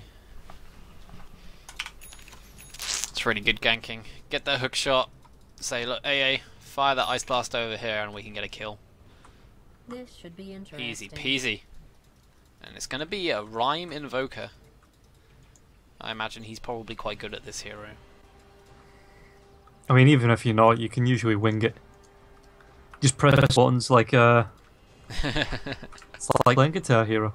Yeah, that is exactly how I would play Invoker. So we see Sanking hiding behind trees now. As the rest of, well, 3 other members of his team, they look to wrap around. They want to get aggressive early on here. Work. He's got the level 1 power cogs, pretty standard. Sanking looks to try and zone out heroes if they can. If they can get both runes, that would be a big win here, but Wraith King is now moving in. All 5 of the Dire heroes marching towards this Radiant jungle. Battle will commence. That's gonna be that. There's a shackle shot in, like, hatches onto the Ember Spirit, but it didn't quite catch a tree. Was that shackle shot? No. Yes, it was. So she's skilled Shackle Shot level 1. Wraith King marching forward, looking to try and get someone with the Wraith Fire Blast if they can. Oh, he was just envisioned there. Lina trapped inside the tree. She can juke it around if she needs to. Has to tango. Nicely done there, but she's going to get spotted out here. This will be our first blood. She gets the LSA off, but it's not going to matter. Rothwell getting the first blood, but this does leave the top rune open for Invoker to get, and it's going to take a while for the Dire side to reach their respective lanes. Yeah, this is going to be some free experience for the Earthshaker. It's going to be free experience. Well, I think by the time the crew gets to the lane, actually, then Rothwell will be in position. But it does mean that Ryan can get the box onto the creep wave to pull it into his favour. Yeah, up on the high ground. Although you can just pull the creep wave by drawing creep aggro, which is what we'll see here. But yeah, this a whole creep wave that Earthshaker is going to get in terms of CS and experience. Okay, not quite a whole one, but it's going to be a creep. Yeah, he just needs to be careful. I think actually if Water had come up the river there instead of... He would have been spotted out by the tower, but I think the Earthshaker would have been too far forward to actually get back in time. Yeah. And the stun would have been out. But then with the tankiness of the Earthshaker, I probably wouldn't have been able to get a kill even if the Wraith King uses Wraith Fire Blast for the second hit as well. Though I suppose maybe with the Chilling Touch there may have been a lot of damage there, a lot of bonus damage there that could have got Dead Mouse really low. Yeah. So the Clockwork versus the Lina is quite interesting because you have to be careful not to cogs yourself in. And like Lina's on the outside, it's like a guaranteed LSA. Ooh, Oaken got pretty low against this Wind Ranger, having to use the salve to keep himself healthy. Wind Ranger still without power shot, but not entirely necessary. So we're actually going to see Invoker go for the Quas Exhort to start with. That means you get the Forward Spirit up. It really helps with last hitting. Yeah, it just means he's able to put a lot of extra pressure onto the creep wave and kind of match out what the power shot would be doing, cleaning up those creeps.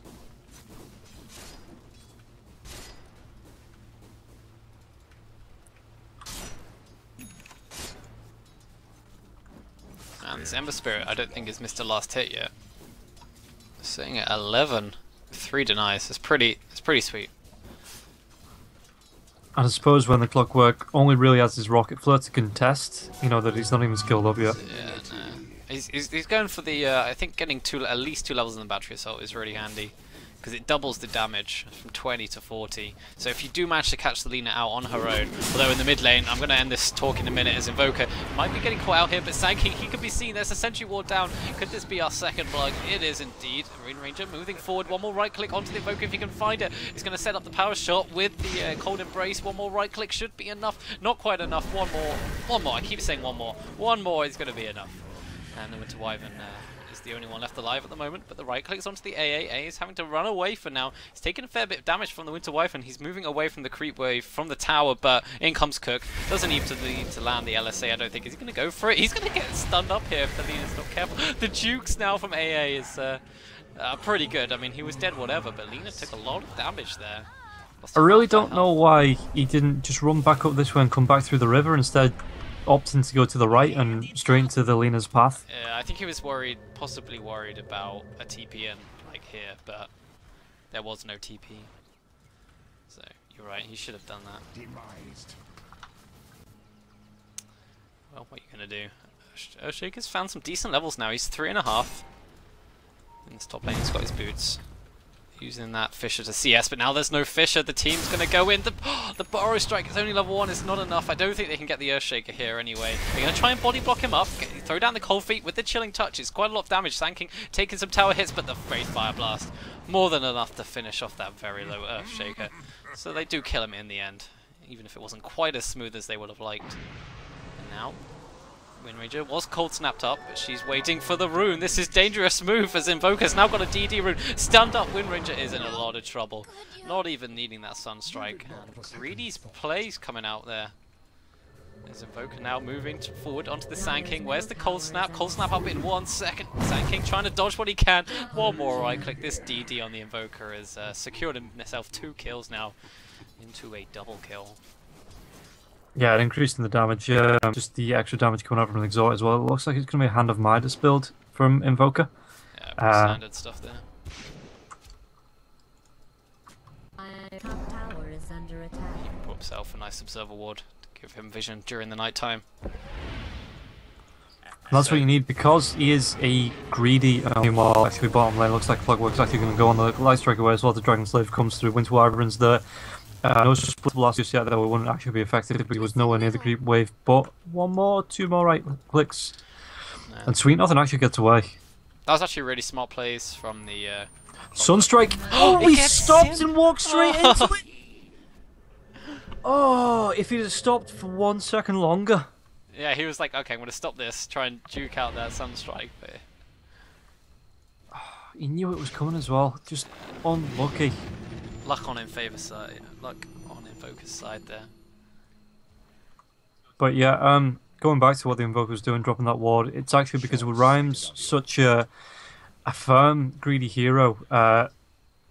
You know, he doesn't really seem to rotate. The Invoker doesn't really seem to rotate for the first 10 or so minutes off that middle lane.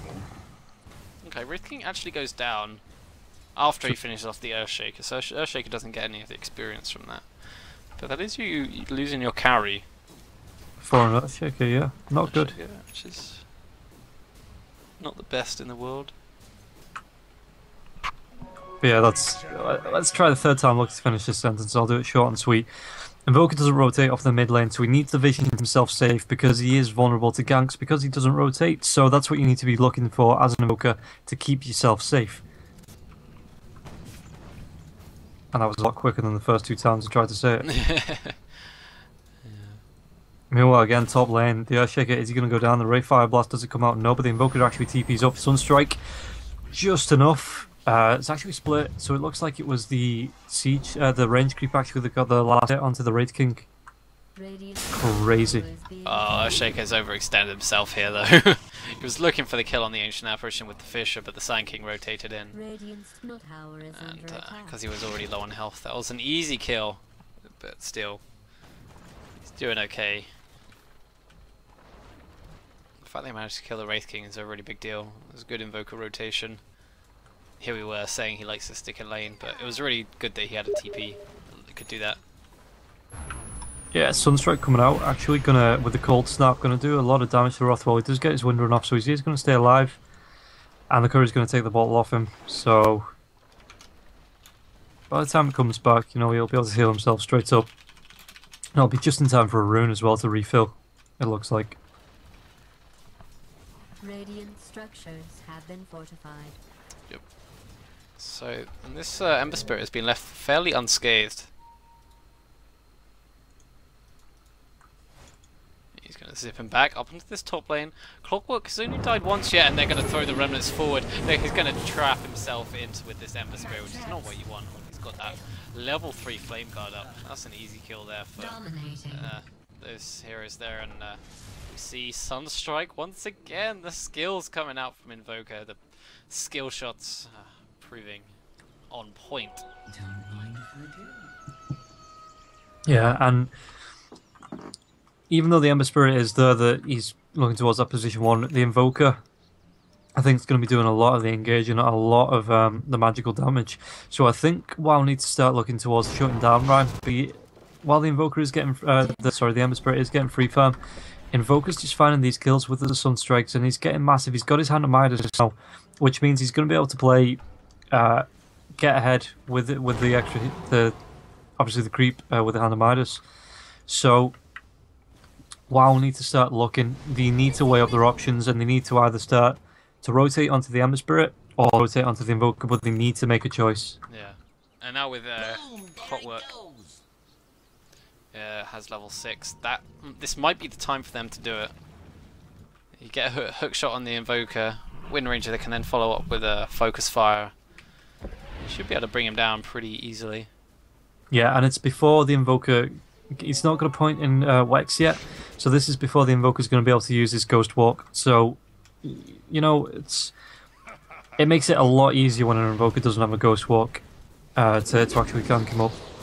Okay, Wind Ranger actually throws the Shackle Shot on the Forge Spirit. I think if she actually managed to get it correctly on the Invoker, or maybe was trying to hit it on the Forge Spirit and then get the Invoker with the behind Shackle Shot. But unfortunately didn't quite succeed there. Ancient Apparition's getting close to that level 6, which could be a big tipping point. He's just going to put down this cheeky Observer Ward, so Invoker is spotted out here.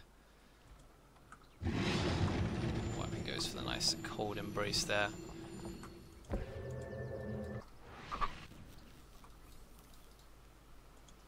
So a couple of very aggressive Observer Wards from the Dire side for the Dire now. One here, and one here. So there's that. Yeah, the Bow Strike actually coming through from this, the Sand King. The double damage is on from the Wind Ranger as well, but he doesn't have any mana to fault with any spells. He tried to shackle, but there was no latch in. So Whelp going for it, but he has a double damage room. Whelp, you're going to die here if you carry on, mate. Just run. No, well, Shackle's not going to latch in, just allows the Wind Ranger to get that one last right click that she needed to take down the Wind Ranger. The Sand King did die in the back lane, but it's firm for the Wind Ranger. And with just getting with the way she is, I wonder if Rothwell will go for the Maelstrom like he did last match, or whether he's going to go straight into something like Aghanim Scepter, or even the Blink for that bit of extra mobility. Yeah, the Sand King went down because the other heroes on the Radiant side, they chased after him, and Ember Spirit got the kill. Actually, it was the Earthshaker that the kill in the end, but Ember Spirit did most of the work. Oh, that's a nice Ice Blast, catching out the Invoker, looking for the hook shot. Hook shot misses on the Earthshaker because the Earthshaker just stands still. So good jukes there. Clockwork missing his first hook shot. Earthshaker's now level 6. Is he just going to walk up to the Wraith King and use it? No, Wraith King's got that Reincarnate now, plus the Hand of Midas and 1500 gold. Back to my Mad Libs. Will he go Blink, or will he just go straight for that Radiance, as we've seen once before? I think it depends on how the Wind Ranger goes. I think if the Wind Ranger goes straight Blink, then it frees up the Wraith King to go for something like that Radiance. But if the Wind Ranger doesn't go for that Blink, I mean, even if the Clockwork's got his hook, it means the Blink Dagger from the Wraith King will be able to catch up really fast once the Clockwork's hooked himself in. So it all depends on whether he wants to go for like an initiation team fighty build, or whether he wants to go for that more farm and game build with the Radiance and straight away. We shall have to wait and see as Earthshaker looking to walk in. He's got to be careful. He does have that slam. He doesn't want to die either because he wants to get the Blink Dagger as quick as possible. He's getting rotated on now though. He is in a lot of trouble. He's going to get killed, picked off there. In the mid lane, no. Wasn't anything that the Luna could do there. He does have that level 6 because she was given the mid lane while the Invoker farmed up wherever else he was farming, top lane or something. With the Invoker TP's in the mid lane. He's level 11 now. Going for that Necro Book as well, it looks like. Interesting. Because I saw the Mystic Staff and Staff of Wizardry, I was like, you'll Scepter. Yeah, that's exactly what I thought, but no, obviously opts in. I think it works well a lot better, it synergizes a lot better with this Forge Spirit build, because it just allows you to push a hell of a lot faster. And the extra mana burn for the Wraith King. Because it doesn't look like he's not actually going for the Quaswex. He's gone Quas Exort. Wait, I don't know. EMP, you need Wex, don't you? Yeah, Wex is EMP is triple Wex. Yeah, so the EMP is not going to be there for the mana burn, but the Necro Books will. I mean, the rate he's farming, he'll just hit level 25 pretty soon anyway. That's level 1 Necro unit completed. Oh no, not again. Earthshaker getting caught out in a very similar place as before. Getting a hit by the Ice Blast. A couple more right clicks should be enough. He did get a good Fisher. The hook shot not even needed as the power shot came through from the Wind Ranger. So the Wind Ranger now with 2,400, well 23-ish 100 gold, so you know, maybe weighing up her options, but if she does want it, she can outright buy the Blink Dagger now. Invoker split pushes with this little pets, these pets he's got. I must say they're very demonic pets. The Necro Book and the Forge Spirit. It's going to force a rotation in from... What was it here? What should be noticed that Sand King does have a Blink Dagger now, and he used that to get the kill earlier on the Earthshaker. Oh, they're looking for the kill on the Wraith King. Wraith King's level 11 now. He literally just hit it, so he's got the level 2 incarnation, so cooldown is much, much lower. Ice Blast coming forward. He's going to hit on the Earthshaker, so he's got a little bit low. Wraith King might choose to go in on this. Nah, he's going to back off now. I'm surprised there's been no TPs up to actually help the Wraith King, because it is 4 heroes up from Rhyme stack up here. So Wraith King needs to play it careful. he's not aware that there's 4 heroes, but he's got to be aware that there's heroes off the map.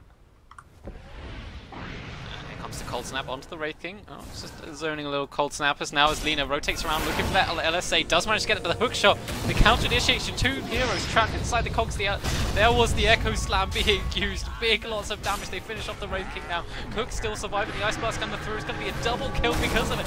Lovely snipe coming in there. Wind Ranger just about surviving until the Forge Spirits come in. Invoker did go down, so it's a 2 for 3 at the moment. Wraith King didn't have to use his reincarnation, but that's what it's there for. 4 for 2 now. Wow, Gaming coming out on top of this engagement. That snipe coming in with the Ice Blast was fantastic. Well played from the Ancient Apparition there. Yeah, again, the one thing to note is Wraith King, even though it is level 2, he's lost his reincarnation. So he needs to be a bit more careful, because if there's a repeat of that, he is going to lose his life. But he does have a Blade Mail now. So,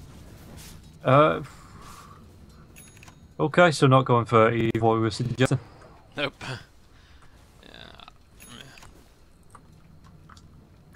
Look where this Ancient Apparition's hiding. I don't think they're going to fight him either. He is just sneaky ninja. He doesn't even know that the Ember Spirit's there. He might guess. I mean, how long does he stay here for, though? He's sapping experience.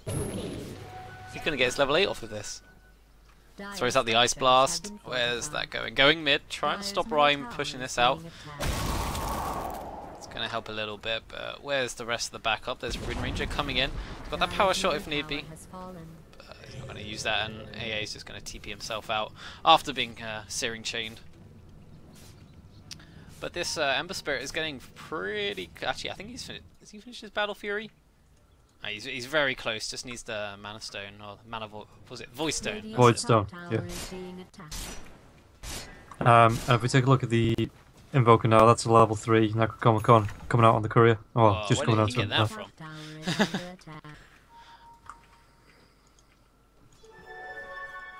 So, 16 minutes, 17 minutes in. This Invoker's looking pretty firmed.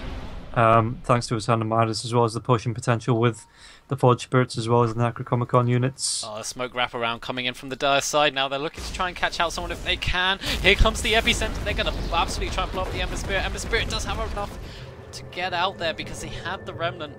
Oh no, he had the Flame Guard up. So the Epicenter, most of that damage was negated. It was only the Wind Ranger Focus Fire that took him so low. But he's got back to base now. Because he had a Remnant out. Always have a Remnant out. Always. When you're farming this Ember Spirit. Oh, and there's a Blink Dagger. So yeah, he's looking towards that more initiation kind of... I suppose that makes sense, getting up the... Oh, meanwhile it looks like Ancient Apparition. The stick's being used! Cook thought he had the kill, but the stick usage from the Ancient Apparition. Oh, wow. He was so confident he had to kill the Sunstrike coming through. It kills him before he manages to TP out. Oh wow, there's 2 lots of Blade Mails now actually on the side. One on the Wraith King, one on the Clockwork. I must say I much prefer this Wraith King build to the Radiance one. Yeah, I think the Radiance works when you've got a lot of initiation, but you know it's always nice. Because it does mean that, again, you're always going to be able to get in close, you're always going to be able to close the gap, especially when you've got someone like a Clockwork on your team where you do need to catch up to him pretty fast. And Wind Ranger's actually about 200 gold away from finishing a Rag Scepter. About 80 gold now. Paul's going to walk right into the Winter Wyvern. I'm not sure he saw that hook shot onto the Necro unit was there. And that's a really good Winter's Curse. Catching out a couple of Dire heroes now. That is the Clockwork going down straight away. A good Echo Slam. Couple that up with an LSA. 3 heroes down while it's 2. Plus a life of the Wraith King. The Wraith King now turn to fight. The nice Laguna Blade being used there. They finish him off. Ember Spirit coming in there. Leaning getting the last strike click. Ember Spirit now launching himself forward with the Remnant. And he's got the full Battle Fury now. Decided to not go for those bots. He was happy farming the way he was. And he's got himself a very timely Battle Fury coming in at sub 20 minutes. Ace Blast. Just dodged by the Ember Spirit. That's 6 cents coming into handy, and Earthshaker now has a Blink Dagger as well. He can move forward here. Throws out the Echo Slam. Not the Echo Slam, the Fissure. Ranger glimmered up by his allied Ancient Apparition, but he's still getting spotted here. Nice shackle shot there, catching on 2 people. This might just keep him alive just a little bit longer. Not long enough though. Here comes the LSA, catching out a couple of heroes. The Epicenter now being channeled, catching out the Earthshaker. He's dead. But Ember Spirit and Alina look like they're going to be able to make it out of here. And Ember Spirit looks to reinitiate. He can probably kill the Sand King. Is it going to be enough damage? No, left on 40 hit points. So Searing Chains just not quite enough damage to finish him off. And Rhyme's Sunstrike literally inches away from finishing off Water. Water nearly blinked into that Sunstrike then. So definitely a good fight there for the Radiant side. Oh yeah, if you take a look at the net worth chart, it just... Oh, that is a steep mountain. So, yeah, definitely a good... Meanwhile, there's a nice blast into the mid. It just looks like it's just there to push out the creep wave.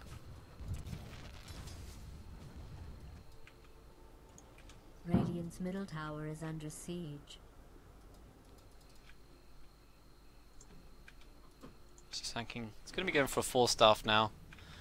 Pretty standard thing. You got super long initiation with the 4-staff blink. Well, it just means as well that he can blink himself in with his Epicenter, and then he has the escape. Then he can use the Burrow Strike to actually do a bit more damage instead of trying to use it to escape and 4-staff himself out when he's finished. Very true, yeah. And now full BOTs for Invoker. He's going for 4-staff as well, with the Staff of Wizardry and Ring of Regen now in his stash. Oh, his Rhyme. Is he going to look for this solo kill on the Wind Ranger? If Wind Ranger steps up, she is definitely going to be in some trouble. Wind Ranger does have that 8 Ags that we were talking about earlier. Here comes the Deafening Blast, plus the Meatball. It's not enough to finish him off. A lovely Shackles catches out Rhyme. Backup coming in from the Lina, but with the rest of the team and the Ice Blast coming through, Rhyme is not going to get out of it. Nice Winter's Curse. Trapping out the Sand King. He's going to go down with the Necronomicons, plus the Wraith King dealing a lot of damage. The Blink forward from the Wraith King dodges the LSA, stuns up Cook. Power Shot coming through. Lina is going to fall down here, especially when that Power Shot comes through with the Shackle Shot as well. Wraith King running away from these Necro Books, worried about any further initiation, but it's a 1-for-3 trade-off in the end. These Ice Blasts, man, have been absolutely on point. Yeah, Ancient Apparition basically just playing to practice, it looks like, because he's always staying well enough away from the fight to get them off, and with it being only on a 40-second cooldown, it means when the fight goes on for longer than a minute, he's going to be able to get 2 out and do so much damage. And Rhyme Stack either have to really commit and take the team fight really quickly, or they need to find a pick off and run away, because these Ancient Apparition Ice Blasts are going to be coming, they're going to be flying in, and they're going to be on point. I think I've only seen one miss, and that was even just to push the creep without on mid. So yeah, Die 6 really playing well with this Ancient Apparition. That's BOTs now for the Ember Spirit. His farm is just going to accelerate so much.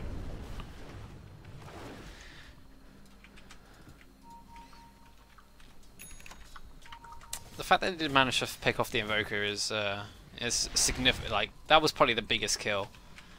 The other two didn't really matter so much. Slowing down this Invoker is very important. He's going to try and push out this creep wave now. Clockwork does have that level 2 hookshot if he decides to use it, but Rhyme is going to hide himself in the tree line for now, see who shows up to defend, and maybe look to turn onto this Clockwork. Clockwork has the Blade Mail. The Blade Mail has been used. Ice Blast flying forward. Is not actually going to hit on anyone for now. As these creeps turning onto the tower. Done some significant damage on here, and Clockwork has to be careful. Remember that there is the Sunstrike. It's not enough damage at the moment though. This tower down to 536 hit points. BOT's coming forward. Ember Spirit and Invoker might look to pair up and try and pick off this Wraith King, but they have to kill him 2 times. He's got the level 3 reincarnation as well. Wow, he's really been slowly farming away, getting those levels.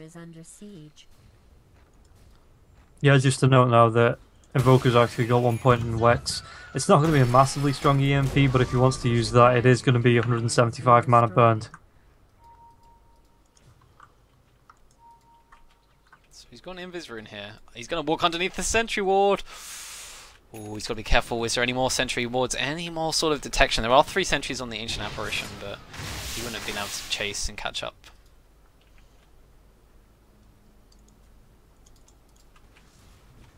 So Wind Ranger now has that Blink Dagger. Missing middle. Yeah, going to be good for. This is what you need for. I talk about it every time. Wind Ranger is so strong one-on-one, so it means with the Blink Dagger you're going to be able to find those really great lined up shackle shots, and then just use your focus fire to take someone down. Because it's only with the Scepter, it's only 15% damage reduction, which when you're throwing out 3 or 4 auto attacks per second is massive. You know, it's just it's the really effective way. Yeah. Especially if you look at the Radiant lineup, their armor is really low. Even though Ember Spirit's an Agi hero, his armor, he doesn't buy Agi items. Yeah. So his armor's low. Invoker sitting on 7 armor. Everyone's sub 10 armor, which means, you know, that physical damage is very potent. I'd actually like to see the Invoker get like an AC. I think an AC would be really good. Well, you'd probably see the either the Winter's Wyvern or the Earthshaker go for something like a Shiva's Guard. Yeah, I guess the Shivas would be pretty good on Invoker. I just think he needs to be the secondary right-click damage dealer, and with all his like Forged Spirits plus his. Well, that's what I mean. Usually, you'll see it on someone like the Earthshaker. He'll blink in, he'll drop his Echo Slam, he'll drop his Fish, and then he'll drop his Shiva's Guard, if that's what he builds to it. But that's really only if he gets a lot of farm, which he really doesn't have at the moment. Oh, I'm sure Earthshaker wants to go in on this, but he can't. Oh, nice Sunstrike hitting on the Clockwork there. That's the first casualty. Second casualty being the Sand King, and here comes the Invoker. Microing his units now, trying to burn off the mana of the Wraith King if he can. They are going to do it. He's on 0 mana. Can they keep himself? He can't keep himself alive as the Guna Blade comes through.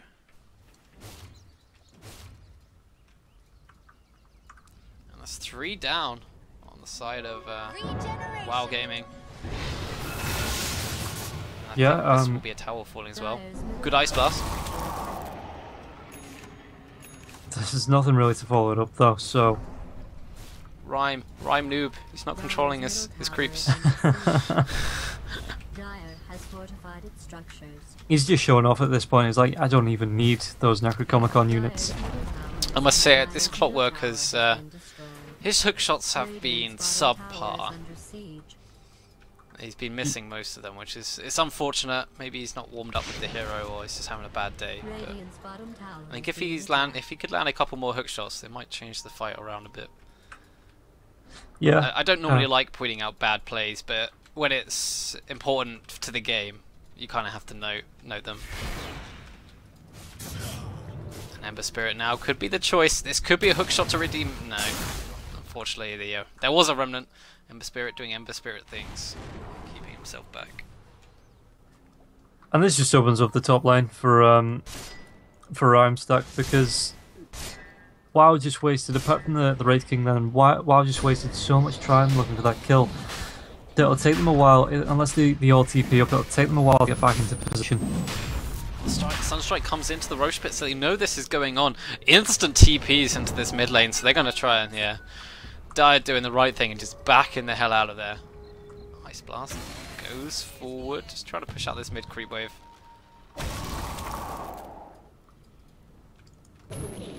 Sand King has his level 2 epicenter, so he's got to be careful to hit the blink away.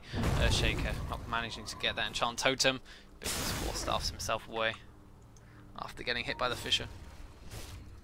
So Ancient Apparition now hiding in the side shop. Ember Spirit might.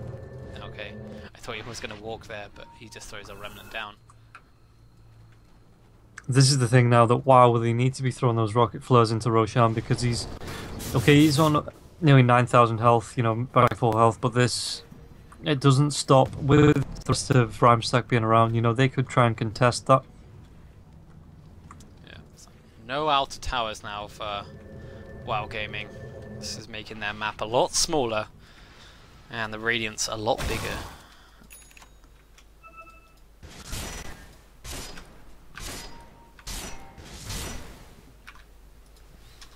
Wraith King in the neighborhood. Invoker might look to go for this if he can. He throws out the Necro units. BKB straight away from the Wraith King.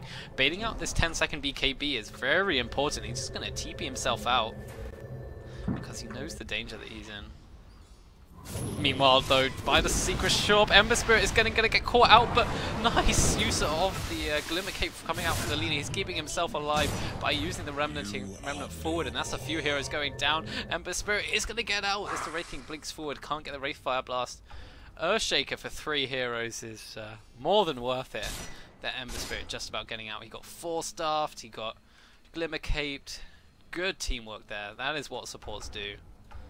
That Lina plays were made. Yeah, and you see it every time Ember Spirit plays, just the mobility. If the Wraith King hadn't saved his blink, you know, and blinked straight forward into that tree line, it keeps the heroes guessing where the Ember Spirit's actually remnanted to and how he's actually going to get out. So mind games playing with WoW, you know, it's always a good thing with the Ember Spirit, because you never know exactly where you're going to be, where you're going to have to find that remnant up, or how far forward he's jumped. And it's a full Lincolns now for Invoker.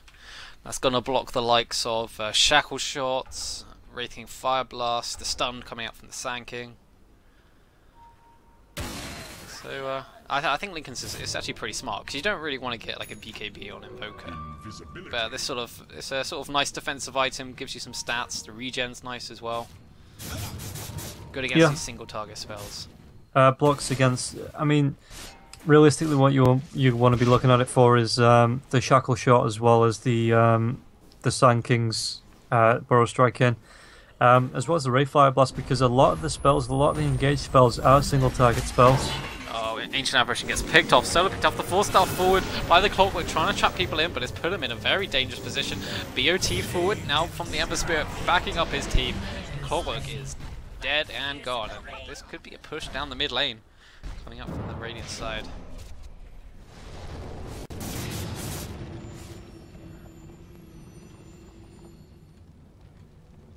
Dire's middle tower is being attacked. So, do the Dire defend? How? And if they can defend? Well, they do. Nice Shackle Shot, catching out the Invoker there. He gets glimmered up, so he's safe from a bit of magic damage. There comes the Lincoln Sphere. They're keeping the Invoker alive. This is a really good Cold Embrace in the Winter's Curse, knocking down the Wraith King. This is going to be another BKB that hasn't been put to much use. Lina might be a casualty here. They probably want to try and finish her off. She gets 4-star forward, but it's not going to keep her alive. Extra life now for the Wraith King. Who's he going to look to go on? He can't decide who to use, but Invoker with the Lincolns again, keeping him alive. The Playmail is not going to save you, Wraith King.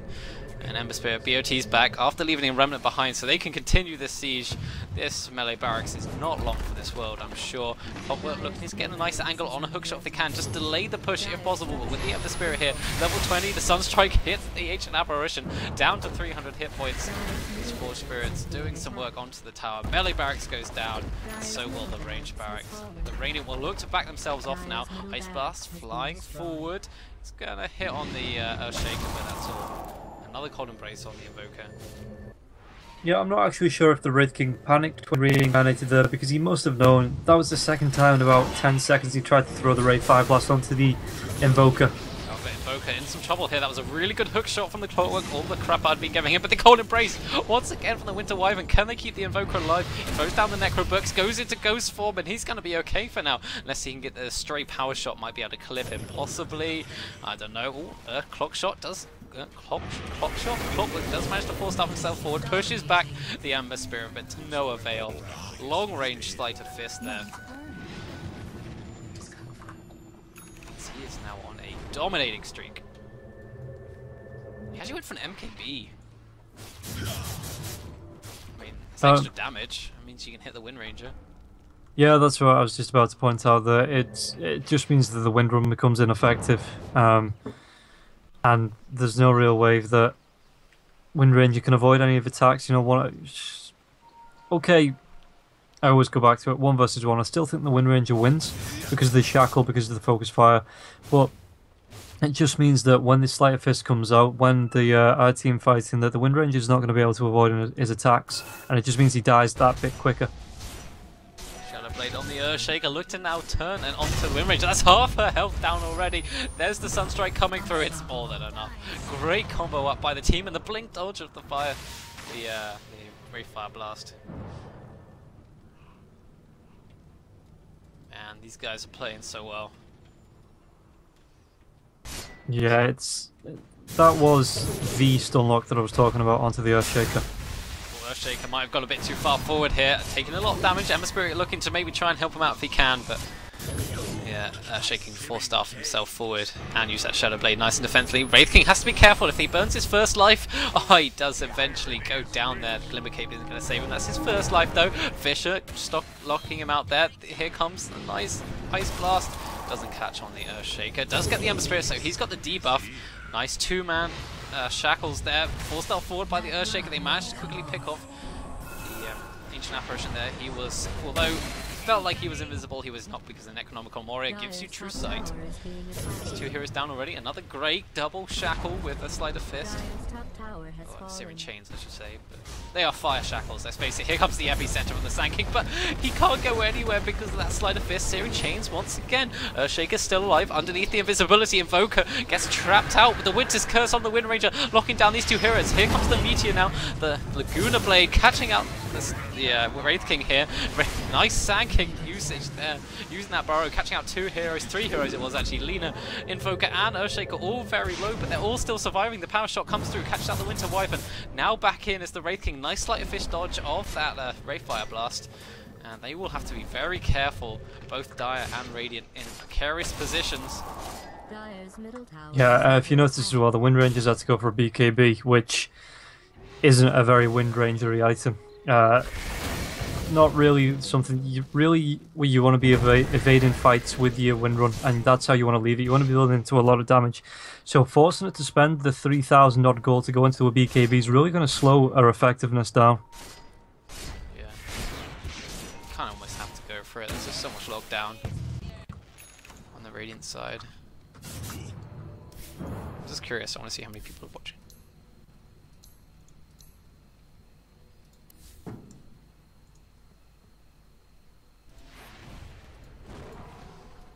$19 viewers. Double figures, go us.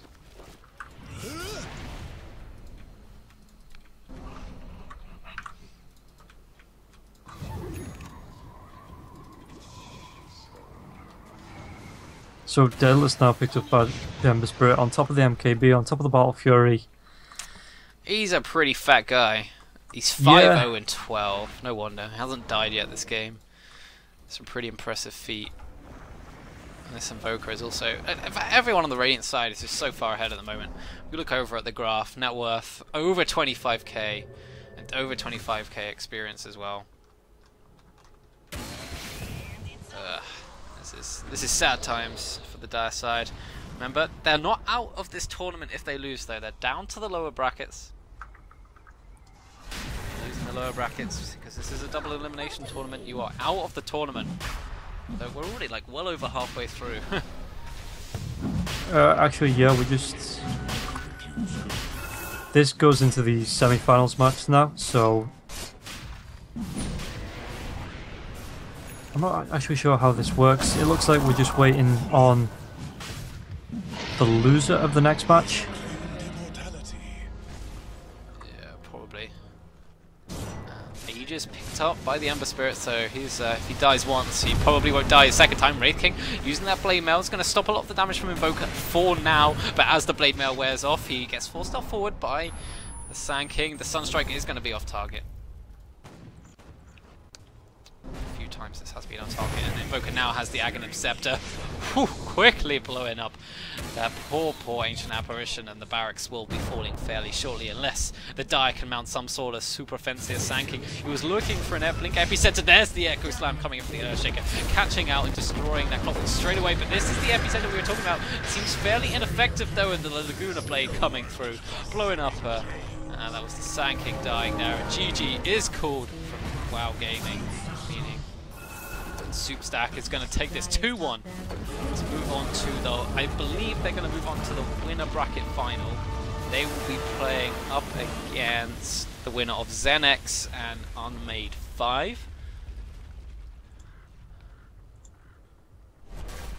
I'm completely not sure how the bracket's working, but I'm going to agree with that. I'm going to say yeah. Yeah, that's definitely what happened. So it's going to be... Yeah, so basically, well, let's talk about this game quickly first. I think the Invoker and the Ember Spirit just did so much work. In fact, the whole team, but like if you look at the Invoker score, 17 for 3, Ember Spirit just wasn't. They had to deal with Invoker or Ember Spirit. I mean, they didn't really deal with either, but they had to at least try and deal with one of them. And I think the Wraith King carry just didn't really pay off in the end. No, never really getting off the ground. He did get a fast blade mail, got a fast blink dagger, but they never really looked to take those engagements where it worked because they were always on the back foot. And again, just doing what they do so well, Rhyme Stack, forcing out the map control, and then just forcing the heroes back, gradually pushing them back into the base and keeping that map control and keeping what they needed to, just to make sure that they had full control of the game. So, actually, I don't know. I think this might be the end of it. Okay.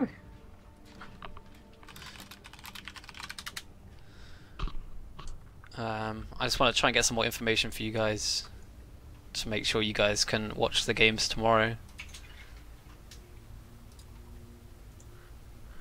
But yeah, so looking at this.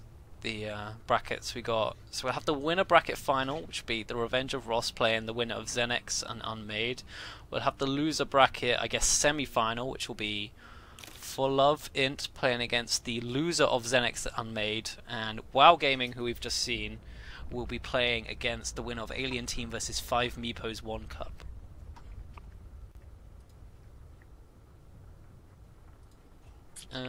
Okay. I guess I'm fairly certain there's going to be no more games, so I want to thank everyone for tuning in. I hope you've enjoyed this tournament, and thank you also Robin Roll, excellent co-caster today. Yeah, it's been fun. Can't wait to catch up tomorrow and just get that all. So it's going to be about 4 or 5 matches tomorrow that we're going to be able to cast. Don't know what's going to be happening with the finals, obviously with Rusts being there as well. But looking forward to casting again tomorrow. Yeah, I'm sure, like, so what, we can maybe have like a quad cast or something, or just 2 different sets of casters and we can...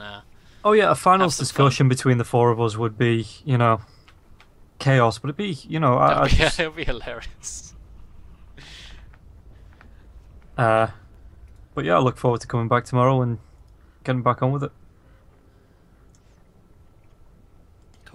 Okay, thanks very much. You can follow Robin Roll Gaming on Twitter, and your Twitch is Robin Roll Gaming as well? Yeah, it's all the same, yeah. Cool, and you can, if you've enjoyed this, feel free to follow me on Twitter at Zambrello101 or Twitch, which is also Zambrello101. But until next time, guys, thanks for tuning in. We'll see you tomorrow it's 3 PM tomorrow. That's GMT. Bye-bye. See ya.